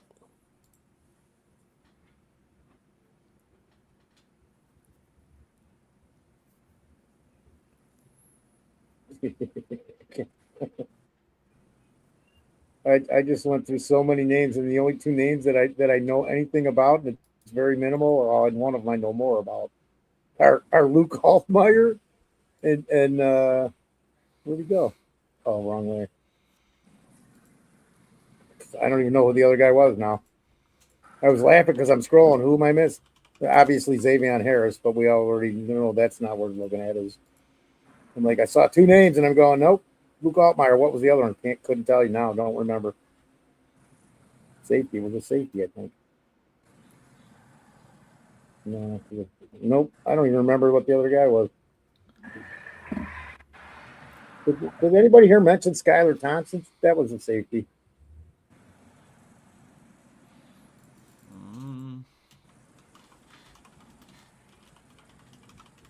And again, it's a shot in the dark. He's a bigger safety, man. 6'2", 220 or 215 or LAR? 220. L-E-R Thomas. Skylar Thomas. I don't even see that name popping up on the beast. Thomas. Oh, yeah, you're right. I'm sorry. Skylar Thomas. The Rams just replaced Devontae Adams. C.J. Daniels is, I think he's pretty tall, I think. I think he's a tall receiver. Hasn't been updated on the NFL site here.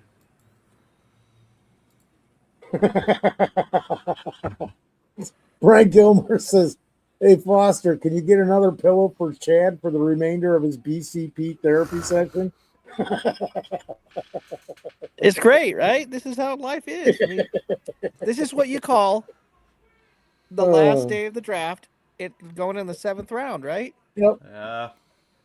Shit, I'm gonna go get on the recliner, dude. Oh, and just special treat for Shorty. The Vikings draft Damon Claiborne, the running back out of Wake Forest, where he said, "Oh, we need to draft that guy." So, Bears trade, huh? Is that what you're saying? What are you Charles saying? Johnson, right now, is reporting a Bears trade, and I don't see nothing yet. I don't see it on my phone or my TV. Twitter's the only thing that matters. Bleeding Edge News. That's for where that I'm shit. going. That's where I'm going right now. I I'm don't going see to that shit. crappy country. Yeah, I do not see anything. Well, you were just talking about, Carl, how we can package something with the 2 picks and move up. That would be the most likely scenario. Then the first thing that pops on my phone on Twitter is fans waiting for a trade for a DT, and there's a picture of Ditka with his hair all up like he's crazed, sitting in a recliner. He's sitting in a recliner. It looks like he's drinking a beer. The first thing when I turn on Twitter. I'm sorry, this is cracking me up. Everyone likes this linebacker from Arizona State that we got, guys. I mean, we might have I wish I could show you the picture of Ditka because it's hilarious.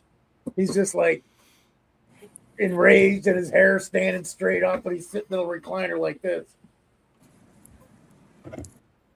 I don't even know who that was because it disappeared so fast, but it was hilarious.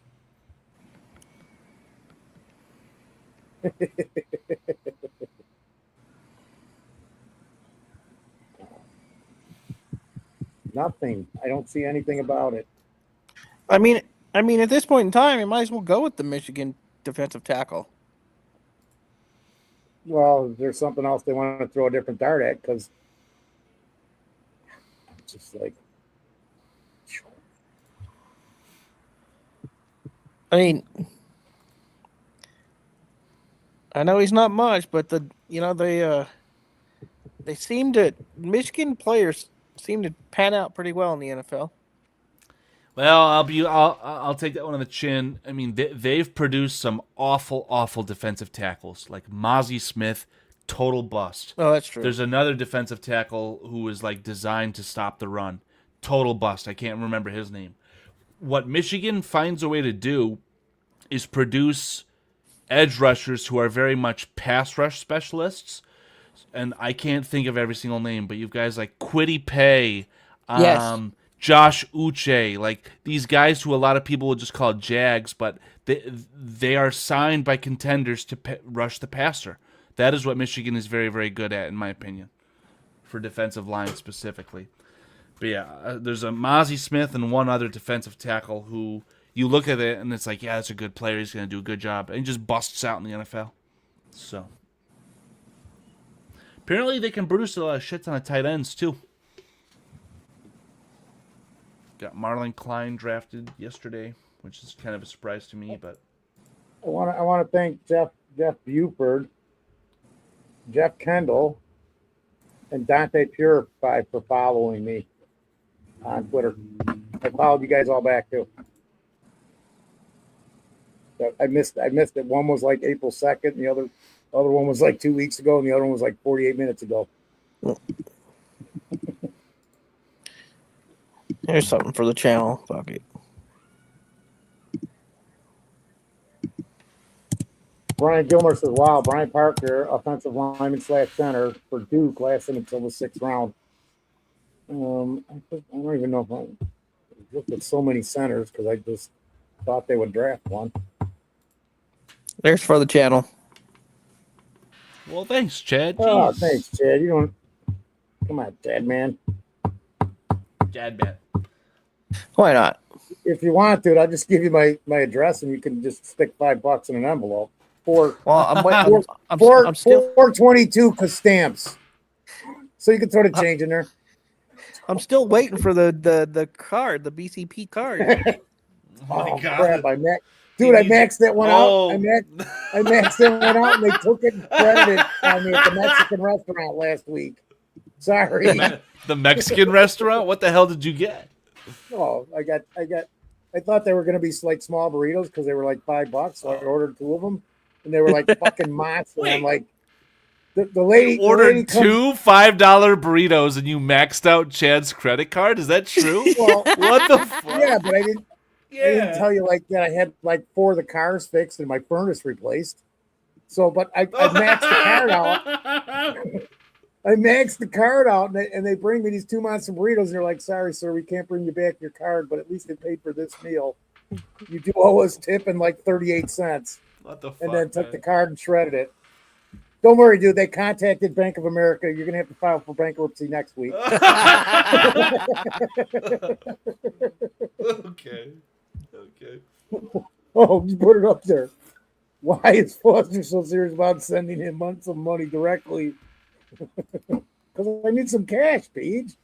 You know, I keep trying to go down there. I want to fix your roof, and then I'm going to just demand money. Oh, crap. Everybody be quiet now. Hey, what's going on, Shorty? We can't hear you. Thank God. No, dude, you gotta plug that in. Oh yeah, Chad Speaker super chatting to the show he's on. Like, come on, dude, that's crazy. That's what I read. That's why I told him Thanks, send it directly to me in the envelope, dude. Well, you know. There goes the show again. We were talking about football players, but not for long. BCP. This is the 7th round. This is what happens. Or it's not even the 7th round. No, it's not even. Chad, you've been here long enough. This happens every Thursday. I don't know what you're talking about. This is just a normal day. It's totally. BCP. Look, I'm late. I got a dude. It's like day drinking. It's like day drinking. We're just doing it on a Saturday afternoon. Oh, we're gonna start day drinking. Okay, night. Let's do it. There you go, dude. We're gonna day drink. We're gonna day drink this Thursday night. It's almost 5 o'clock somewhere. Right now. Dude, it's almost like 5 o'clock somewhere. Fuck! It is 4 o'clock. Oh my god! It's 10 o'clock in England. You ought to have 20 of those by now. Oh my god! Brian Gilmore. There goes the show again. That's what we're talking about. That's what I said. It's not just today, dude. It's every Thursday. Come on, look. I'm laying on a pillow. He's crashed out. You can't even see half his face half the time, and then he's talking to his wife, and he's on the phone while we're on the show. He's got his hand. I only do it. I think it's all great. I love it. It's hilarious. He's got it's real life. He's got his phone in his hand like this, like he's talking to his wife, like on vacation, or like on a work trip or something. Like, yeah, honey, just like this. Well, I'll bring the ropes and you get the handcuffs, honey. Oh shit, I'm on there. I literally had my finger in my nose. I gotta go clean my finger. Clip that. What a day. What a day. Hey, these draft marathons are where the memories are made, man. Oh, it's insane. You know what I mean? It's like we got I'm thinking about having fish and spaghetti and all that kind of stuff. We really it'll take forever, but I'd love Did he to go sit down silent? one day and just do a show on the funny what? He What? can't hear Foster now? Nope. Can't hear me? It'd be cool to sit down and just do a we're all find all the comedy during the draft show, because you probably have a 3-hour show over the years. Yeah. Yeah. On average, yep. I mean, it just, because there's so much good stuff that happens during this show. So much who was it? Was it Trips? Was that a draft show where he was like on drug and things, and he was in the hospital? He was he was in the hospital on the gurney, Yeah. and he's committed. And he was on the show with us, like just had surgery. And He was on Dilaudid. That's what it is. He's on Dilaudid. So he's sitting there trying to talk, and all of a sudden you see, that's a good day. And this is Aldo Gandia's comedies. Yep. This is only on BCP. We've got Trips live on Bourbon and Dilaudid.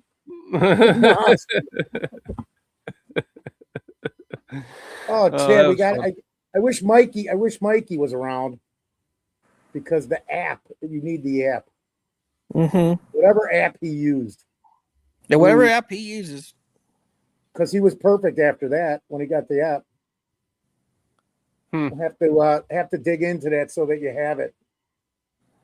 And anybody else who wants to be on the show. Because he said it made a huge difference. And it did. It did. You're talking about he wasn't in and out after that anymore. It's funny. My wife asked me, she's like, how you like, how is it being on camera? Oh, that's nothing. What are you talking about? I'm just laying on the couch talking to these guys. Oh, we're doing a live show? Oh, well, whatever. Yeah. We got food coming my way. We got food delivery coming. What do you think about having for dinner? We're gonna actually have some nachos tonight. Some pork and chicken. Some El Pastor nachos. That sounds delicious. I'm probably doing chicken tacos myself. You know what the answer to my question is? The exact same show that PJ had, the infamous, I'm thinking about having fish and spaghetti. I said I'm having leftover pizza, and that's exactly what I'm having. PJ, I wanted to ask you, when you actually had fish and spaghetti that night, had you gone out to the store that day and bought the catfish, or did you just happen to have it in your freezer or something? And fridge. I was thinking about that, because I was thinking, did he leave? Did the show end and then he drove out to the store and bought some fresh catfish and then came back and made it, or did you pull it out of the freezer? Are you having? Guess what I'm having today? Are you really having fish and spaghetti? Don't mess with me. We want you on live eating it, so Jordy can see how, because he still doesn't get about how it's put on the plate and eaten. He bought it the day before, so he knew what he was doing. PJ said he bought it the day before. Okay. Good. Thank you. Good to know. Guess what I'm having today? Because I was just wondering. I was thinking, because I freeze a lot of things. Like I'll go get I'll go to Costco and get a bunch of whatever, chicken and bone-in chicken if I can find it, and it's hard to find now, a bone-in chicken breast, or something like that, and I'll vacuum seal it and just have it ready. Sometimes I'll get fish too and do that. So I was wondering, does PJ just have like catfish frozen, like vacuum sealed around the house? Because listen, for anyone that vacuum seals things like that, like I do, if you vacuum seal your like fish or steak or chicken, wrap it in cellophane first, and then vacuum seal it, so the juices get sucked back into itself inside the cellophane that it's wrapped in, so it doesn't pour juice out all over your seal and ruin your seal. Yeah. So, Mikey, what is the app for StreamYard that made your stuff great yesterday. Oh yeah, you can put it in there. I just I'll put it up. I'll get it from my computer. And Chad's having some issues today. StreamYard guest. Where's that? StreamYard guest. Oh, Maybe. you know what? I'm looking at it right now. It might be my browser. It might be because I have Chad? It might be the browser I use. Chad, yes. You read Mikey's comment? Yes. Yes. He's on the phone. He's talking to his wife, not muting it. I love it. I think it's great because that's real life happening right on here, man. StreamYard guest, and then PJ was telling Mikey because they're talking about food now because apparently Mikey's going to go cruise over by PJ somehow and get some catfish gumbo, collard greens, corn on the cob, and cornbread. I am now going to have chicken and corn and Jiffy cornbread for dinner. So thanks, Peach. I'm just thinking what I got. That's what I'm having. See now, if you would have said that, I just don't have corn on the cob, man. I'd like to have some corn on the cob right now. If you would have said that the first draft, I would have been like, man, that sounds pretty damn good. Catfish, gumbo, collard greens, corn on the cob, and cornbread. If I was at your house for dinner. Jesus Christ, can you let me fucking finish? If I was at your house for dinner, I would eat every single one of those and love every one of them, man. Collard greens are really good. I was just going to say, man, if you would have said, this is what I thought PJ Shorty was going to say. Because, man, if you would have said that the first draft, I would have thought that was great, but this is draft 4, so fuck it. The one that's like, it says, copy the show link and paste it when it asks for it. All right. So, hey, Mikey, PJ, why don't you guys come on and discuss collard green recipes? I just want to, we might as well. Let's see if They're that in the works. chat here. Good old Southern style. How do you do your greens, man? Oh, okay. Well, let's see. I do mine this way. I love this chat. I'm telling you that the chat alone, if somebody just sat here and read it, if we sat here and just read the chat all night, I mean, we'd have to throw some of our stuff in too. Is its own show within the show. Shorty, you're here twice? Oh, crap. That didn't work. That didn't work. Yeah, but wait, don't do anything yet.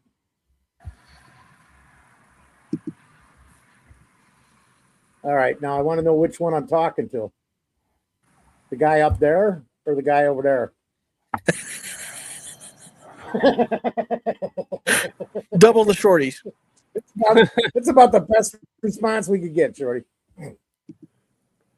I tried to copy the link and do what Mikey said, but that just took me right to the show. Maybe because I'm the administrator of it. But I didn't see anywhere where it said about choosing a guest. So Brian Gilmore said, Mikey, Foster needs you to organize his garage next. And I'm going, how the fuck does he know that? Because my garage is in shambles. And then Mikey, so, he needs me to organize. And then Mikey replies, Brian, 2,000 years of organizing is not on my short list. These guys are awesome, man. Shut up, Shorty. I think I fixed some things, actually. Okay, good. Much better. Well, you sound fucking took you long enough. Clear, perfectly clear now. That's good. Is that because of the app? Oh, dude, you're crystal clear. Yeah, I think I just switched a little setting here on the StreamYard. Oh, skip. Very interesting.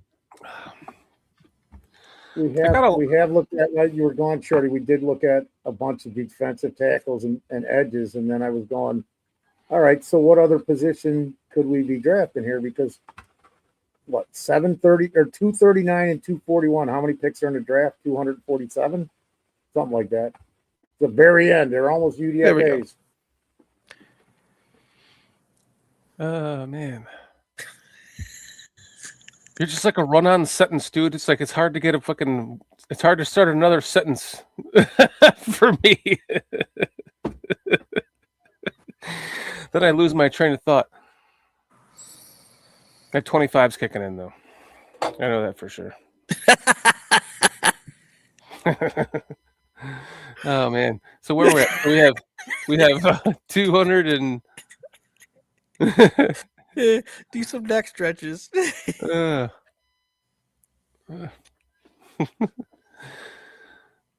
god!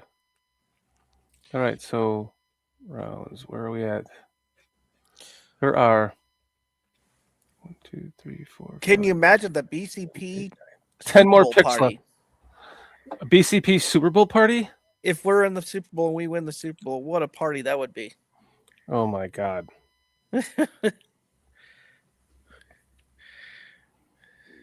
Wow. That'd be amazing. It honestly would be just the best because all of us would finally get to witness greatness. Yeah. And the joy, I mean, you saw McCaskey, he was almost in tears at that one point in time. I guarantee you he would be in tears to win that Super Bowl. It means that much to him. I believe I've said it before, I'm going to say it again. Caleb Williams, league MVP, Super Bowl MVP this season.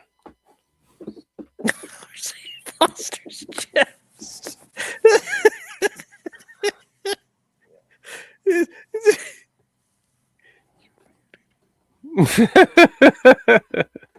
Coming in Pooch. I'm sitting in a recliner. I'm like, man, I'm just freaking tired, dude. I'm tired. I'm the lazy boy right in front of the fucking TV. I've been standing the whole fucking time. He's giving us a tit shot. Oh man. I sit so much that it's nice to stand right now. I'm on my fucking feet 12, 18 hours a day again. I'm supposed to be doing less shit at this time in my life, and I'm doing as much or more than 5 years ago. Yeah. Yeah, Mikey, cool. Mikey says, "Fuck, Foster looks like the Michelin Man."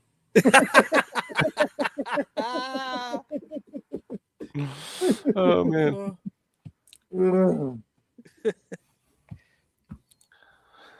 PJ says Caleb needs to drastically improve his completion percentage before he could win MVP. Yes, you are correct. You are definitely correct.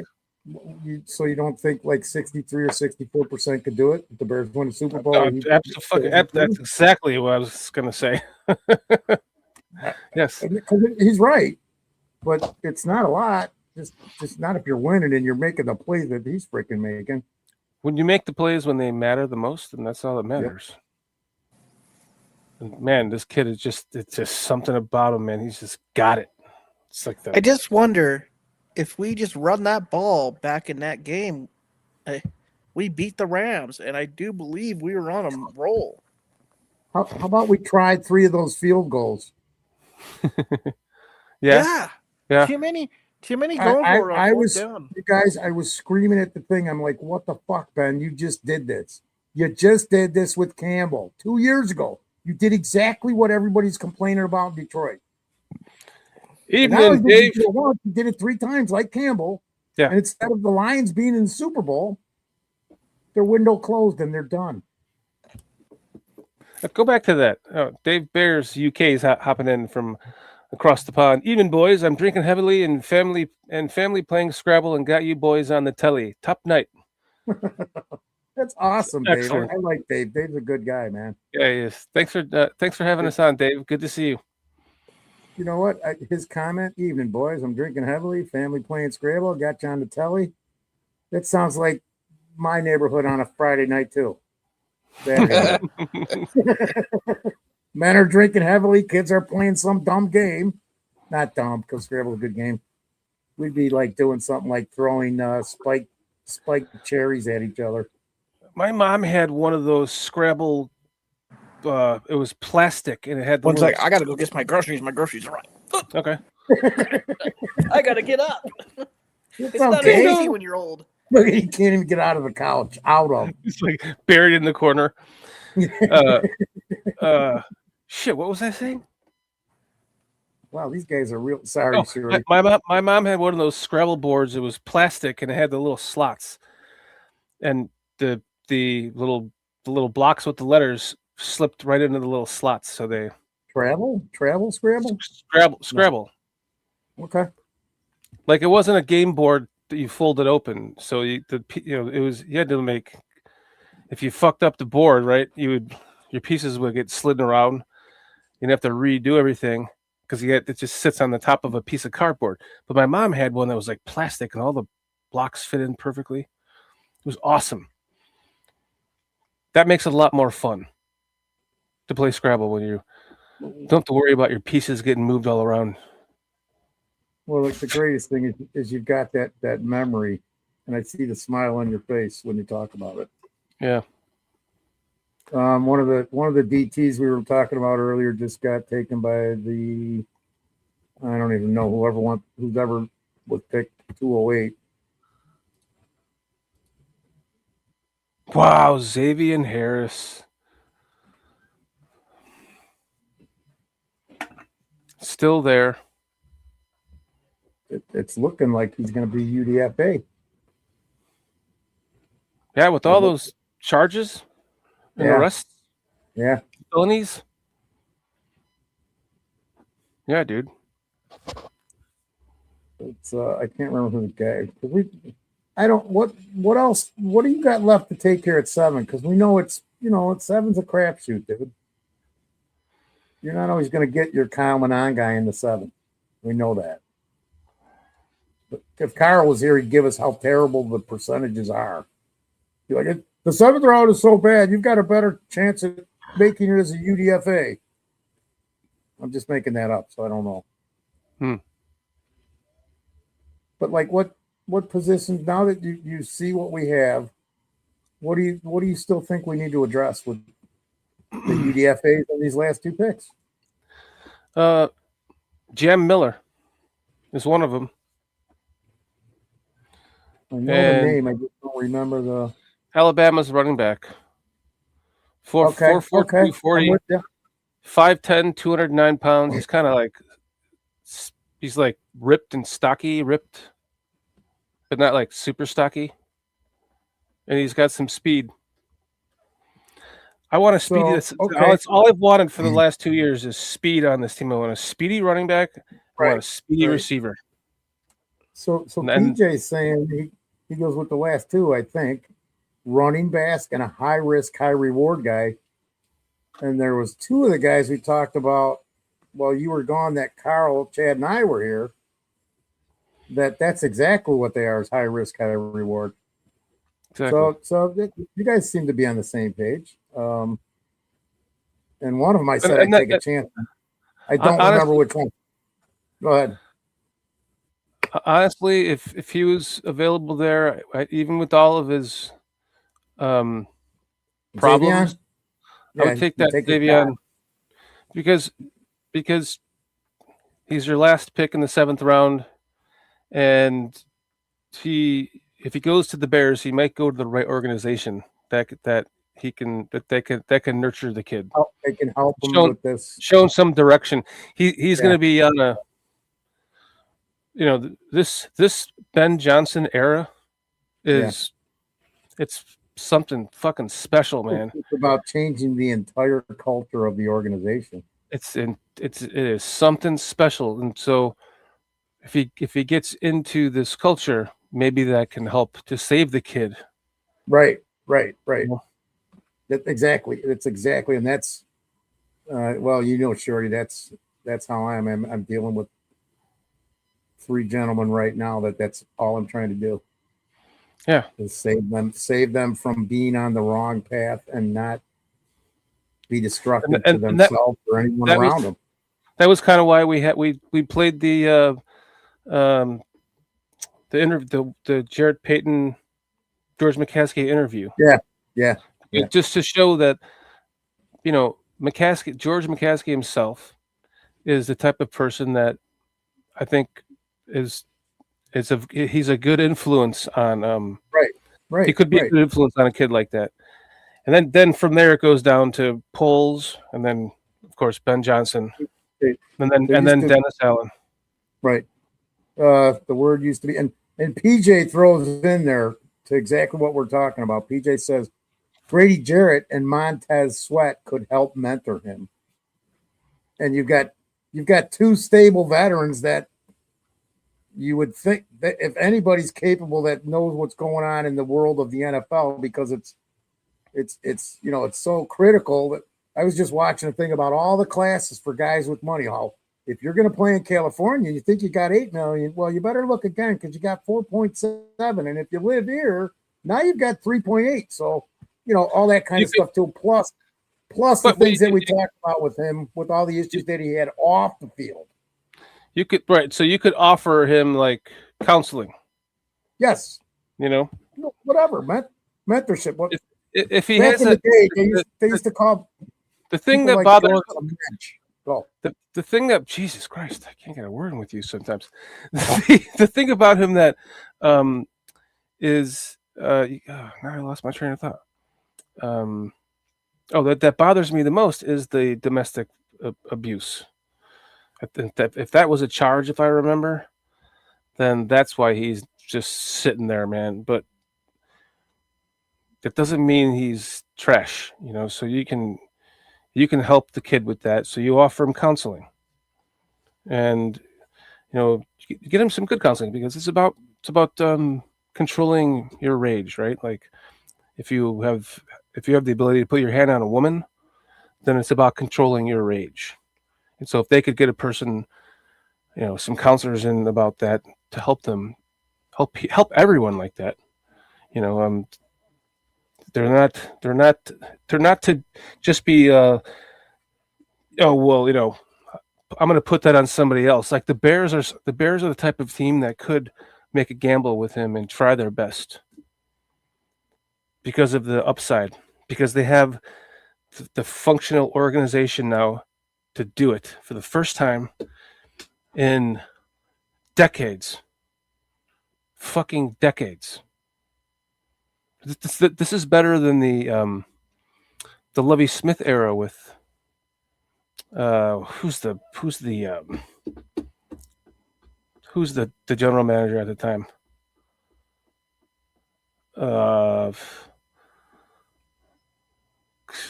The general manager, the Italian guy. Come on, help me out here. Anyways, smoked a cigar all the time.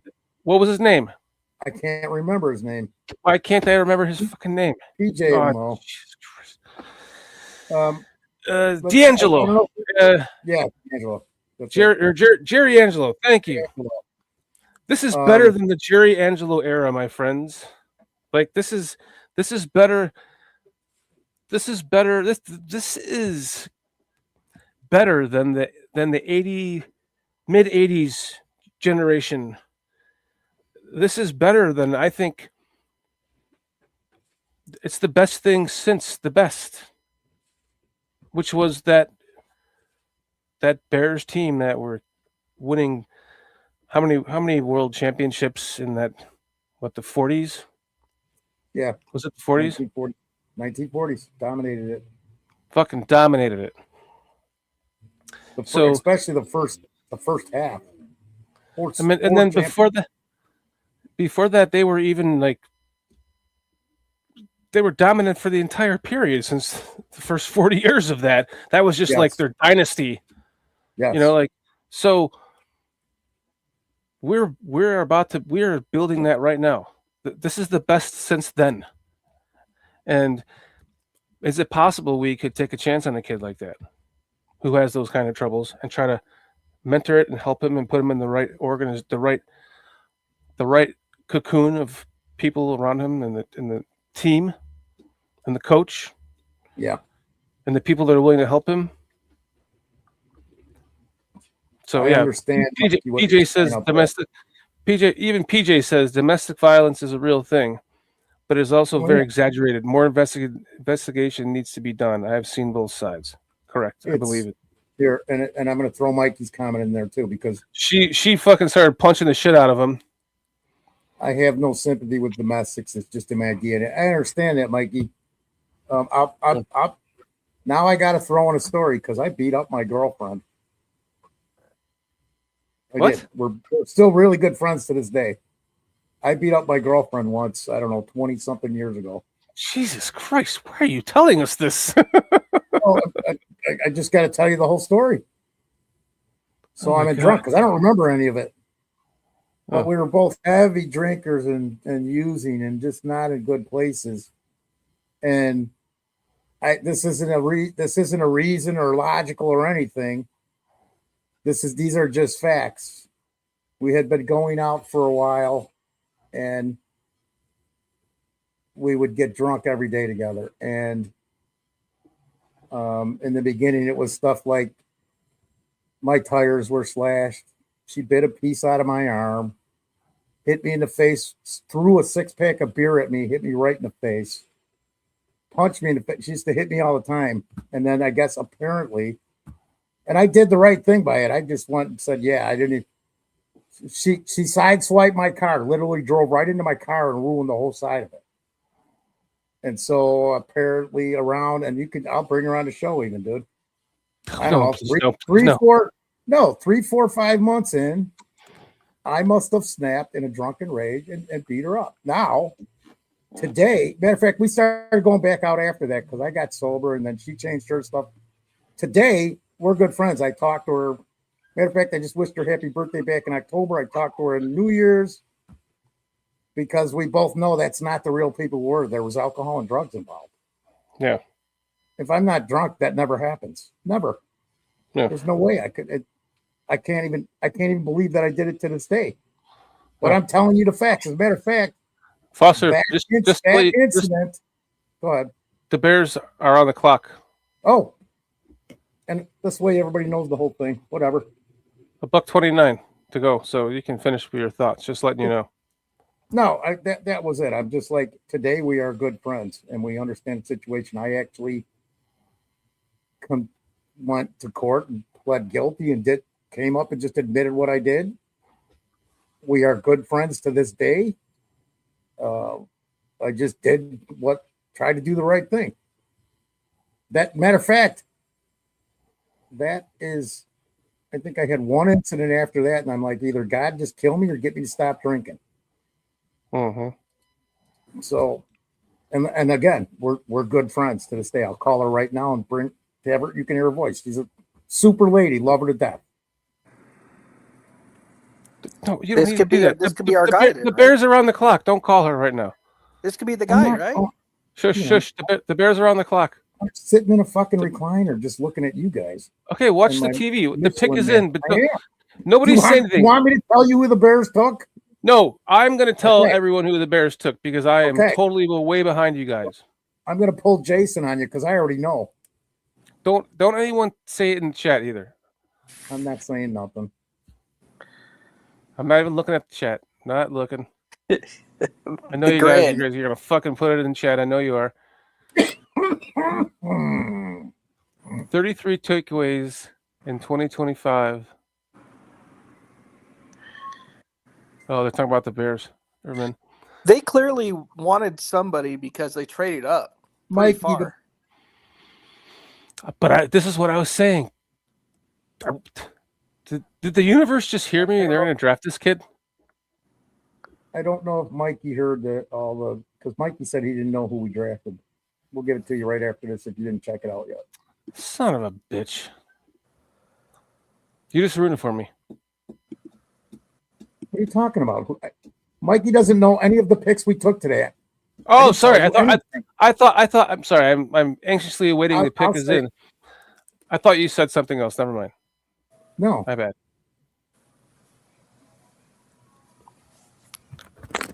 Come on. How can I be this far behind you? I don't know, man, because I'm just like. I have fiber optic internet. For God's sake. Yeah, so do I actually. Like, so Please, you don't know yet. wait, Still, wait, hold on. I do not know yet. Oh, Tight defensive tackle Jordan Vandenberg. the Kyle Managai of the defensive tackles. that's a solid pickup right there. I didn't even know he was available. That's a solid pickup. That's Man, why they moved up, dude. That's why they moved up just for that guy. That's how you draft right there. There it is. Shit. A big ass white dude. What was the trade? I don't even know what we traded exactly. Let me see if I can find it. That was smart, Carl. PJ's in the bottom going the whole time when I wouldn't say it. He's in the bottom going, say it, say it, say it, say it. What's his name?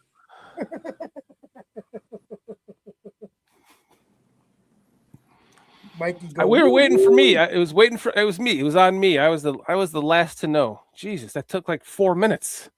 Didn't you see the big So they traded. So we're done. Yeah, I know. I figured that. We're done. Was it just the 2 picks, or was there something else involved? No, it says that they traded both their 7ths to move up to 213. Okay. I don't even see this guy's name on the ESPN defensive tackle list. Oh no, this is best available. No, because he drafted him already.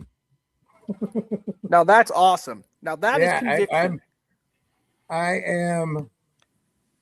They knew exactly what they were doing, taking the best player there every turn and doing it at the end. Give me the best player there. I'm going to get the best defensive tackle whenever, So that I got something to work with there. Got something to work with there. Go ahead, look at him, Shorty, because you'll like him. You'll like him. 6'3", 300 pounds. He's a big boy. Vandenberg is light on his feet for his size and flashes some quickness. He stays aggressive as a pass rusher, even after his first move does not win. Vandenberg's game is predicted on. Let me just put this up. Hold on. It can't be a repeat of Gervon Dexter. Oops. Wrong one.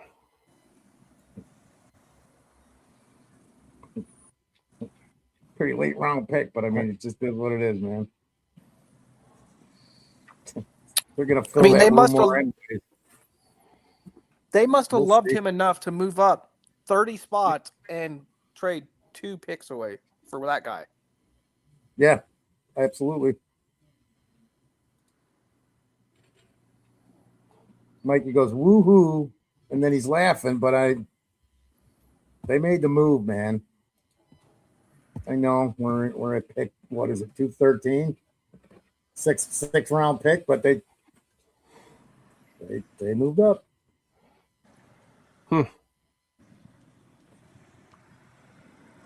Oh, I'd love to play that right now. Damn it. No, wrong guy. Here we go.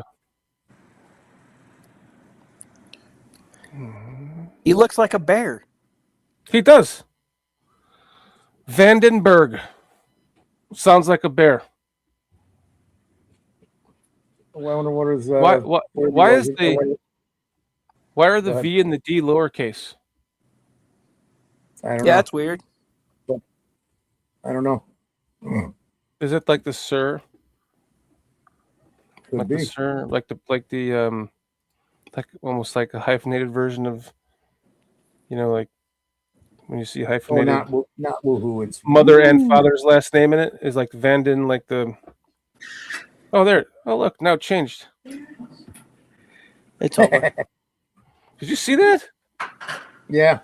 Wow, it's been recorded. The V just went from the lowercase to uppercase. Clip this.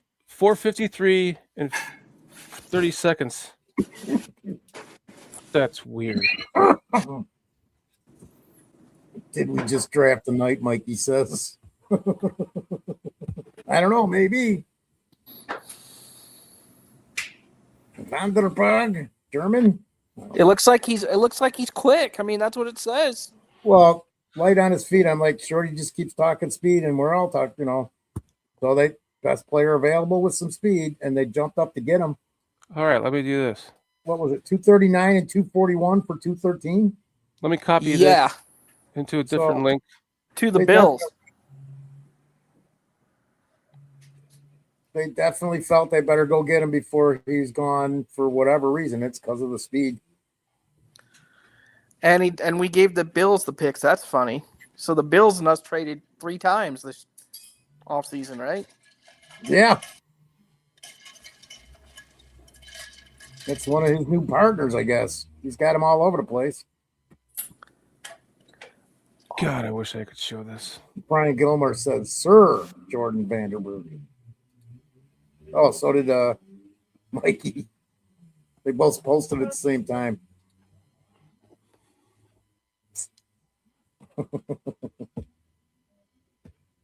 Wow. I am freaking just exhausted, man. Here. If anyone wants to watch Sir Vandenberg, there's the link that I just found.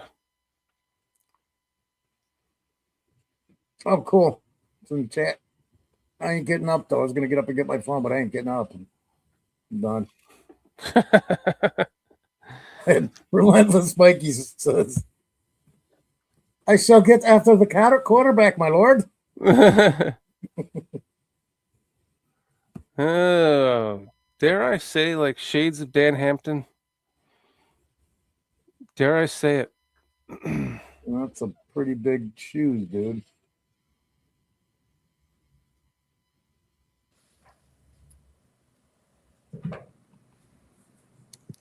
Oh, man. Whoa. Hampton didn't usually have trouble shedding blocks ever. Yeah, but his highlights don't show that, so he's got a lot to work with. Well, look at the complete package. It's a 6th round pick. They traded up to get him. But if his highlights are that good, then you can fix his lowlights. Okay. He seeks the holy grail in the NFL. Mikey. He has Dennis Allen and he has all those veterans to help. So Absolutely, PJ says, don't forget, we traded with the Bills a couple of years ago for Bates and last year for Booker. Traded DJ. Apparently the Bills and Bears front offices love talking to each other. I don't know. What's going on over there? What's going on over there, Mr. Poles? I wonder if PJ's talking to Poles anyway. See, PJ says right here, he is no Hampton. Vanda, interesting.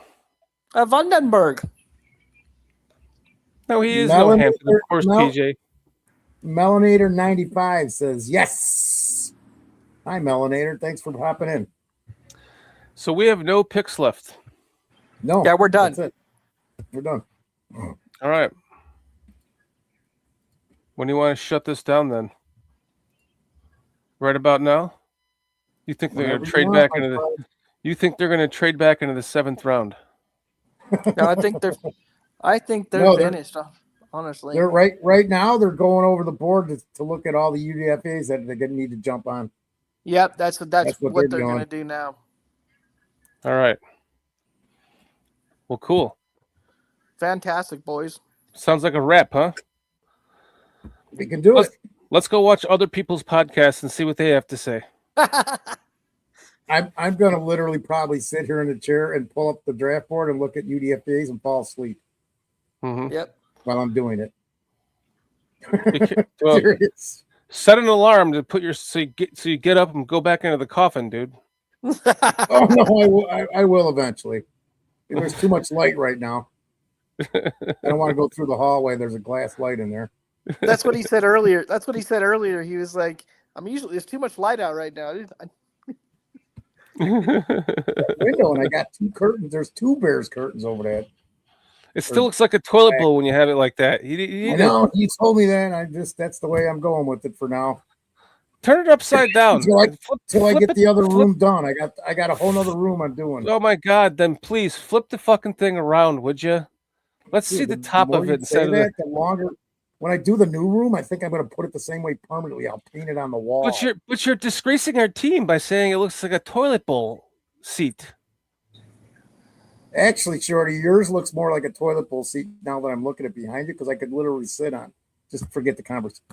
Now you're making me think really terrible because it looks like the toilet bowl seat at some fucking roadside restaurant. Exactly. Look at it. Look at it. I'm talking about yours, where you piss in between the seat. Now I'm disgusted with the Bears logo.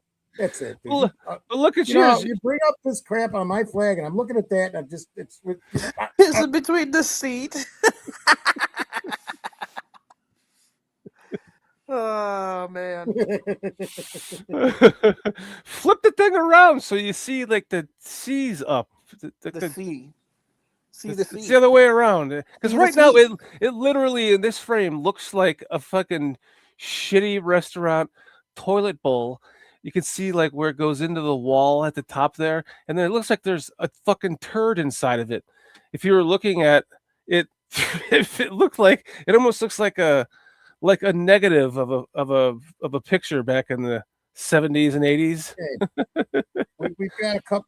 I hear you, Shorty. I just looking at the chat because we've got a couple questions that we should address for these guys. So Shorty wanted to know. Oh, Shorty. PJ says, Shorty, who was the defensive line with the high risk that you were talking about? Xavier and Harris. Harris. Ole Miss. ZXAVIAN.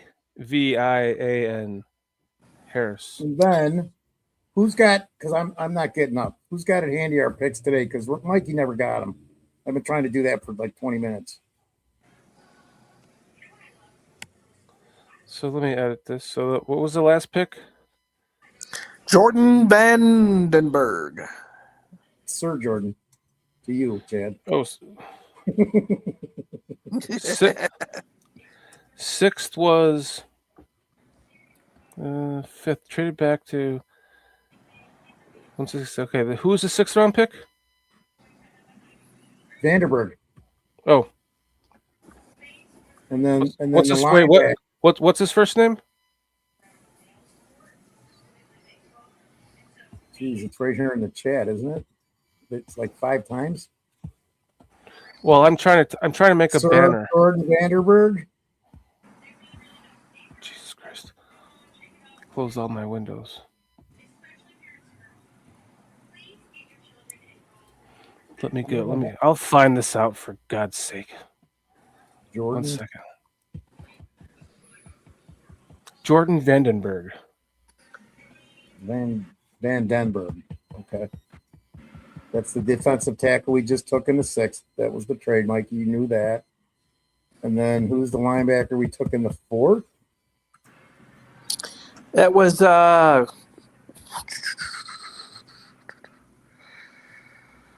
let's go to the Bears page. We actually because that's why I asked you guys, because I got to get up, and if I do that, this thing's closing, and I'll say Keyshawn Elliott. I closed my browsers because I thought we were about to end the show, but yeah, only 3 picks because we traded those last 2 to jump up and grab the DT. And the cornerback from Texas, I don't even remember his name. Cornerback is Muhammad. That's it. Malik Muhammad. Malik. So overall, today was not a bad day. They actually went defense today. So overall, 4 out of the 7 picks they made defensive picks. Yeah, I think Mikey. I think we looked at the linebacker and talked about him, didn't we? I think that's when I kind of stepped out. Yeah, Mikey, he's pretty good. There's upside to it. Yeah, he's upside. He's got a lot of upside. He's a lot of potential. What number pick was he? I can't. I don't remember. I couldn't tell you.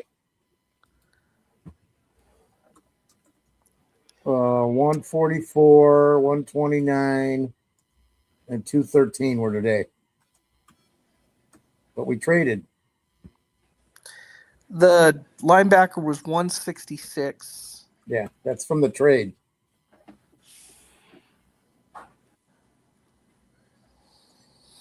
Hold on, I'm just making the banner. 7 picks. Yeah, it's 7 And picks, right? Yeah, and at one Yep. time we had eights. We were up to 8 potential picks, and we ended up with 7 anyways. It's not a bad draft. Not great, but not There you bad. I just that 3rd round pick, but I'm going to just have to defer to Mr. Ben Johnson because of what happened last season. Yep. I can't. I thought there was a. Mikey's asking if he had more potential than Rouse. What were you going to say, Chad? I was just saying that Ben Johnson, you kind of, You have to trust him. you have to trust him. Yeah. Because I think that's what we're seeing. We're seeing on both sides. It seems like now after seeing today and then seeing the yesterday, Poles is sitting there and he's allowing, I guess, his coordinators to basically get who they want. Right, but that's based on like a list that they went through with Ben Johnson. Our scouting department or whatever. Right. So they're going to try to. There's like a priority list for Ben Johnson, and he probably rates them in order of priority. Yep. And then per position, and then as they go down, but then you get like like last season, like or like even this season, holy shit, this guy's sitting here. Like, we got to take him. There's just no ifs, ands, or buts. Like, it's best player chosen, or available, I should say. And where the hell is my? That's probably the end of Billings then, right? Or did he already get cut? Billings is gone. Yeah. Yeah, he's gone. But yeah, like this is Tony Moy. What's up, Tony? Thanks for joining us, my man.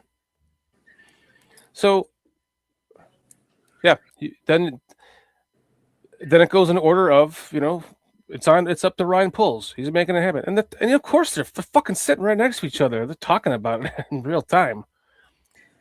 Ben Johnson approves of it. It's happening, and he knows he can work with it, and that goes for his staff, including Dennis Allen and Al Harris. And Al Harris. Yep. And I bet Al Harris is psyched to get the Muhammad kid because he kind of reminds me of Al Harris. He's thin, quick. Yeah. Our defense is definitely faster than last year. That's for sure. So is our offense. Oh, yeah. We're way faster on offense. That Thomas kid's quick. Oh, my God. Can you just... let's just imagine. I wish it was like a, Mr. Rogers' Neighborhood or some shit where I can just go blah blah blah blah blah blah, blah, and there's a bubble of, imagine with me, the greatness that is about to inspire. That's going to actually happen because we have a completely overly competent staff. We're going to lose so many over the years, but it's all because of Ben Johnson. We lost last year. Look at the guys we lost last year. And Dennis Allen too, because they're going to work together hand in hand for the next fucking 20 years. Because we lost Bieniemy. Mm-hmm. Right away. Does the guy we just took really got a perfect RAS score, a perfect 10? I think so. Or is that a joke because he's laughing? I don't even know. I don't. Jordan Vandenberg. Not Jordan Vandenberg. Who? Tackle out of Georgia or Clemson. The defensive tackle we just took at 213. Yeah, Vandenberg. Jordan Vandenberg. Oh, okay. Sorry. I'm sorry, Jordy.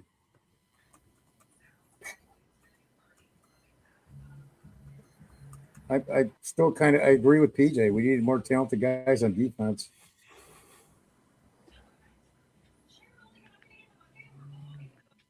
Have we upgraded? Where do I find that? Are we in a better position to stop the run than we were a year ago?